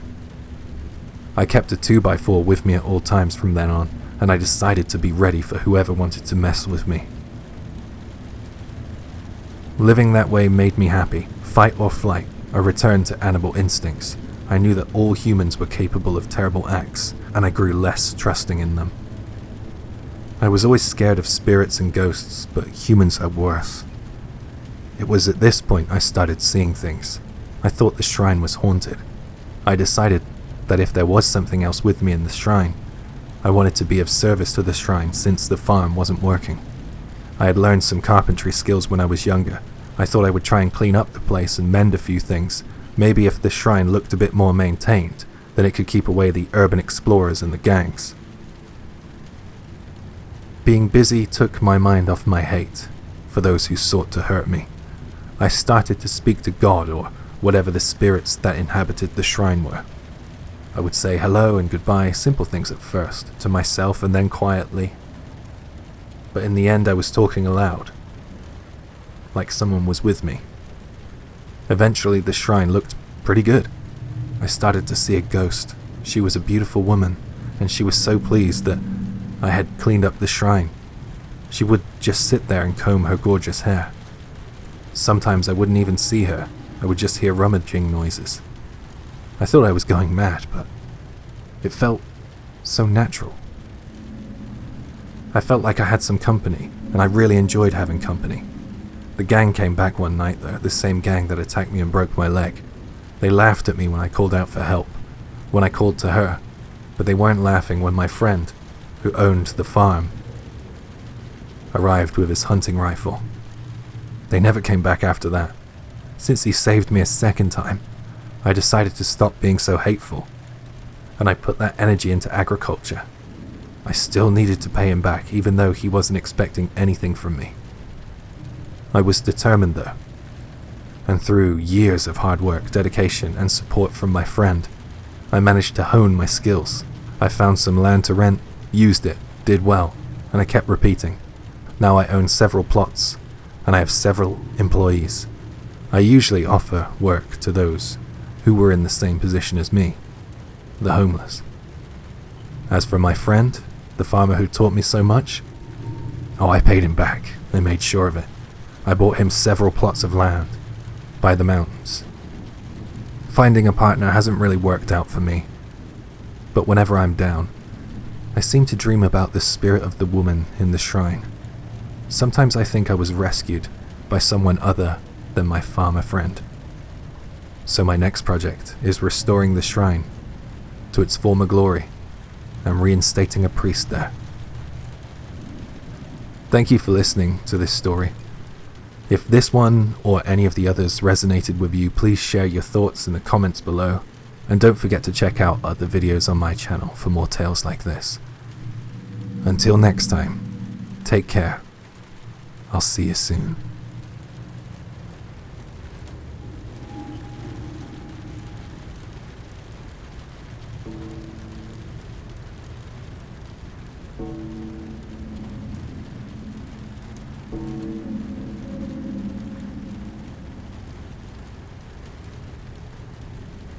Back in 2020, I was living alone in a small rental apartment in Furukawa, Miyagi Prefecture. It wasn't glamorous, but it was cozy enough for someone like me, just starting fresh in a new job. I'd been living with my family before the move, so the shift to solitude was both exciting and intimidating. The apartment was quiet, the kind of quiet that comes with being surrounded by families who kept themselves to themselves. It suited me. I'd always thought of myself as independent, but being truly alone was a new experience. At night though, when the neighborhood was still, and the shadows stretched across the walls, I sometimes found myself missing the comfort of home, a voice in the next room, the sound of someone moving about, or a friendly face coming through the door. The rainy season didn't help. The air was thick and muggy, the kind of heat that clung to your skin and made sleep near impossible. Most nights I tossed and turned, my sheets twisted around me. By morning I dragged myself to work bleary-eyed and heavy-limbed, wondering if I'd ever adjust to this new lifestyle. It started one night in mid-June. I was half asleep, staring at the ceiling and counting down the hours until my alarm would ring. Suddenly, the silence of my apartment was broken by a loud mechanical noise. I recognized the sound almost instantly. It was my fax machine. I sat up in bed, my heart racing, totally confused. Now, I didn't use the fax machine often. It was there mainly for work, and the only people who had that number were my office and my parents. So I couldn't think of any reason why someone would be sending me a fax at this hour. I shuffled out of bed and into the living room, and by the time I got there the noise had stopped. The machine sat silent and still, its paper tray empty. I checked the logs, nothing. No record of an incoming call or message, no number displayed. I stared at the machine, my tired brain struggling to make sense of it. Was it a glitch? Had I dreamed the sound? I shook my head and decided to let it go, heading back to bed. Still, it made me feel a little weird. The next morning I checked the fax machine again. Nothing had changed, no paper, no record of any activity. At work I casually mentioned it to my coworkers, trying to find out if anyone had tried to send me something late at night. They just gave me puzzled looks and shook their heads. Later I called my parents, just to be sure. "A fax? At midnight? No, of course not," my mum said. "Who sends faxes anymore anyway?" Her dismissal was meant to be reassuring, but it left me with more questions than answers. Maybe it was just a mistake, I told myself. A misdial, a glitch. I wanted to find out the answer, but I knew I just had to move on.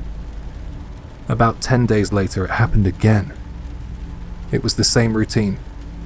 Late at night, the strange whirring noise pulling me out of a restless sleep. This time I didn't rush to check. Instead I lay in bed, my heart pounding as I stared at the ceiling. Not again, I whispered to myself. When the noise stopped, I reluctantly got up and went to the living room. Just like before, the paper tray was empty. No sender, no number, nothing. I stood there, in the dim light, staring at the machine. I'll be honest, I felt a little creeped out by that machine. I know it's such a mad thing to say. This wasn't a glitch though. I knew that it couldn't be. The calls didn't stop. They came sporadically, always at night, always leaving no trace. By autumn, I'd started to dread the sound of the machine. The shrill electronic whine would jolt me awake, and I'd lie there paralyzed, waiting for it to stop. I'd unplug it, but I actually needed it for work. Sometimes we would get an early morning memo, or something from the office that we had to be reactive to. Plus, I didn't really feel like going into the office one morning, explaining to my seniors why I missed their message, so it stayed plugged in, and on. I started to feel like I was being watched. The shadows in my apartment seemed darker, the silence heavier. I kept the lights on at night, and double-checked the locks on my doors and windows. But no matter what I did, the fax calls kept coming. By winter, I was exhausted, physically, emotionally, and mentally. And by March in 2011, I decided to move back closer to be with my family. It wasn't just getting woke up by some fax machine, it was a lot of other things. Work had been taking a toll on me. More so than I realized. It was non-stop, and I had so many duties and expectations to live up to. I needed a fresh start. I found a new apartment, and I started making arrangements with the real estate office. One weekday in March, I took a day off to run some errands. I stopped at a gas station to fill up my tank, knowing I'd be driving around a lot that day. Just as I was pulling out of that gas station, my phone rang. It was the real estate office. I answered, but all I could hear was static, and beneath it, a faint familiar sound. It was the whine of a fax machine. Confused, I hung up. Moments later, the same number called again. This time, I didn't bother answering. As I drove towards a large supermarket, my mind raced. Why would the real estate office send a fax to my phone? It didn't make any sense. I parked outside the store, still trying to make sense of it. And that was when the ground beneath me started to shake. At 2:46 p.m. on March 11th, 2011, the East Japan earthquake struck. It's impossible to describe the sheer terror of that moment. The earth roared, the pavement buckled, and the world seemed to come apart at the seams. Inside the supermarket, people screamed as shelves toppled and glass shattered. Outside, cars rocked violently, their alarms blaring. I clung to the side of my car, my knees shaking, unable to stand. When the shaking finally stopped, I looked at the supermarket. The building was unrecognizable. Its roof caved in, windows blown out. If not for that strange call, I would have 100% been inside there. In the days that followed, I thought a lot about that fax machine. I asked the real estate office about the call, but they insisted they hadn't tried to contact me that day. Was it a coincidence, a glitch, or something else entirely? I'll never know for sure. The earthquake left a deep scar on my life. Most lives, actually. My apartment building was badly damaged and I couldn't return. The roads were destroyed and it took me hours to reach my family. But I was alive. And to this day, I keep that gas station receipt from that afternoon, stamped 2:35 p.m., just minutes before the quake. It's a reminder of how close I came to disaster, and how something or someone might have been looking out for me. The fax machine, oddly enough, survived the quake. I kept that thing for years, but after that day, it never acted up again. Sometimes I think about this strange sequence of events. The midnight calls, the inexplicable warnings. Part of me wants to dismiss it as a coincidence, but another part believes it was something more. Whatever it was, I'm grateful. Life is fragile, unpredictable. It's easy to take the small, strange moments for granted, but sometimes they're the ones that matter the most.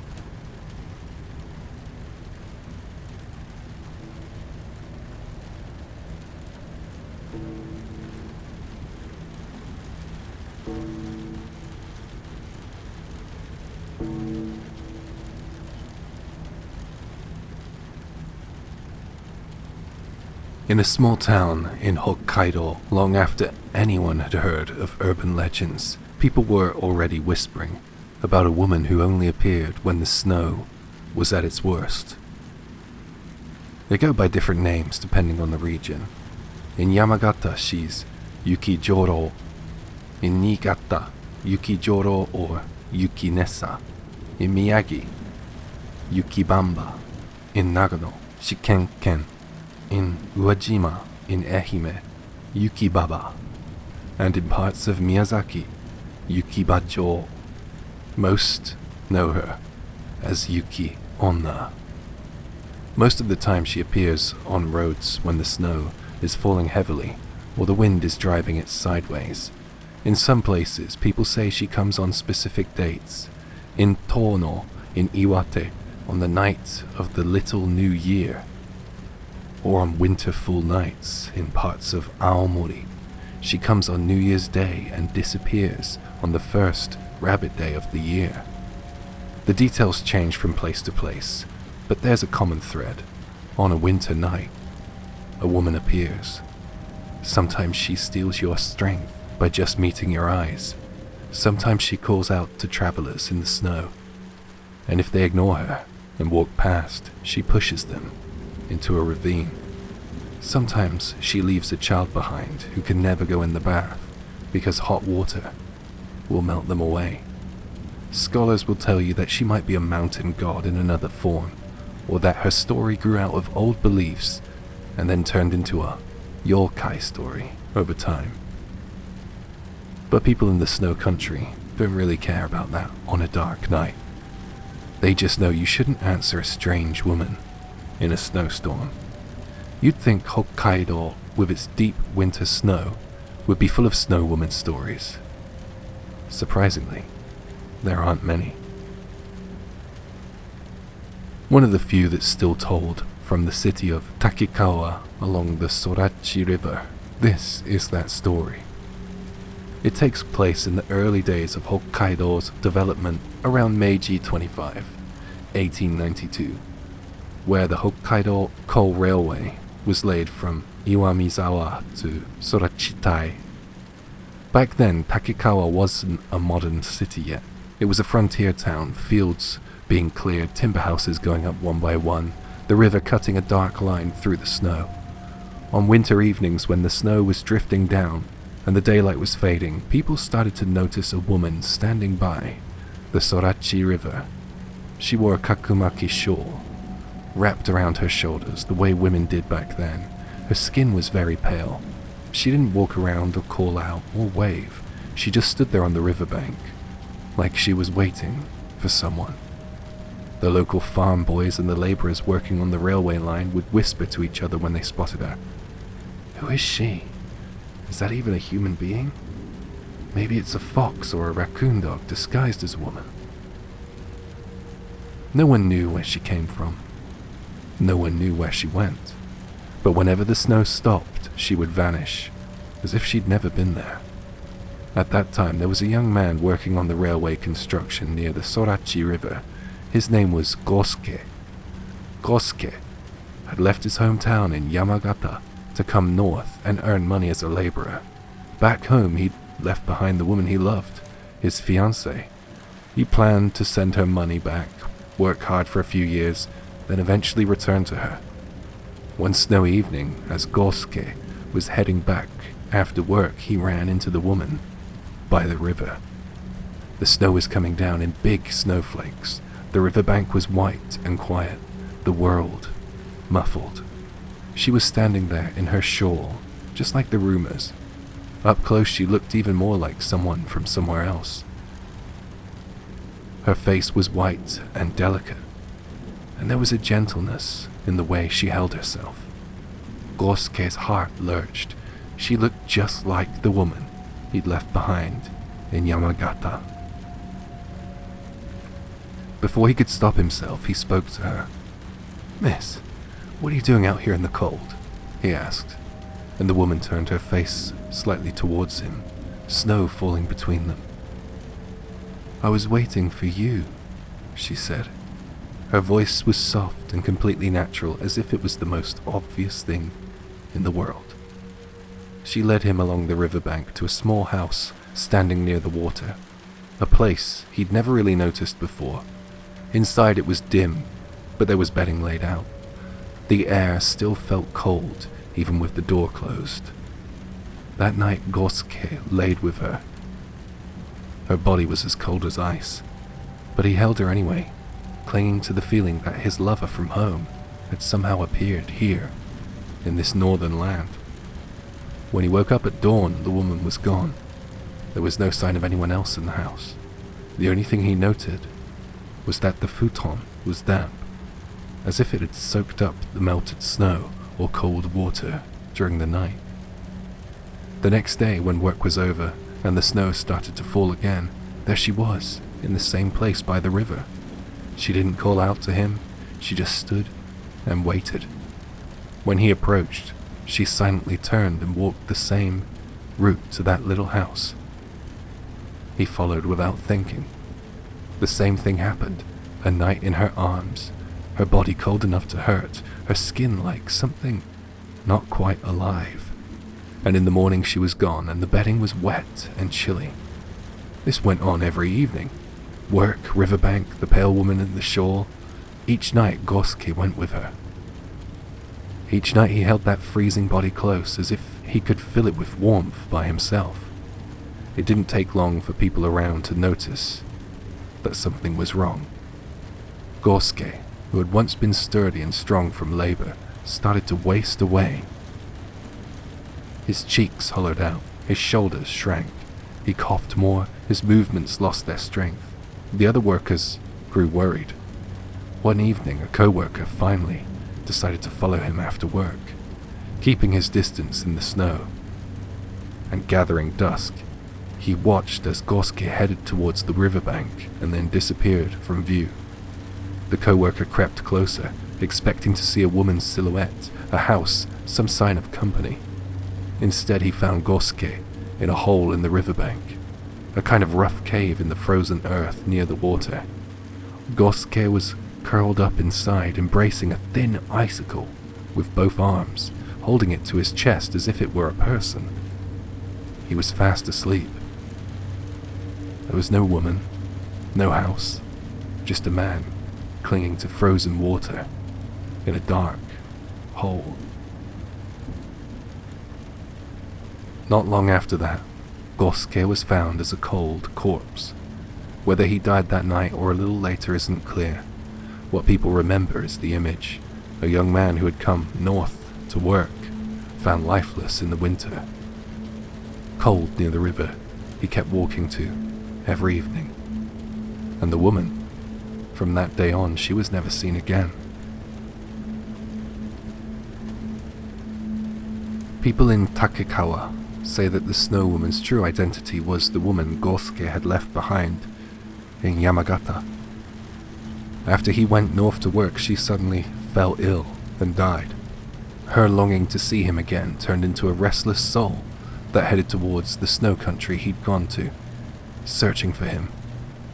Her spirit took on a form he remembered, the pale face, the gentle manner, and waited by the Sorachi River at dusk, wrapped in her shawl. That's why she looked like his lover. That's why she held him every night, even though her body was as cold as ice, and that's why once Gosuke died, she disappeared. The story had been passed down as a sad love tale from Hokkaido's pioneering days. More tragic than monstrous. Some people feel it's almost too sorrowful to call it a Yuki Onna story.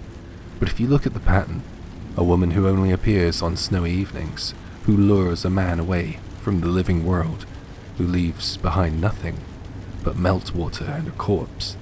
It fits the shape of the Yuki Onna legend from all over Japan. It's just that, in this one, the love and the homesickness are pushed right up to the front. There were a lot of migrants from Yamagata and Takekawa back then. It's said that this story may have started as something they told each other on long, freezing winter nights when they were missing home and worrying about the people they'd left behind. They already knew the old stories about Yukijoro from their own region. Maybe sitting around a stove in some drafty wooden house watching the snow pile up outside, they took that old shape and gave it a new setting. The river, the railway work, the man clinging to an icicle instead of a living woman. And now it's just one more Yuki Onna tale among the many. Hi, Jay here. I found a more recent story from the same sort of area, and I wanted to include it, so here we go. This one's from a truck driver I used to work with. I'll call him Shun. Shun used to drive nights between Sapporo and Ashikawa. In winter, you're basically living in a snow globe on that route. Headlights, white tunnel, nothing much else. One January night, past midnight, he was coming up near Takekawa. The snow had picked up again, blowing across the road. He turned the radio off because it was all static, and he let the engine and the wipers fill the cab. That's when he noticed her. At the edge of his lights, by the guardrail, on the riverside, there was someone standing there. A woman. She wore something white that hung straight down. Koto, kimono, he couldn't tell. Long dark hair, no umbrella, no hat. She was just standing there in the snow. There were no houses around, no stalled cars, just her and the rail. He eased off the accelerator without thinking. As the truck got closer, he realized that the snow wasn't sticking to her. The flakes hit her and slid away. Everything else, road signs, barriers, mirrors, was getting coated. He flicked his high beams once, and the woman slowly turned her head towards him. Her face was pale, almost the same color as the snow around her. Her eyes looked dark and wet, as if she'd been crying, but the rest of her face didn't really move. The temperature inside the cab dropped. His breath came out white in front of his mouth, and even though the heater was on the same setting, the air from the vents felt like it had gone cold. As he drew level with her, she shifted closer to the guardrail, hands now resting on the snow-covered metal, like she was about to climb over. For a second he thought, is she about to take her own life? His hand moved towards the hazard lights. Then this really basic fear kicked in, not just about her jumping, but about what might happen if he actually stopped and spoke to her. He kept the truck rolling. When he checked the side mirror a moment later, she was still there by the rail. The mirror shook with the movement of the truck. When steadied, the spot was empty, just snow and metal. The cold in the cab didn't lift until he reached the next service area. Inside, with a hot coffee warming his hands, he ended up telling an older driver, Nakajima, I think I saw something weird near Takekawa. Nakajima didn't laugh, he just asked, white clothes? Long hair? No snow on her? When Shun nodded, Nakajima said, listen, don't stop if you see her. Don't roll your window down. And don't answer if she talks to you, okay? According to him, the story's been around for a while. The woman in white by the river stretch near Takekawa. Only on bad winter nights. Sometimes she's by the rail, sometimes further down the bank, but always alone, always dry. People say she's waiting for someone who never came back. Nakajima told him, if you answer when she calls out, you might end up being someone who never came back. He said it like a joke, but his face didn't match the tone. Since then, whenever Shun drives that section, he turns the heater up a notch and keeps his eyes strictly center of the lane. So now you've heard the old story about Yuki Onna by the Sorachi River. and the newer one about the woman in white standing by the guardrail on winter nights. If you ever find yourself driving that stretch in a snowstorm and you see someone like that in your headlights, would you look straight at her? Would you stop? After all this time, do you think she's still out there, waiting for someone? Out there on the road, in the middle of a blizzard, you worry about something inhuman stepping out of the snow. Well, our next story is different. This one, everyone involved, started out completely human.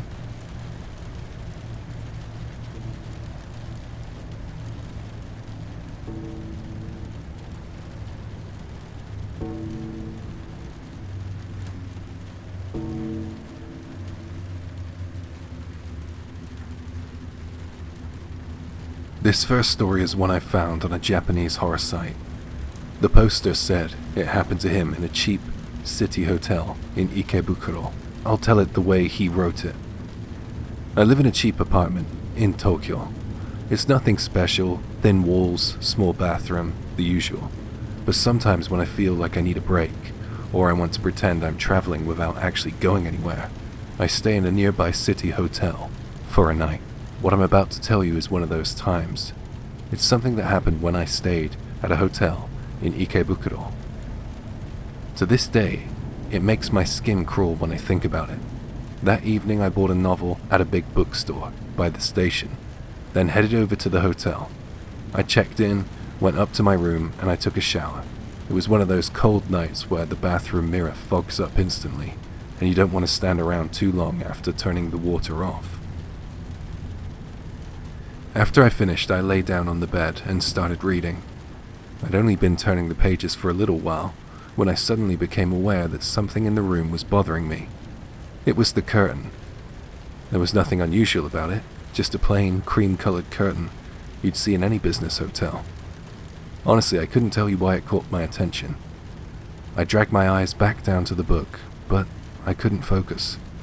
No matter how hard I tried to read, my mind kept drifting back to that curtain. When I looked straight at it, it didn't move at all, but when it sat at the edge of my vision, I had a feeling it was swaying very slightly. Of course, the window was closed. There shouldn't have been any draft, and even if there was, I wouldn't have opened it anyway. It was freezing outside. Time slipped by like that. I maybe spent 2 or 3 hours half reading, half turning pages without really taking anything in. And eventually I gave up. I should just sleep. That's what I thought. I switched off the lights and I closed my eyes. After I drifted into that hazy state, not fully asleep but not fully awake either, the curtain came to mind again, out of nowhere. I opened my eyes. The curtain that should have been cream-colored now looked like it had red stains on it. For a second I thought, maybe it's just the neon from outside. Ikebukuro's full of bright red signs flashing all night. It wouldn't be strange for the light to make the curtain look red. But the more I stared at it, the more it looked like something else. The red just wasn't a tint from outside. It looked like someone had spilled blood or tomato juice, and the stain was spreading. The red area slowly growing larger and larger across the fabric. At that point I thought, no, I can't stay in this room any longer. I pushed myself up and moved to run for the door.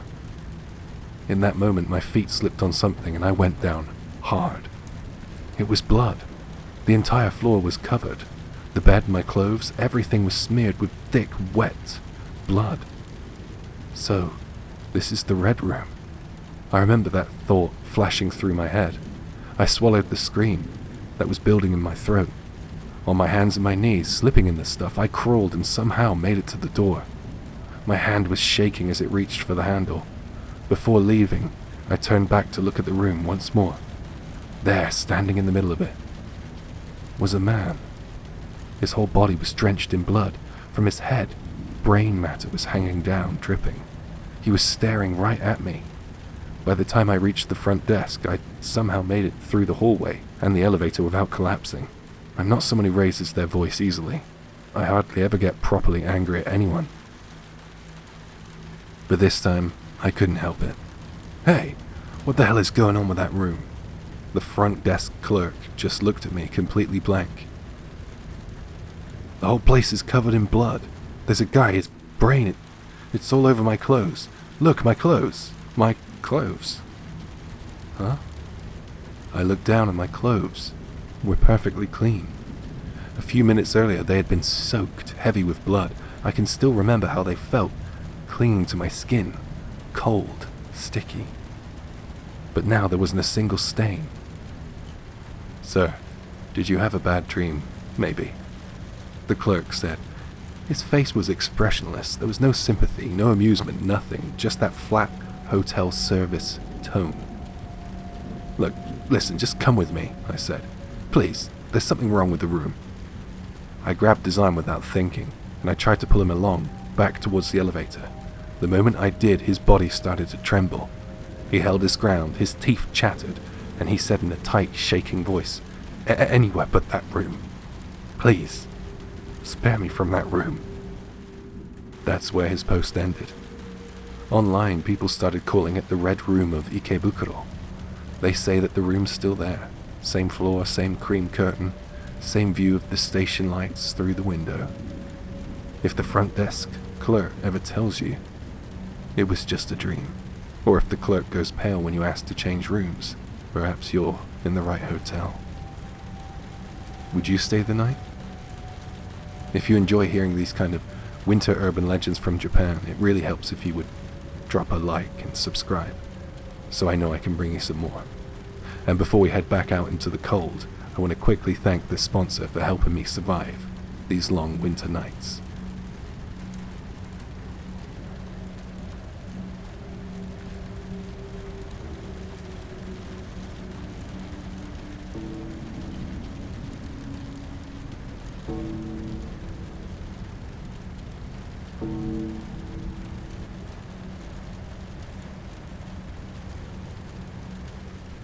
When I was small, my dad couldn't stand me.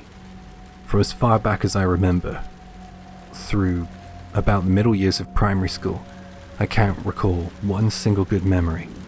Anytime he spoke to me, it was with sarcasm or something mean, and his go-to line was, "There's no way someone like you could be my kid." He said I didn't have the right to make any friends, and making friends and going out to play were off limits to me. If I spilled any food or so much as a drop of water at dinner, or opened my mouth at the wrong moment, there'd be punishment, sharp enough to keep me quiet next time. I learned to sit still and speak as little as possible, or else the belt or a lit incense stick would come out for me. I never once saw him smile. We never went out as a family, on long weekends or holidays. We never took any photos together. He didn't even come to a single school event of mine, and I was scared of him. So at night, on days off, I shut myself in my room, apart from bath and meal times. And there's a blank in my head where years 5 and 6 should be. And it's not totally black, it's just, when it comes to family, I can't really remember anything. So once I entered junior high school, the fear wasn't just gone. My relationship with my dad was actually really good. On long weekends, we'd take day trips, and on ordinary days off, the whole family would go shopping or for a drive. Yesterday I had a reason to stop by my parents' house, and out of nowhere, all that old stuff just bubbled up, and I thought I'd at least lob one snide comment at my dad about those days. So I brought it up, like a bit of harmless reminiscing. And Dad and Mum just stared at me though, eyes round, faces blank. I tried to tease them, and I said, "Hey, don't dodge it. Own it." And they just stared. And then my mum snapped at me. "How can you say something like that about a father who doted on you?" She yanked out 2 photo albums and pushed them at me. Inside were photos of when I'd just been born all the way up to when I finished high school. Most of them had me with Dad or Mum. And their dad was holding me as a baby. And there was one of me in my little kindergarten uniform, his face soft with a careful kind of affection and pride.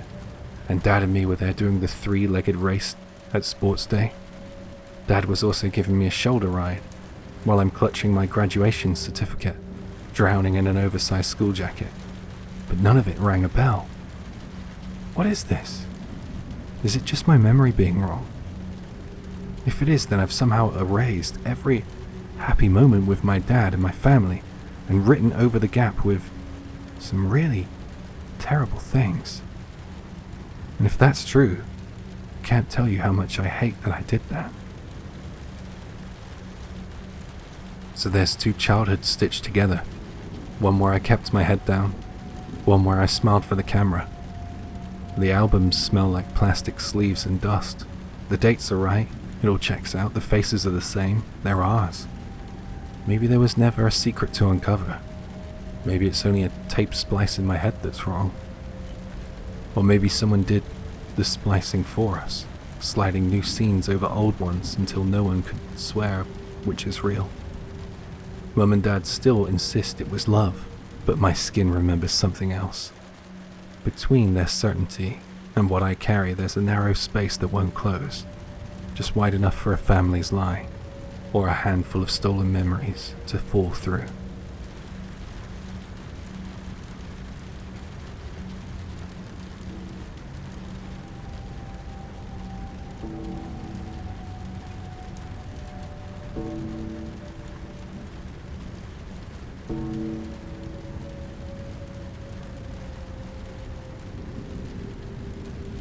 I worked collections and errands for a Yakuza outfit in Tokyo, junior to a mid-level man named Nakata-san.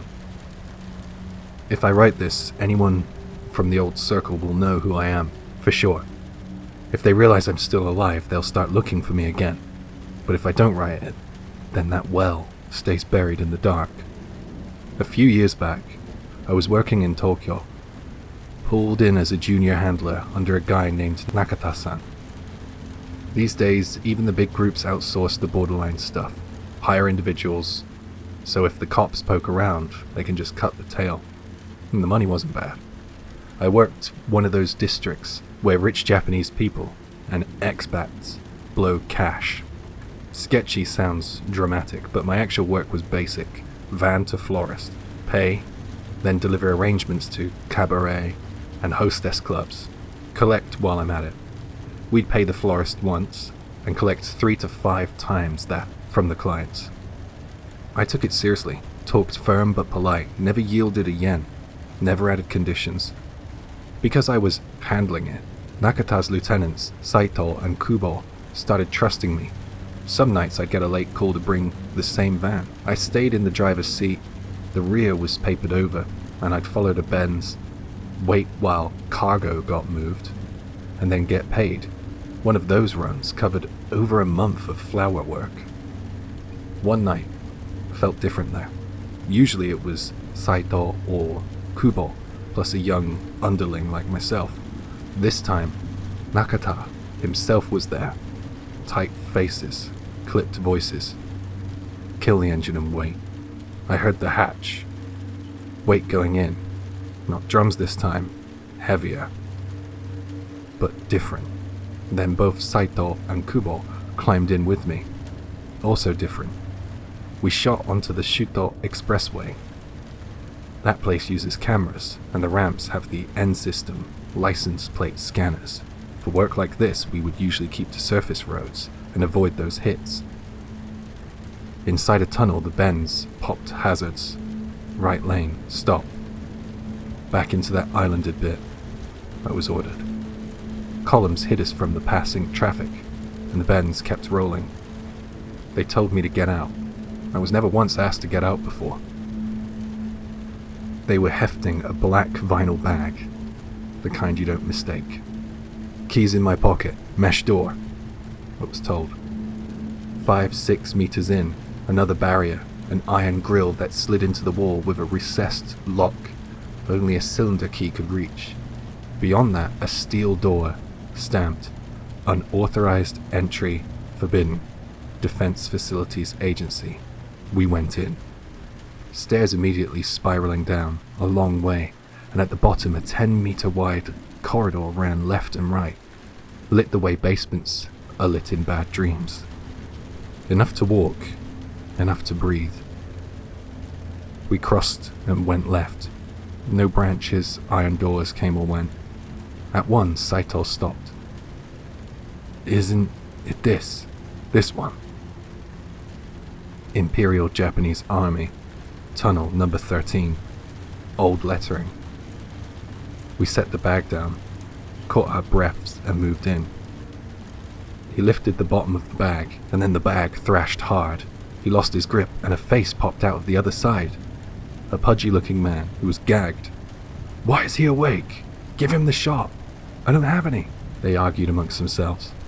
Saito stamped at the belly area through the vinyl bag. The motion paused, and then a long, animal-like groan.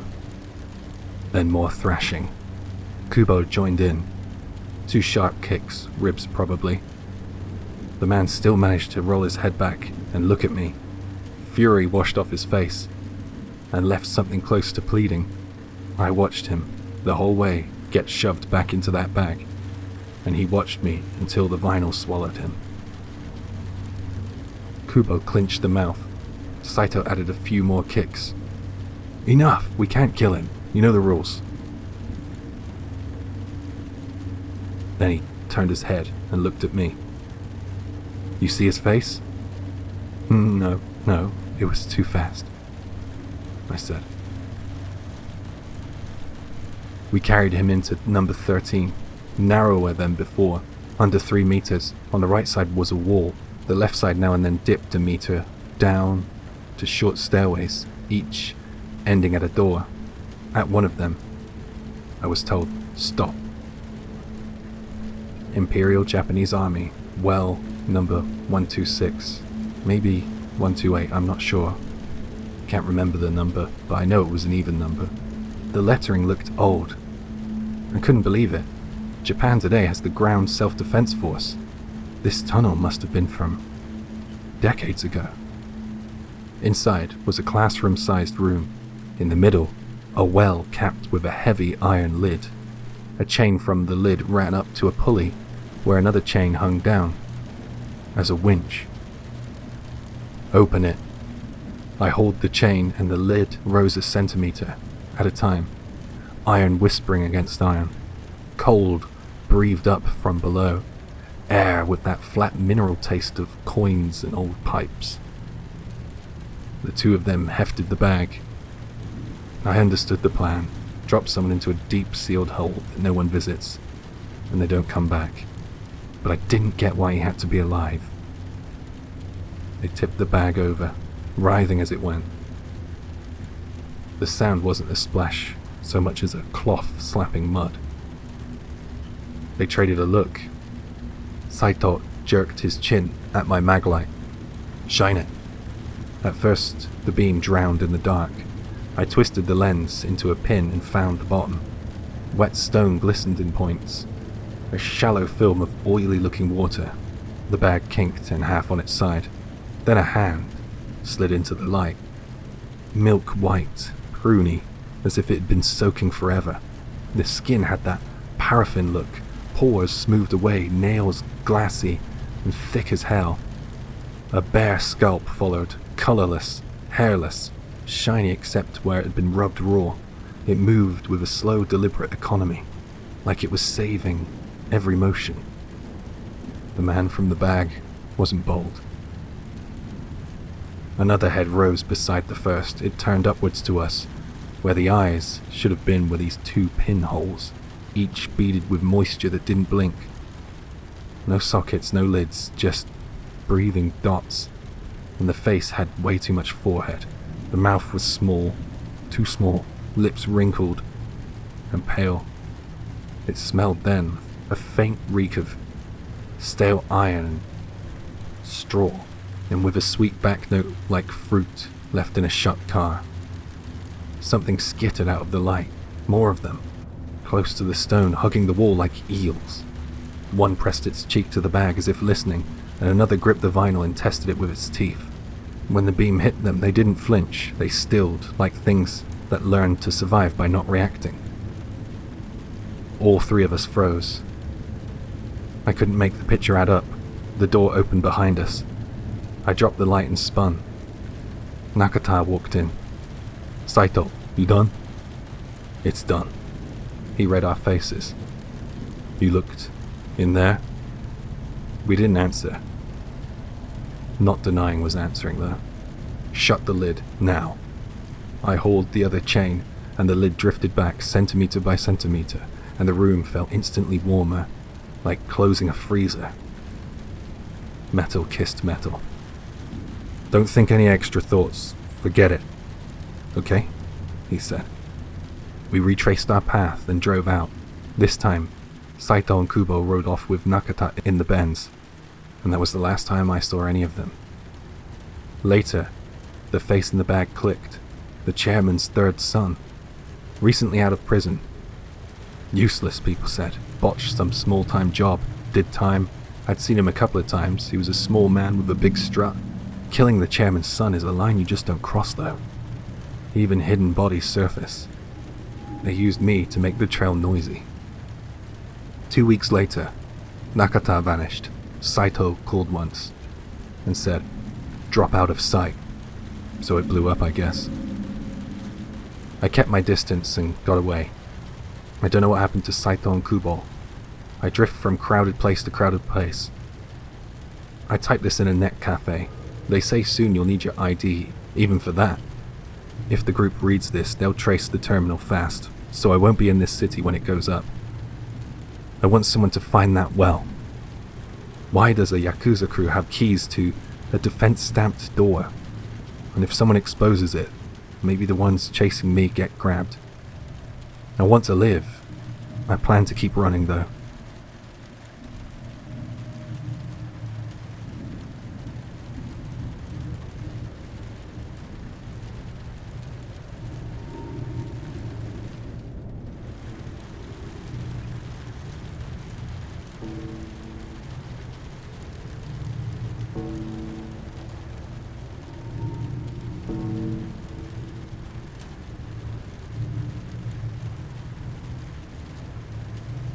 When I was in elementary school, we were digging in the school's vegetable garden one day, when something unusual came up from the soil.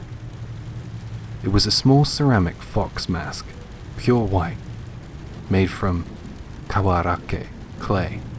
Hi, Jay here. Kawarake refers to unglazed earthenware, often used for traditional sake cups, offerings, or rituals in Japan. Back to the story. A fox's face, styled with slanted almond-shaped eyes and narrow features. Us kids kept digging and we found more things. There were these little clay figures of the lucky 7 gods, a miniature magic mallet from folklore said to grant wishes, and other charms and figures which were meant to bring good fortune. We were just kids, so we naturally thought, this is treasure. Everyone grabbed something they liked. There had only been one fox among the finds, and I was the one who dug it up, and I didn't want to let it go. And besides, the other kids said things like, its eyes are horrible, it's creepy. But that didn't bother me. I thought it looked beautiful in a strange way, so I happily took the fox home. Even the teacher who'd been standing nearby watching us didn't tell us off or tell us not to take it away. For a while I kept it carefully wrapped and tucked into a drawer of my desk. But a few years later, after I started middle school, I saw a TV program about Ningyo Kuyo, a ceremonial offering and disposal of dolls, especially ones thought to have absorbed human attachment or spirit. Watching it, I began to wonder if maybe I should do the same thing for my little fox mask. I asked around, what were those things we dug up in the school garden? None of the adults seemed to know.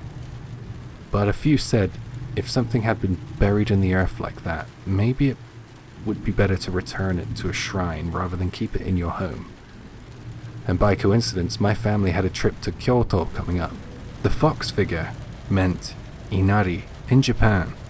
Inari or Kami is the kami deity of fertility, prosperity, and agriculture, and foxes, kitsune, are considered the deity's messengers. So I thought, if I'm going to return it anywhere, the right place would be an Inari shrine. Not just any Inari shrine.